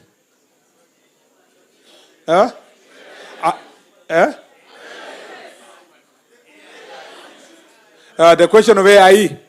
Yeah, AIE is AIE for all, for the police, for all of you is being worked out. We want to see how best, looking at the budget. You see, let me tell you something, why the AIE kept coming down. The location, which was a location 8 years ago, is 3 locations now. Okay? Without corresponding increase on the side of the budget. So it ended up being that where that jurisdiction where the chief was getting 30,000, or was getting 50, it comes down. So we are doing that. We must do proper costing so that when we improve the AIE, it becomes also sustainable. So we want to do after this proper costing. Remember, before even you speak about AIEs, you have 56 locations that have not been operationalized. And 56 sub-locations and I think 20-something locations. And 1 sub-county. 34 locations. 56 sub-locations. You have sub-counties. You have So why have we not operationalized since 2016, 2017? It's for the same reasons. To employ another chief extra requires a salary, and the salary has not been budgeted for. So what we are working on first is even to get these administrative units be operationalized, so that then it's followed by the commensurate AIE. So we need about PS 2.5. We need 2.5 billion shillings extra to our budget to operationalize all the administrative units. So we are working on it. Part of the reason why we wanted to listen to everybody is to strengthen our argument and to carry along everybody, including our elected leaders, so that when we go sit down and work on the budget, we work on it together. And please, believe me, this is something of great concern to us. The administrative units and the AIE is something we will work on, including the fuel. As I said, one of the biggest challenges with the police officers who have the vehicles is that they don't have the fuel, for the simple reason that the allocation is 450 liters per car. So I am glad the OCS proposed 750, but there is almost a consensus. Let us start with 650 for now. So we are going to work to move it to 650 per vehicle, and then we try to ensure that for the areas like Turkana, Marsabit, Northeastern, where they collect their fuel very far, we see how we can ensure that the fuel is collected somewhere nearer, so that then it can reduce also the wastage in that regard. We want to request county governments also to invest in ambulances, so that when you have accident scenes, we don't depend on police officers to go and rescue people, because then that again takes away some of the operational resources. On the issue of drugs and alcohol, we have also said that operation must continue. We already have the names of the places we want to target.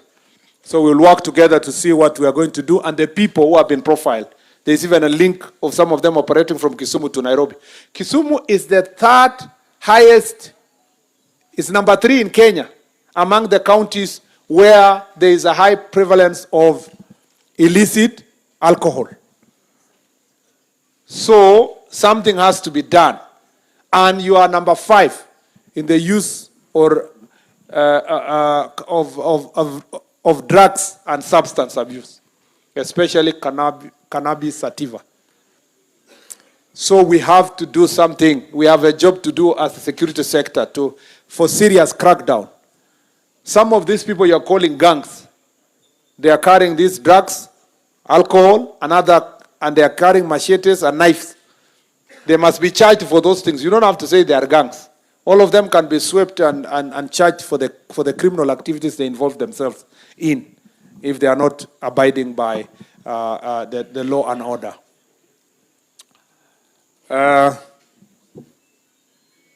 You have so many other things. I was trying to summarize them so that I don't have to read each one of them. But it looks like you want to sleep inside this tent. Training has been an issue. And as I said earlier, training will be, I don't want to repeat. This is we will make sure that it's ongoing. And that's why 60-something number of chiefs are leaving tomorrow for the training. And by December, we'll have completed the training for all the chiefs among other issues. Mambo ya extraneous allowance and hardship allowance, we have had you. We'll take that up. On the citizen services, we are going to open Moroni within the next 2 months. We must have in the Moroni constituency, we must have an office there because that's the farthest one. And then we come to Kisumu East, because Kisumu East can come later because nearer the town, but at least Moroni must come immediately within the next 2 months so that people can get birth certificates nearer home there and so forth. And I've had you also, in terms of other government services, all the sub-counties where we gazette to bring other government services closer. Again, we'll have to work with our leaders to make sure that the office space is there so that then we can encourage other ministries to bring their services closer. Licensing of alcohol and sale of alcohol, county governments, this is your job. You need to do something about it. We'll roll out Ngapu soon after we have initiated this, what do you call? Initiated the recruitment. Stock theft, again, we have agreed with the security sector what to do. Compensation, we agree, our chiefs, WIBA also delays in some cases. We want to, in our report, we'll make sure that that is expedited. That includes also pension and gratuity for those who retire. On the issue of team building, I totally agree. We must have a reward system and bring back team building sessions for all of us. Maintenance of police station, that's AIE issue, and we must deal with that. Promotion policy, strength, road designs, layers with political leaders in issues of goons. Please, that is true. Some leaders have bouncers who are goons, and some don't. So we have to really engage them. And our security sector is going to engage specifically everybody, including governors, senators, MPs, so that we make sure that things go well. I hope my friend Professor Anyang' Nyong'o doesn't have a DG. Does he have his wing? I don't think he can afford to have goods at his, not because he doesn't have money, but at his age, he should be living very good legacy for peace. And I believe he does so. Yeah, so we make sure that we work together to sort out these issues. Harmonization of KPS and NPS, we will do that. Coast Guard issues, electronic tracking, training. Thank you for the young people who presented their solution here. I'm going to listen to them. Fuel issues for the prison. I agree, and vehicles for prison also. Modern, whatever, public, instant fine system, I agree. Tools to village elder support, security. Jukwaa Wasomi, we will support you. And the PS office will support you. We have a program to make sure that we support Jukwaa Wasomi for our students in college and the university. Comrades power, eh? Yeah, so we will support you. All these other things, human-wildlife conflict, I've already asked our peers to speak to the PS wildlife so that compensation issues also are taken care of seriously in this region, just the way it is done in other parts of the country. Insurance for border, all those conversations, rescue, PWD issues, I agree, gender-based violence, licensing, vetting of persons, vetting for giving IDs that was removed. So chiefs, you know what to do. You are the ones who take responsibility in identifying residents in your location and facilitating them to get IDs. And then IPOA with the police, we must be able to build that good relationship between IPOA and the police. Medical cover is already being discussed, especially for the police. There has been a lot of complaint in the existing medical cover. So mnipigia makofi. I know I've not exhausted everything. Before I give Mheshimiwa Oron, not Aaron, Oron. Before I give him the mic to come and invite, actually before I give the speaker to recognize the MCAs and then say a few words and then invite the MP, let me take this opportunity to invite our PS. You know PS Raymond Omolo? Mchapakazi. Yeah? Adi? Okay. Wodasumi. Yeah? You know, we work together as a ministry. This teamwork, we are trying to push you to work together. Even us at the ministry level, we work together seamlessly. Maybe because he has been my friend for many years, okay? We were in the university together. We have worked this journey together. Even when he was here at Lake Basin Development Authority, we used to consult together, Nikiwa Senate. And I know Raymond has the capacity, the willingness, the hard work to help us sort out the issues within the ministry.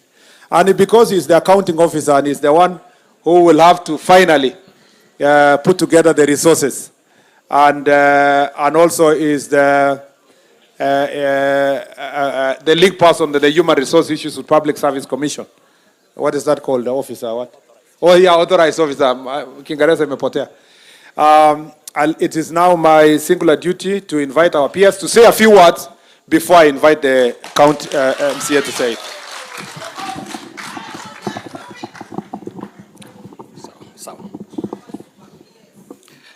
Thank you, Waziri.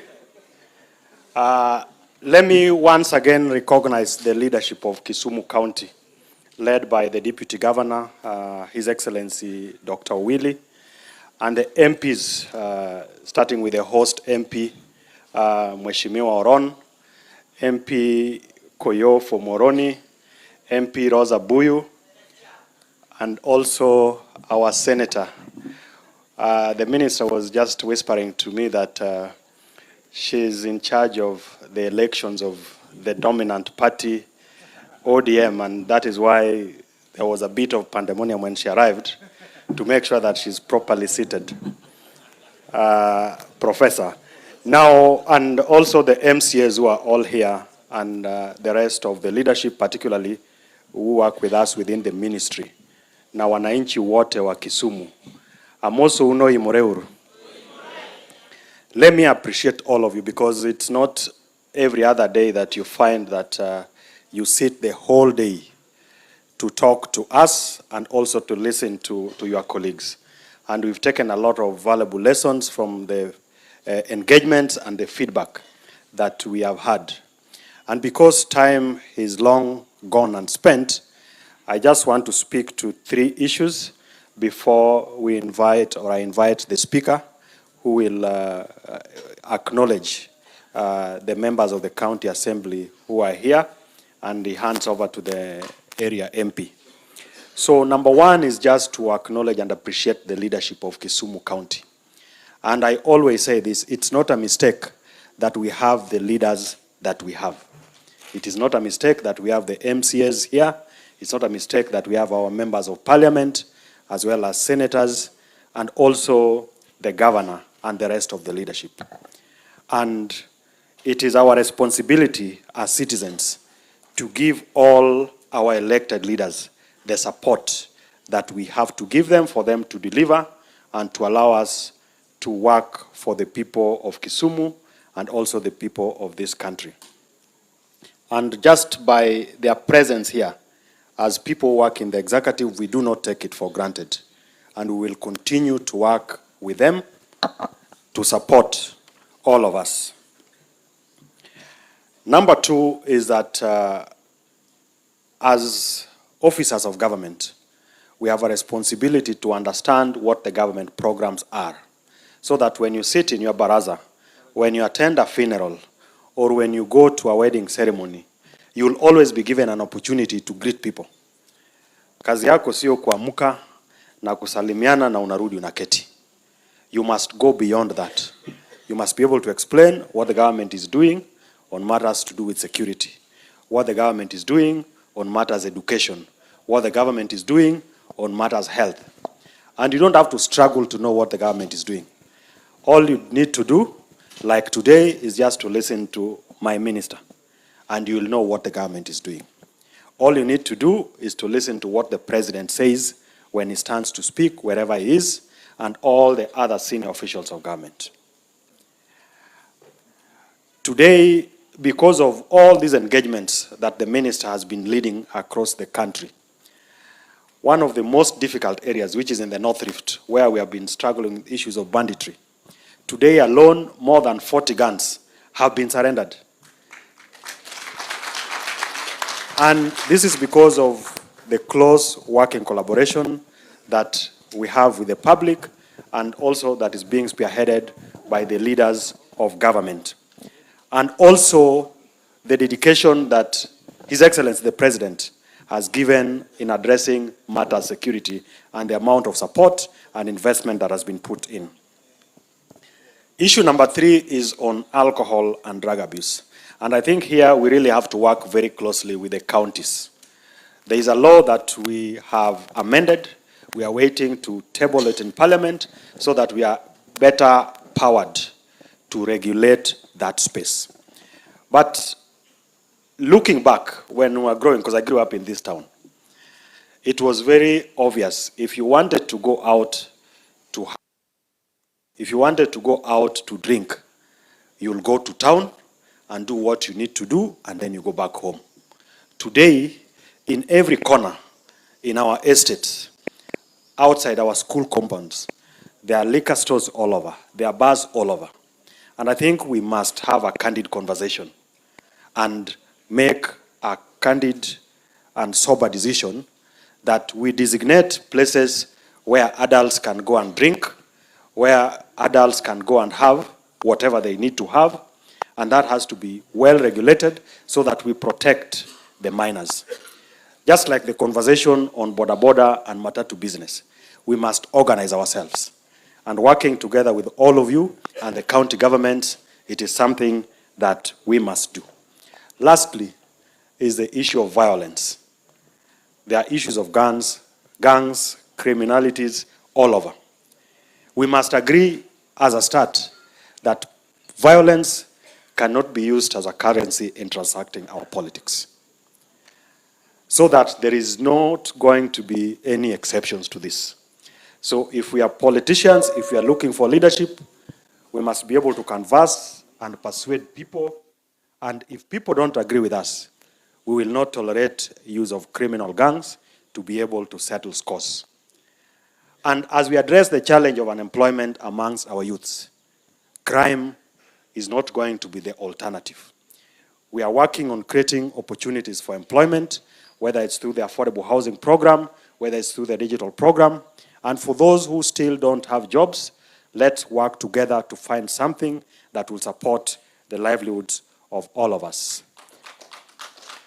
And because we were accompanied by the Deputy Inspector General of Police, Mr. Masengeli. I'll just ask him to stand and greet us before we have the speaker speak. Thank you so much, sir, and thank you for the opportunity. This is a true testament kwamba mwananchi ndio mwenyeji, si ndio? The leaders here, waheshimiwa, the deputy governor, the MCS, afande OCS, afande chief, afande waheshimiwa wote, the comrades power, is a true testament kwamba tumekutana hapo kwa sababu ya mwananchi, si ndio? I just want us to remind ourselves one thing. We as the National Police Service, we are striving to ensure that police stations become the center of excellence in policing operations. And this is a calling whereby we have to remind ourselves that security is not a contest of the mighty, but it is a covenant of trust between the mwananchi and all citizens, that security belongs to all of us. It is not the monopoly of the police, but it should be a responsibility that we unite together, we face the security challenges and insecurity together. Lastly, peace should not only be our mission, but it should be our legacy that we pass on to the champions of tomorrow. Wewe angalia mwenzako, mwambie wewe ni wa maana sana. Mwambie Mungu anakupenda. Afande, as you've just alluded, security is our priority and safety is our responsibility. I submit, sir.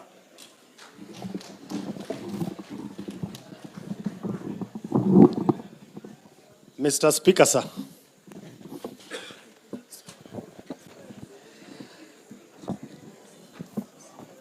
Thank you so much.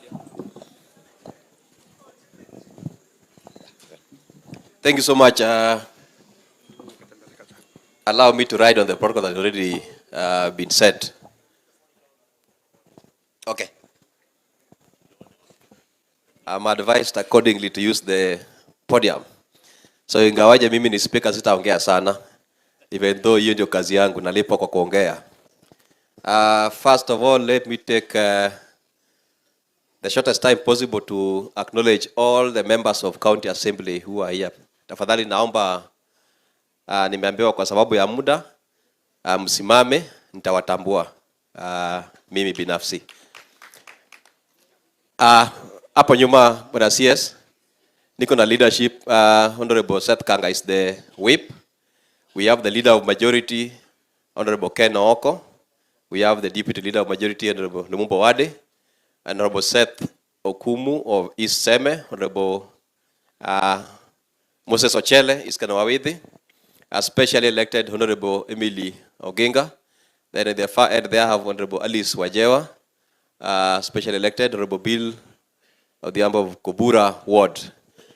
Down here we have Honorable James Omolo of West Nyakach. Then Honorable Karen Odhiambo, Kalwele Shauri Moyo. Honorable Abed, that is specially elected. Honorable Miki, specially elected. Honorable Nancy Matara, specially elected. Honorable Caroline Opar, specially elected. Honorable Kelvin Uraro, Koloa Central. Honorable Benny Pete Oiko, Kabonyo Kanyagwal. Honorable Millicent Omuya, North Seme Ward. Ruben Rakwach, Honorable, that is East Koloa. Honorable Ann Chimbley, Anno Chola is our youth leader in the assembly. Specially elected. Honorable Sami Onyango, Railways Ward. Honorable Adega, Ben Kajulu Ward. Honorable Warindu, Geoffrey of Miwani. Honorable Donrijo Dari, that is Chemelil Tamu. Honorable James Were, Nyalenda B. Honorable Zachary Okoyo, Central Kisumu. Honorable Ken Ouko, West Kisumu. Honorable George Abaja Otutu, as a commissioner, that's a member of the County Assembly Service Board, that's West Seme Ward. In the far end, we have Honorable Nyaoke, that is North Nyakach Ward. Honorable Mildred Ajumbo, Central Seme Ward. Honorable Peter Obaso is specially elected. Oh, back there we have Honorable Habil Umondinya Sona, Masogo Nyangoma ward. I saw Onditi next to you. I don't know where he has gone. Onditi's Ombei ward. So almost all the MCS are here. On behalf of the MCS, we welcome you. And allow me just to say two things. One, on the issue of alcohol and its licensing. That's a responsibility of the county, and I'm happy that all the MCS are here. So on your behalf, we are going to ensure that we look into the framework for licensing, especially the constitution of the board for licensing and the regulations that governs the same. Number two, on the CS, there is the intergovernmental relations framework that is available. Unfortunately, I see a gap in the intergovernmental relations framework in regards to how the county assemblies work with the national government. I say that because including inter-county relations, we can have the same Jukwaa, la Usalama, across the county. Kisumu and Kericho, or Kisumu and Vihiga, or Kisumu and Homa Bay. But as a county assembly, we have been doing assembly mashinani. And in your request that we have the Jukwaa la Usalama to be taken down, I think we can take advantage of the assembly mashinani, that when we have assembly mashinani, we can have one day that we involve the stakeholders in now interacting with the person down there at the ward level. Otherwise, thank you so much, and may I take this opportunity to invite the area MP, Dr. Joshua Oron, to make his remarks and also acknowledge the other MPs. Thank you, Bwana Waziri, and all other leaders who have been here. Bwana Waziri, it's been a very long day. Allow me to ride on the already set protocols, just to say that I'm the one who was supposed to have welcomed you here first. So let me first take this opportunity to welcome you all, although it's at the tail end of the event. Feel welcome. This is Kisumu Central. Before I say something, I also wanted to take this opportunity to thank everybody who has been here. You've sat here from morning, and from where I sit, this was not our event. This is the event of stakeholders, and for us, we just need to add one or two things to what has already been said, because people have been very patient from morning, from as early as 7 a.m. here. Before I make my remarks, allow me to invite our nominated senator, Madam Muma, to say a few words before I say mine. Thank you, Honorable Oron. Honorable CS, thank you so much and welcome to Kisumu. All protocols observed. I will not be long. CS, I texted you and told you, I think I like what you're doing. And the reason I said that, you will recall that after the death of Ojwang, you and your team appeared before the Senate, and my question to you was, do you apply the human rights approach to governance in the security sector? And what you said is that you are trained in human rights approach, but it is not something that is done. And you will all agree with me, this is the first time we are seeing a CS internal security come down to speak to the people. Ukweli ama urongo? And CS, I can tell you, without spending 1 shilling, you already have better outputs from your officers as a result of this meeting here today. When you do, and this is a rights approach, when you call stakeholders to hear each other, wananchi here have had the difficulties chiefs have and the opportunities chiefs have. They have listened to what policemen go through. They know their limitations. They know the areas where they can actually work. And as we all go back home, we will operate knowing that even as I am castigating this police officer, I need to be cognizant of the fact that there are these issues. And today here we have all learned that policemen are human beings, isn't it? Policemen are part of our communities. And the police have also understood wananchi are part of the system that we have. So I want to thank you. This is actually an accountability forum, transparent, and it has brought everyone together. Secondly, in my view, the weakest link in the implementation of the Constitution of Kenya 2010 is the intergovernmental relations. We operate as if national government is competing with county governments. We rarely come together to actually do what is right. This has demonstrated, as Speaker says, when we hear each other across the different governments, we are able to deliver services better, both as county and national government. And you are a consultant on devolution. I remember that. I was in CIC. You helped draft the devolution laws. I think while you are in that office, let us strengthen Article 6 on collaboration and cooperation between the two counties. Finally, I want to speak about GBV.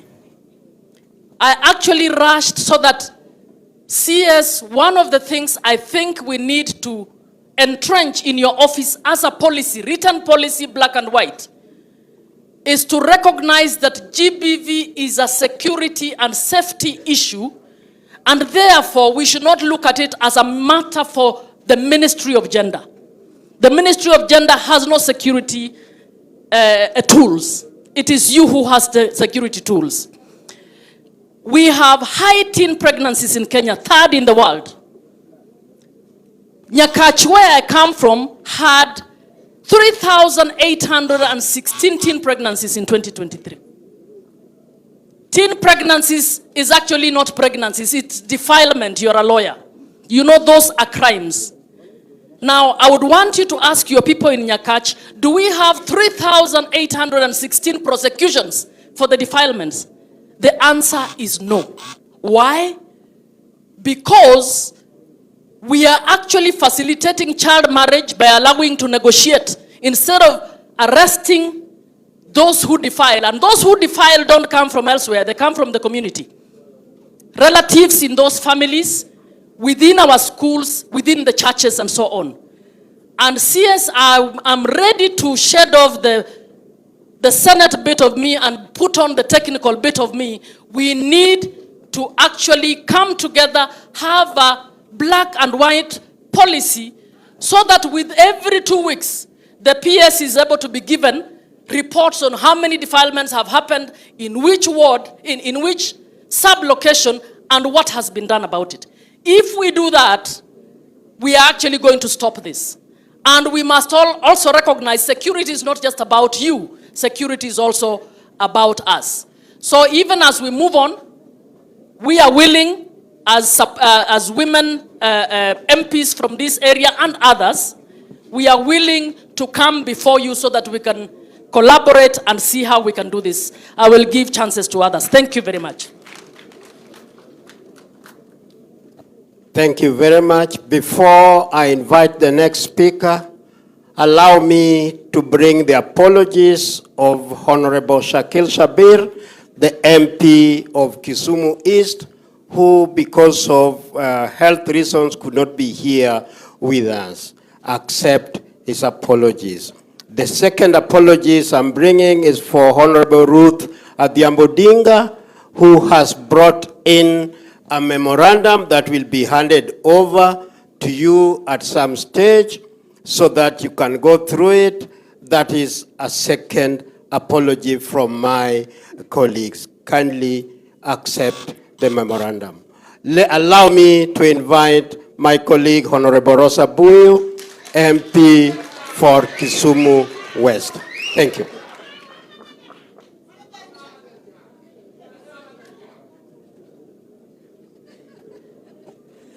When I see, yes, I was telling you that I also run a gang. That's my gang.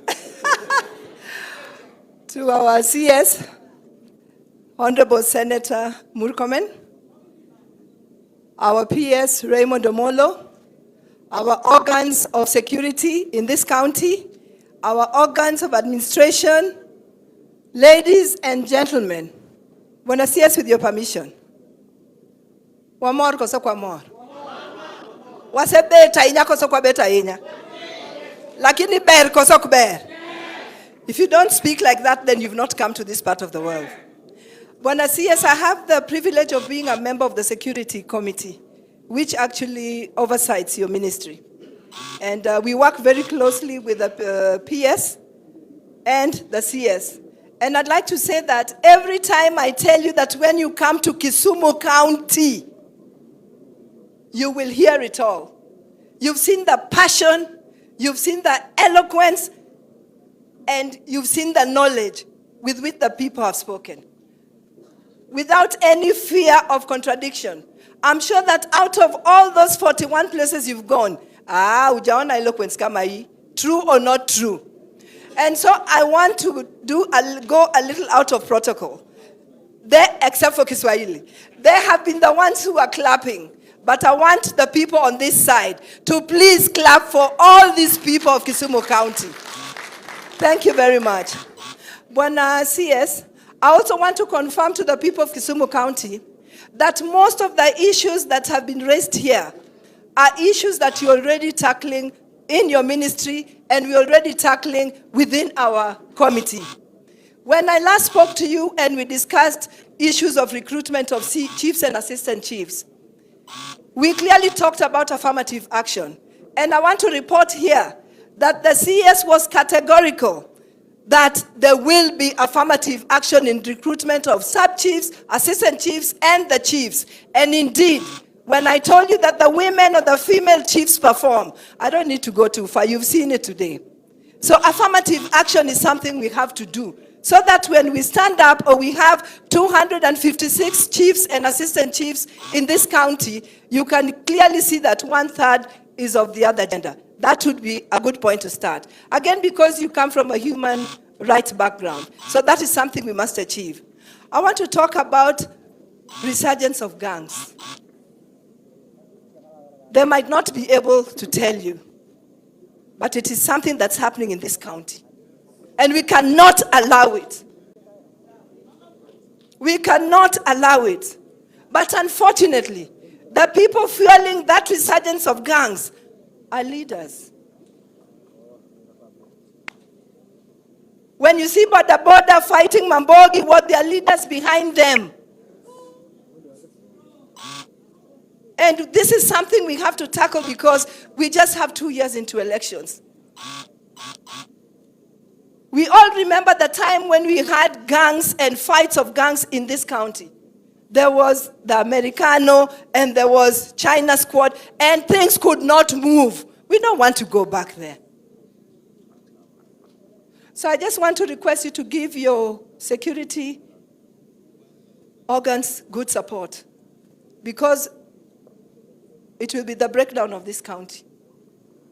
And we will also do our part as leaders, me included, so that we know that even if we want to be elected, it's the people who elect. You speak to them, they listen to you, they either vote you or don't vote you, but you cannot use violence. Because when there's violence in Kisumu, the whole country catches violence. It all begins with us. Look at how peaceful we were during last demonstrations. The demonstrations died. Because nobody has passion and stamina like the people of Kisumu County.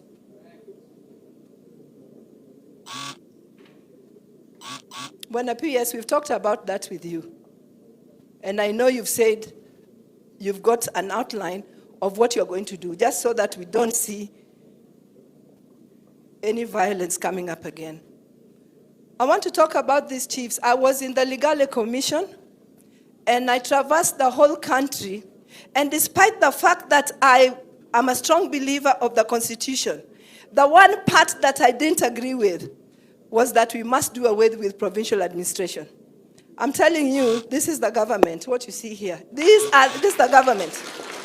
There are parts of this country where they don't know any government and they don't see any government except the assistant chief and chief. So we must look after these people.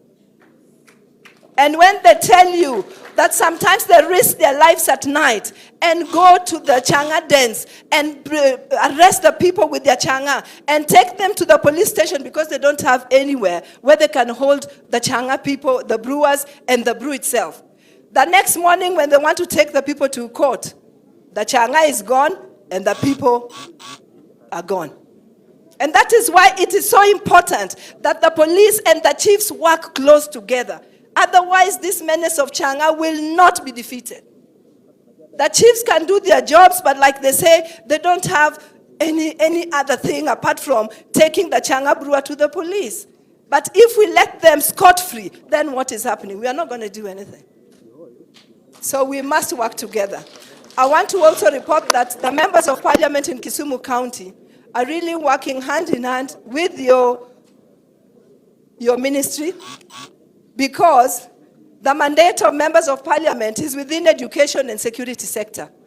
In my constituency, for example, we've got very many chiefs' offices built. And when I talk about offices, I'm not talking about single rooms that don't give you dignity. I'm talking about offices. In our constituency, we've also done a police headquarters, sub-county headquarters, which is complete. And I will request you through the PS that could we kindly have it opened so that all the police departments can actually be housed there. The reason why we do this is to enhance security. But when a PS, my last point is, we have always talked about following the policy that no police officer should stay in a station serving for more than 3 years. But we did not mean that you post a sub-county commandant as is coming up with strategy to enhance security in an area. Within 3 weeks, he's already transferred. I mean, that doesn't make sense. I have a case in point in my constituency, and I'm sure in other constituencies the same thing is happening, where the transfers are now just like this, and between an old or the old officer who is leaving and the new one, there's then the criminals take a lot of advantage, and there's a lot of crime that's enhanced. So let's just look at that policy so that at least when you have an officer dealing with security issues in a particular constituency, they are given opportunity to act and to see the results of their action before you can transfer them and bring somebody else. Otherwise, I want to thank you. And like Mheshimiwa Catherine has said, what you've done today, or this idea you've come up with, this is what the country needs. Because you are bridging and you are killing and demystifying that thinking that police is for beating people and security is supposed to be secret, because now you are talking to the people. And I'm telling you, these people are going to work hard, not because they are waiting for salary, but they'll begin to feel like they're working for Murkomen. I'm telling you that.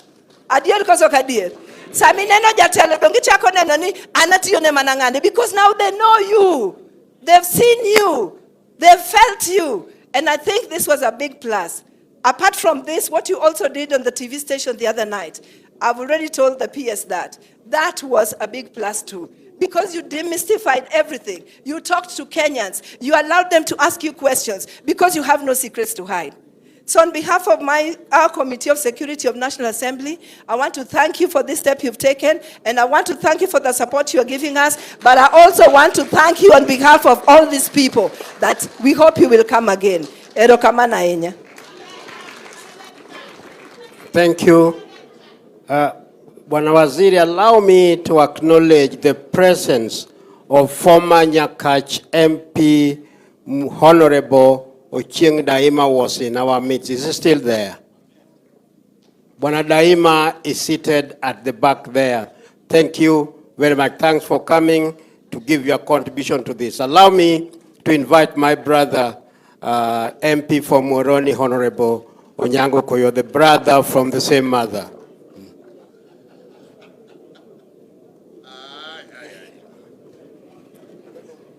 Thank you so very much, Waziri.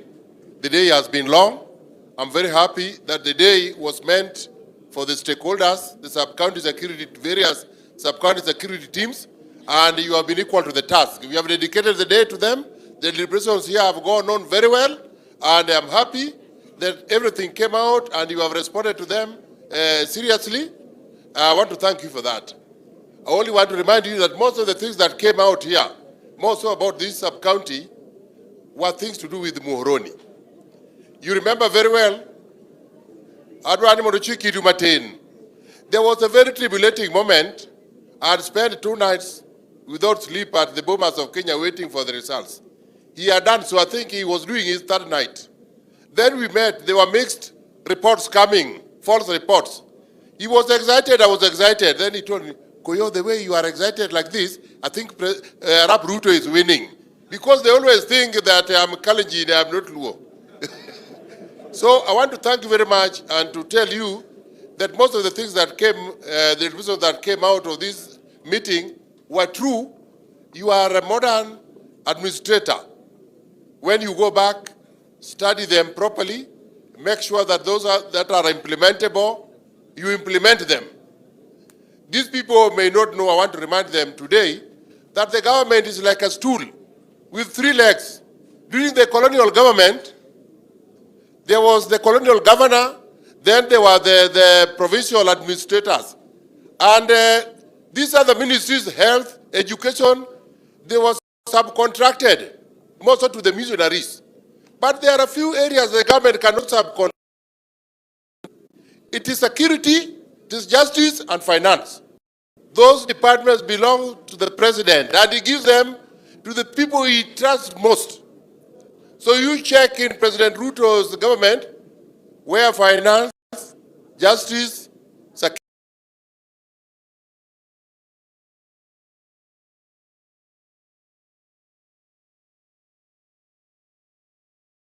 security, where they are. And then you know who are his most trusted workers.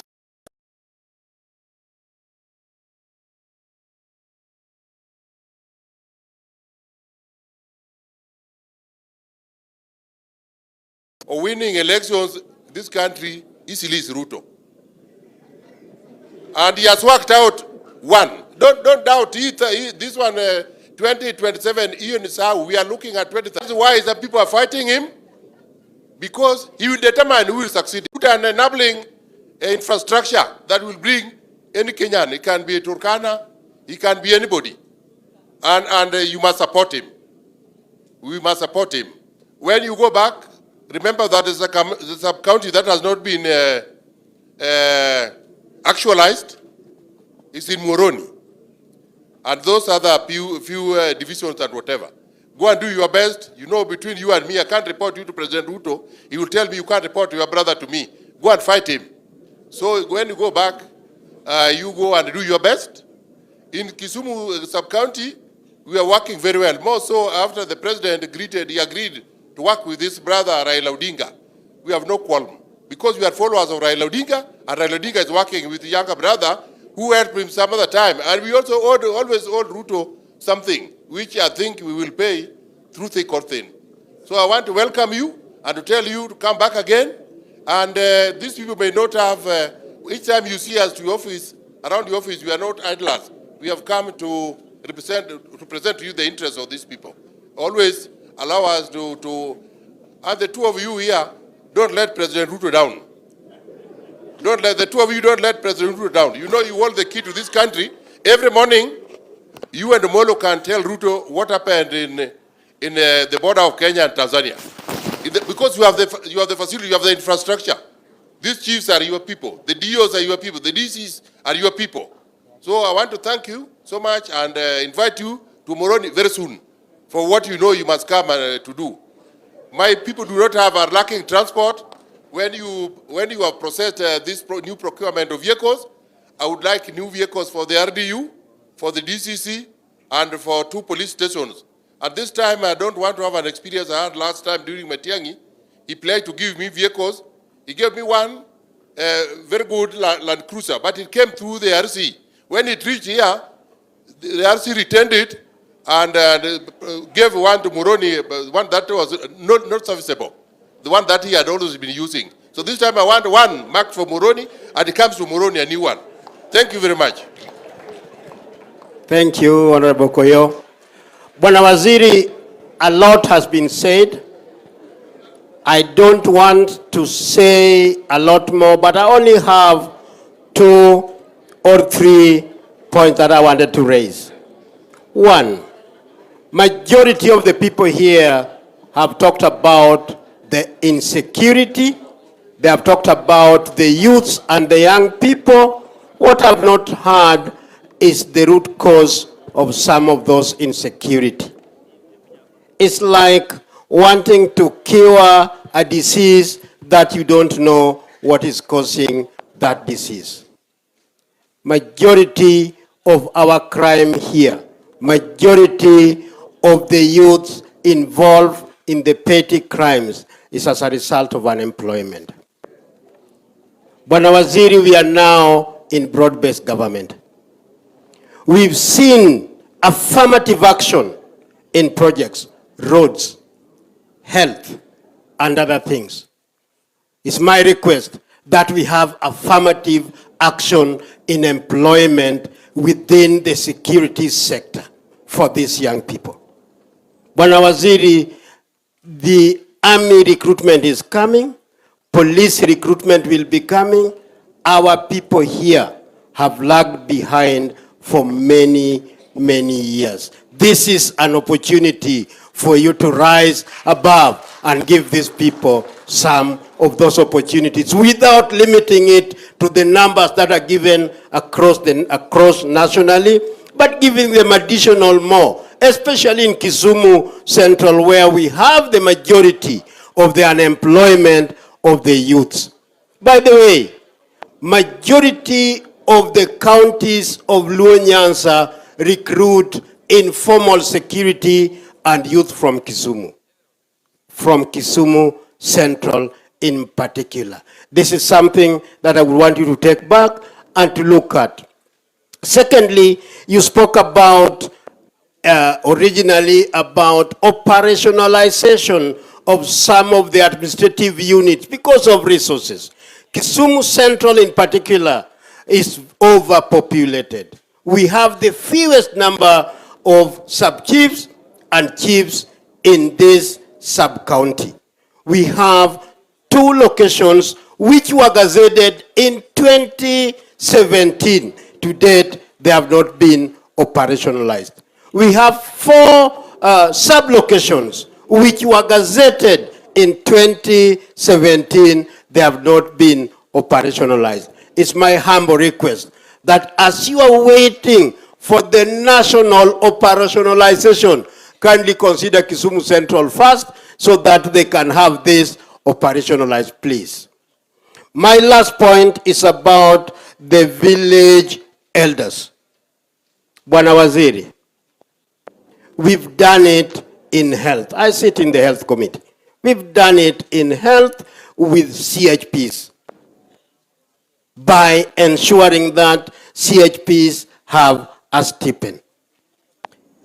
The lowest unit of security are the village elders in this country. I also heard the sub-chiefs and chiefs talking about the AIE, that they have 30 and 15,000.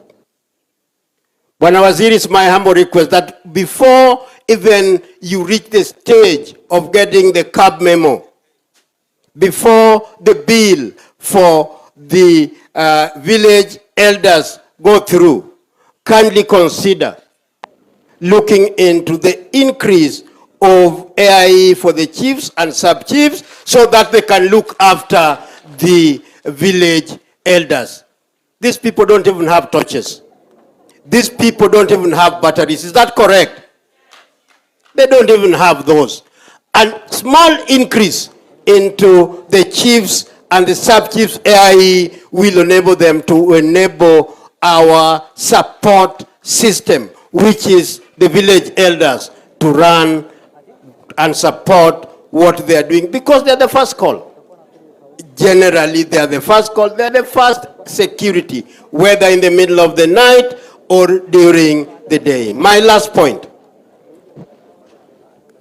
to the chiefs, sub-chiefs, and ACCs. We have a role to play in ensuring that we increase the number of people who are registered and have IDs.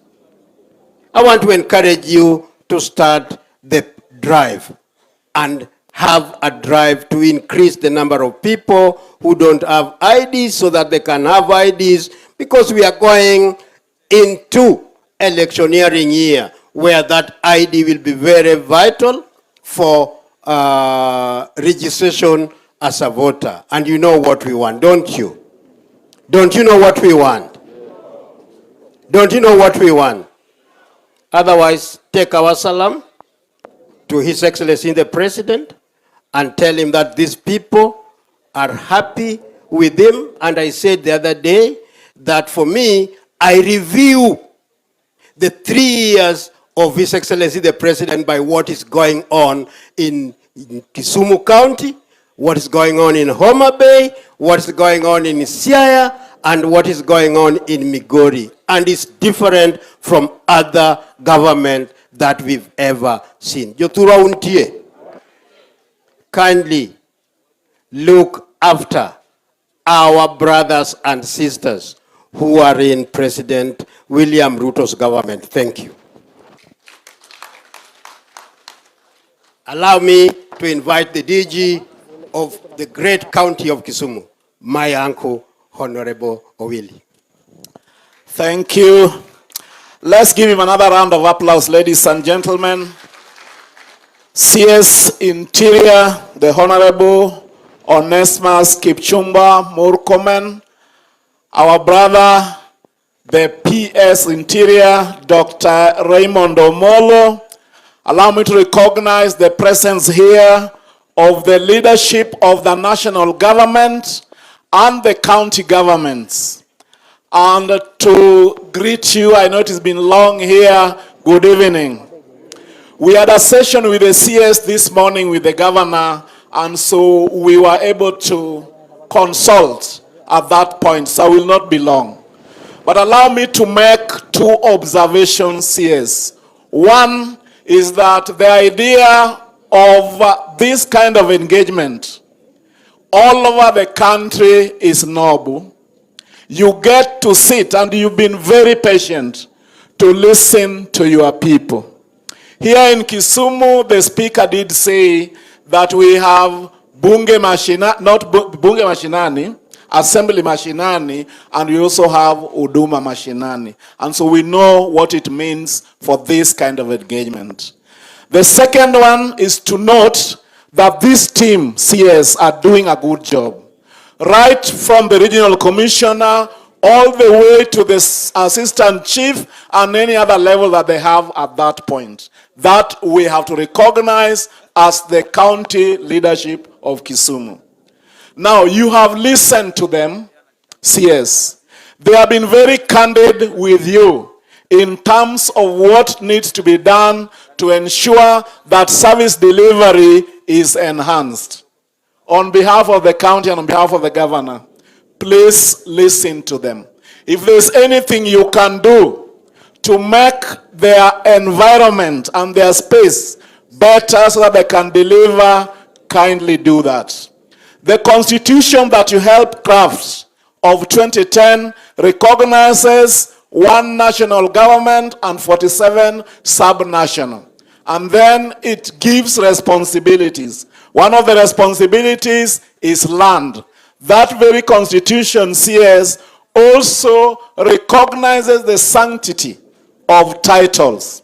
And I know it came up here, land is a devolved function, but what belongs to the national government belongs to them. What belongs to the county government also belongs to them, but the interdependability that the constitution is asking for is such that, like what you can see in Kisumu, we are sharing offices with the Ngao fraternity. And so issues of land, we can always talk about it at the two levels of government. We've talked about lighting in residential areas. As the county, we take note. We've talked about liquor licensing and the fact that we need to consult with you before we do so. We have taken note. We've talked about the rescue center for GBV cases. We have taken note. CS, allow me to request you.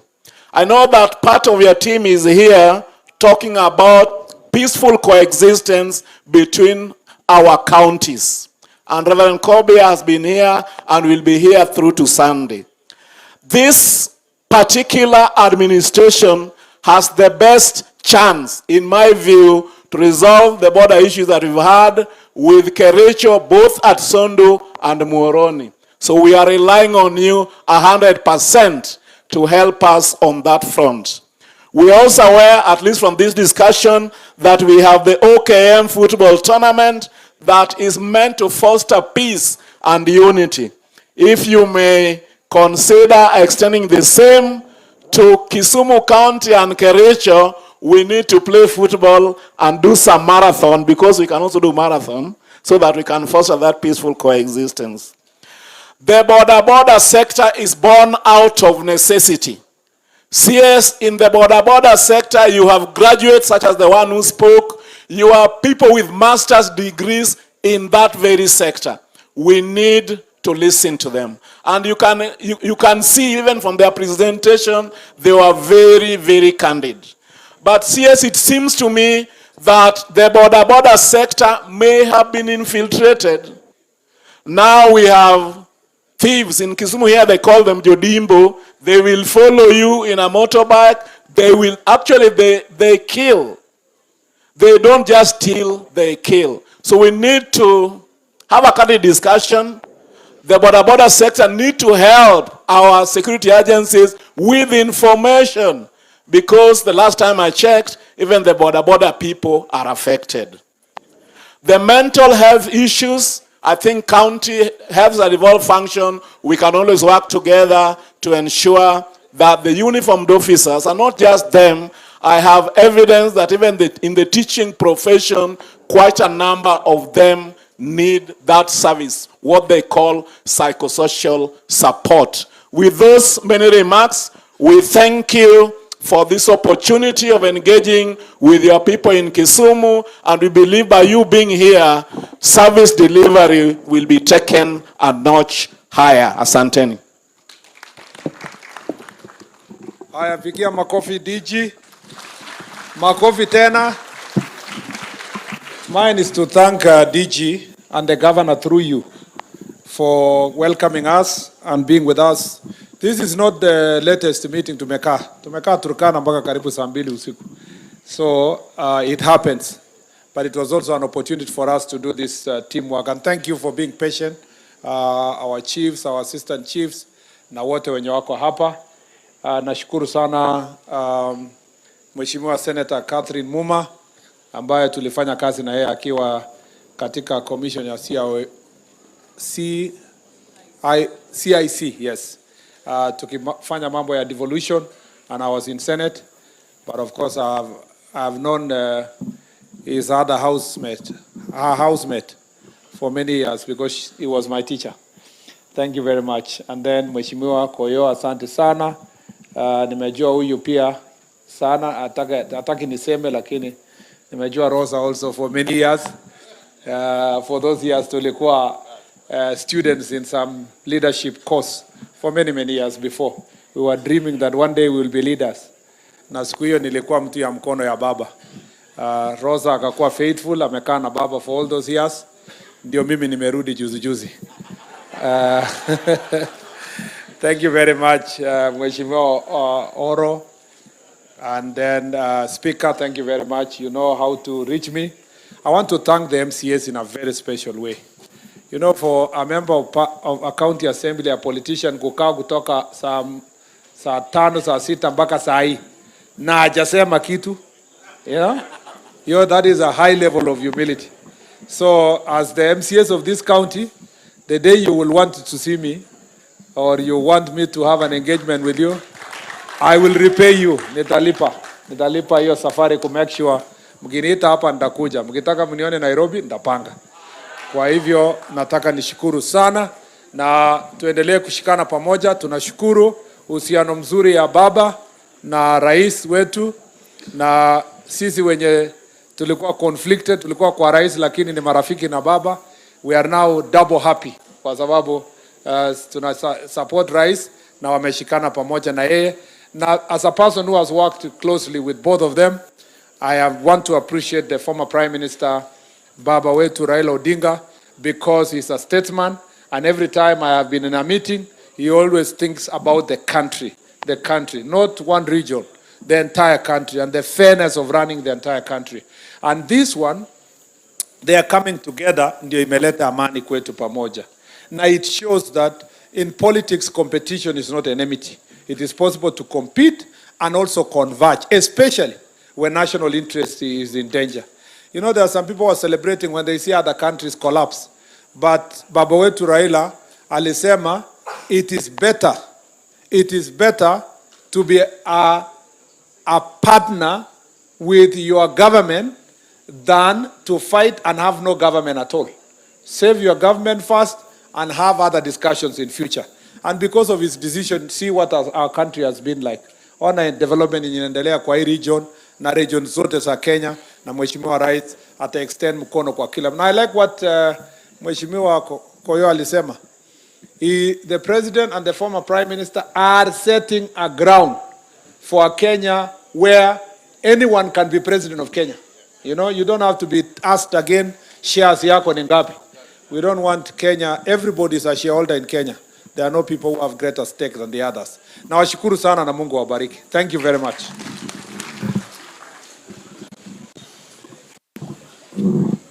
Tutafanya national anthem.